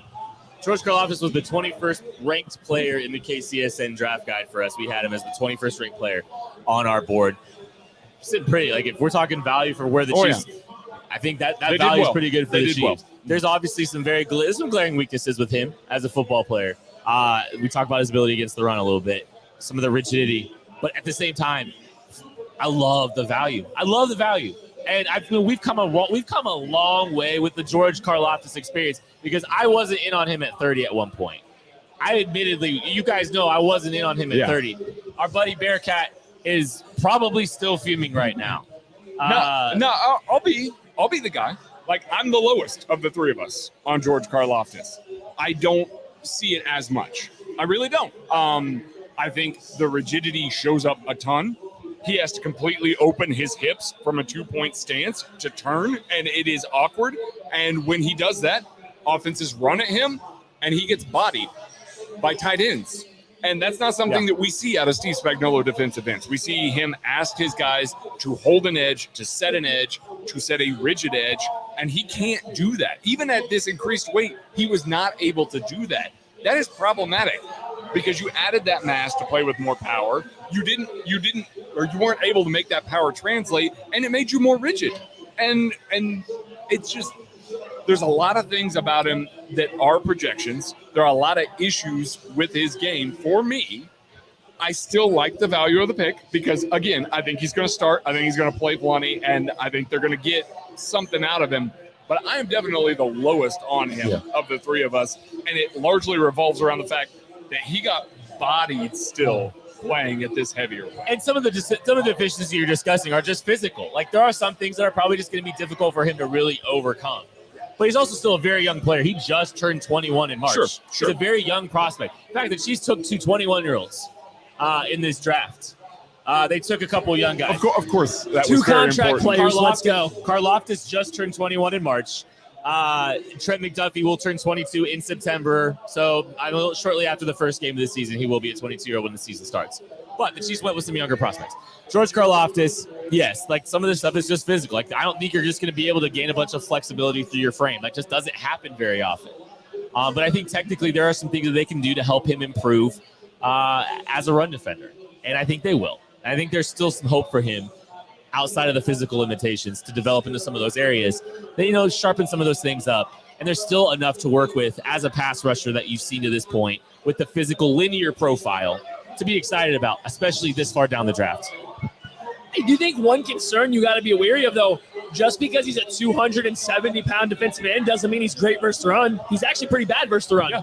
Unless he's attacking the player across from him, I don't think his power shows up. His lack of length shows up a lot when he's trying to set the edge, hold and contain, extend, and then disengage, right? So he's not this come in and be a dominant run defender day one as he develops a pass rush plan. He is a high motor, high energy, high effort wrecking ball where all of his power, all of his impact comes from his explosive get off.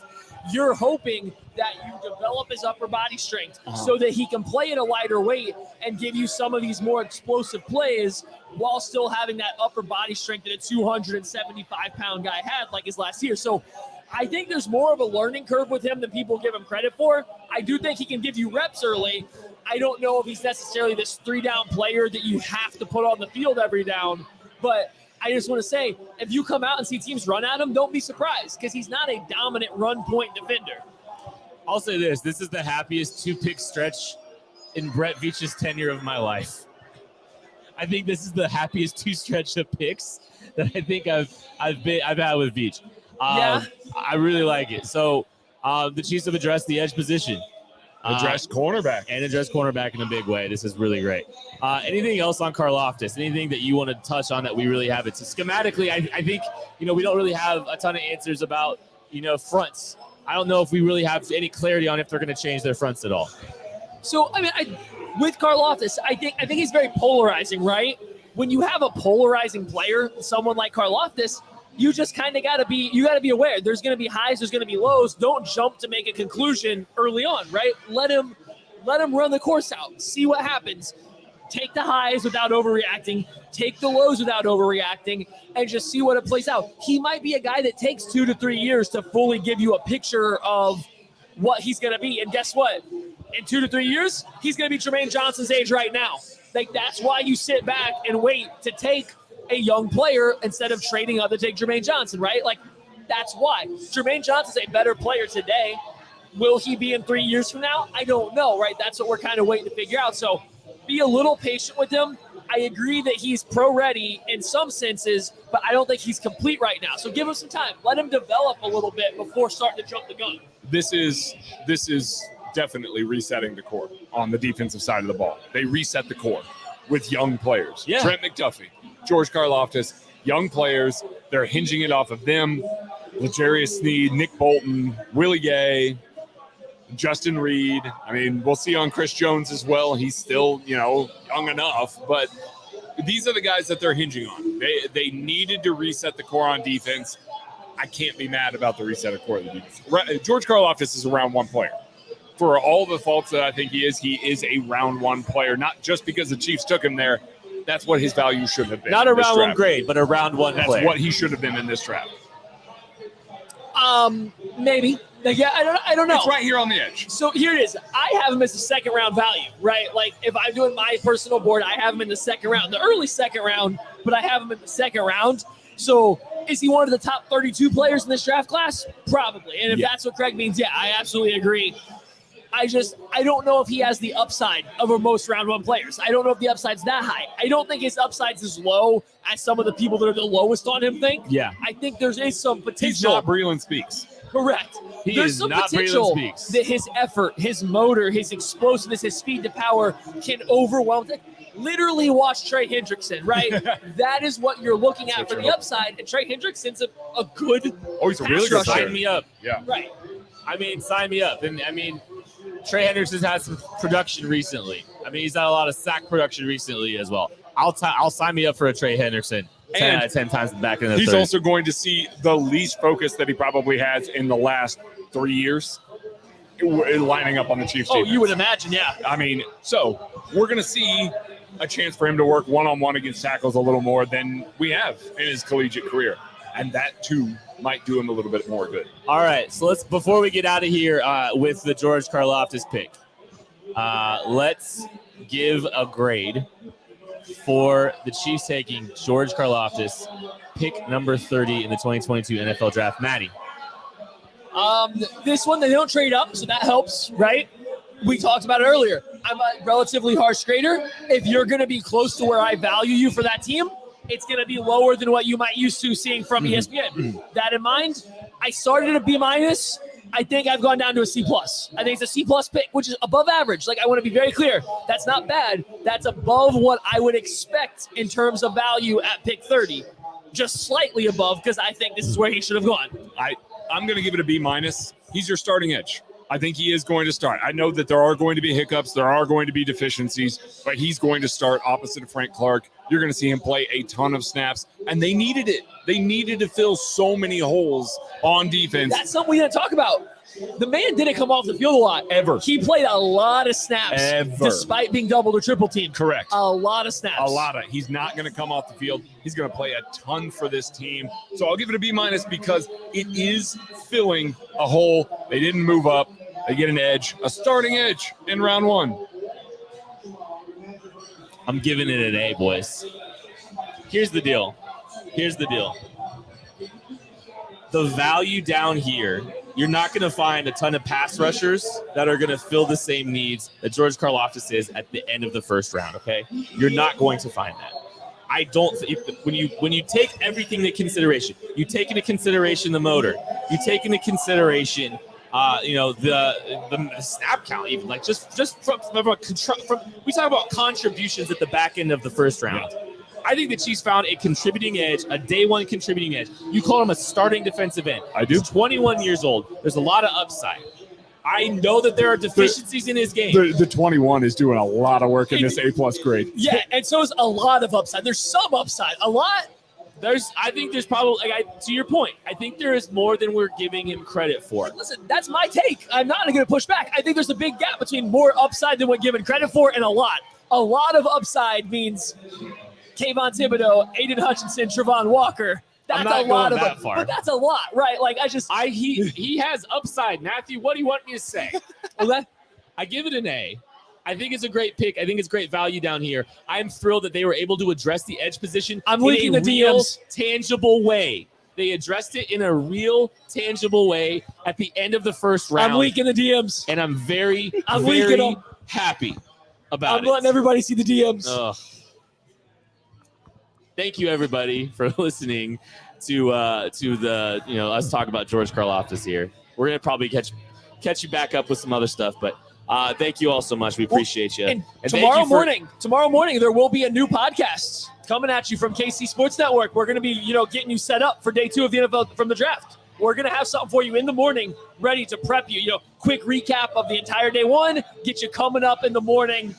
Coming up tomorrow. So, we don't got to talk about it now, but, are you guys excited for tomorrow? Do you like what the board looks like? Do you like what the Chiefs have done? What are just your feelings? No specifics, feelings going into tomorrow. I absolutely love what the Chiefs have done to this point.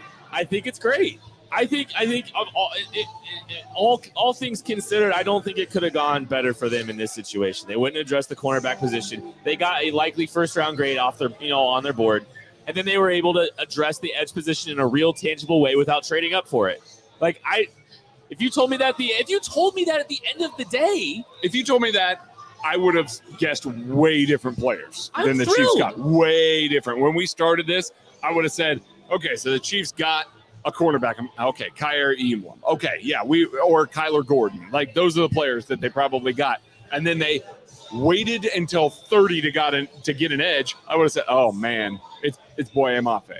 It's Arnold Ebiketie. Again, a player that we like, but it wouldn't have ever been George Karloftis. It wouldn't have ever been Trip McDuffie. So from that regard, yeah, they got good value in both of those guys. Yeah. I think we kind of saw leading up to this day that George Karloftis was falling a little bit, right? A lot of recent mocks didn't have him in round 1, had him in the late 20s. So this is a guy that I think we all kind of came in tonight actually thinking might be available here. We still talked about trading up, but we all kind of had the hunch that the Chiefs liked him and that they might be trying to not even whether move up or stay there for him, but like we thought he was a guy that might end up on the team in the mid to late 20s.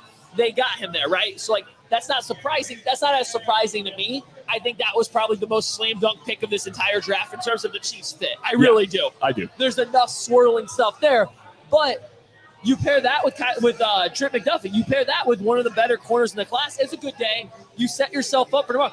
You don't have to address defense in round 2. You have 2 picks in round 2. You should address defense, but you don't have to, right? Yeah. You can go double dip on offense. You can go take a receiver and a tackle, 2 receivers, or receiver and a tight end. You can go do whatever you want on day 2. That's what I like. I think the 2 guys they drafted don't have to be paired with another player at the same position, and that really matters to me moving forward. That matters a ton. We've seen Brett Veach not wanting to go into situations with obvious holes. This is the first draft that we have kind of looked at the roster and said, there are some obvious holes. We're now going into day 2 and going, yeah, they're pretty good. They're in good shape. You're pretty good. Like, if they wanted to wait and do BPA, I would totally get it with the rest of the draft. It's all kind of improvement now, right? Yeah. Like, you can field a roster that has guys starting at every level that you don't feel are massive holes. So you'll have the ability tomorrow to go fill or these improvements, chase improvements, draft that BPAs. Yep. That's why I feel good. That's why I feel so good. Like, I understand the errors, like the issues with some of these players, like the issue like with Karloftis, but like, man, they addressed their two big needs. Yep. They addressed them in a real tangible way, and they're getting immediate contribution from both of these guys. I don't know if you can ask for much when you're sitting at the bottom of the first round. I love it. I feel great. I don't think the Chiefs really could have done much better. I think there's a fall off on the edge position at some point here that they weren't going to be able to. I think we've hit it. I think Karloftis was the bottom of it.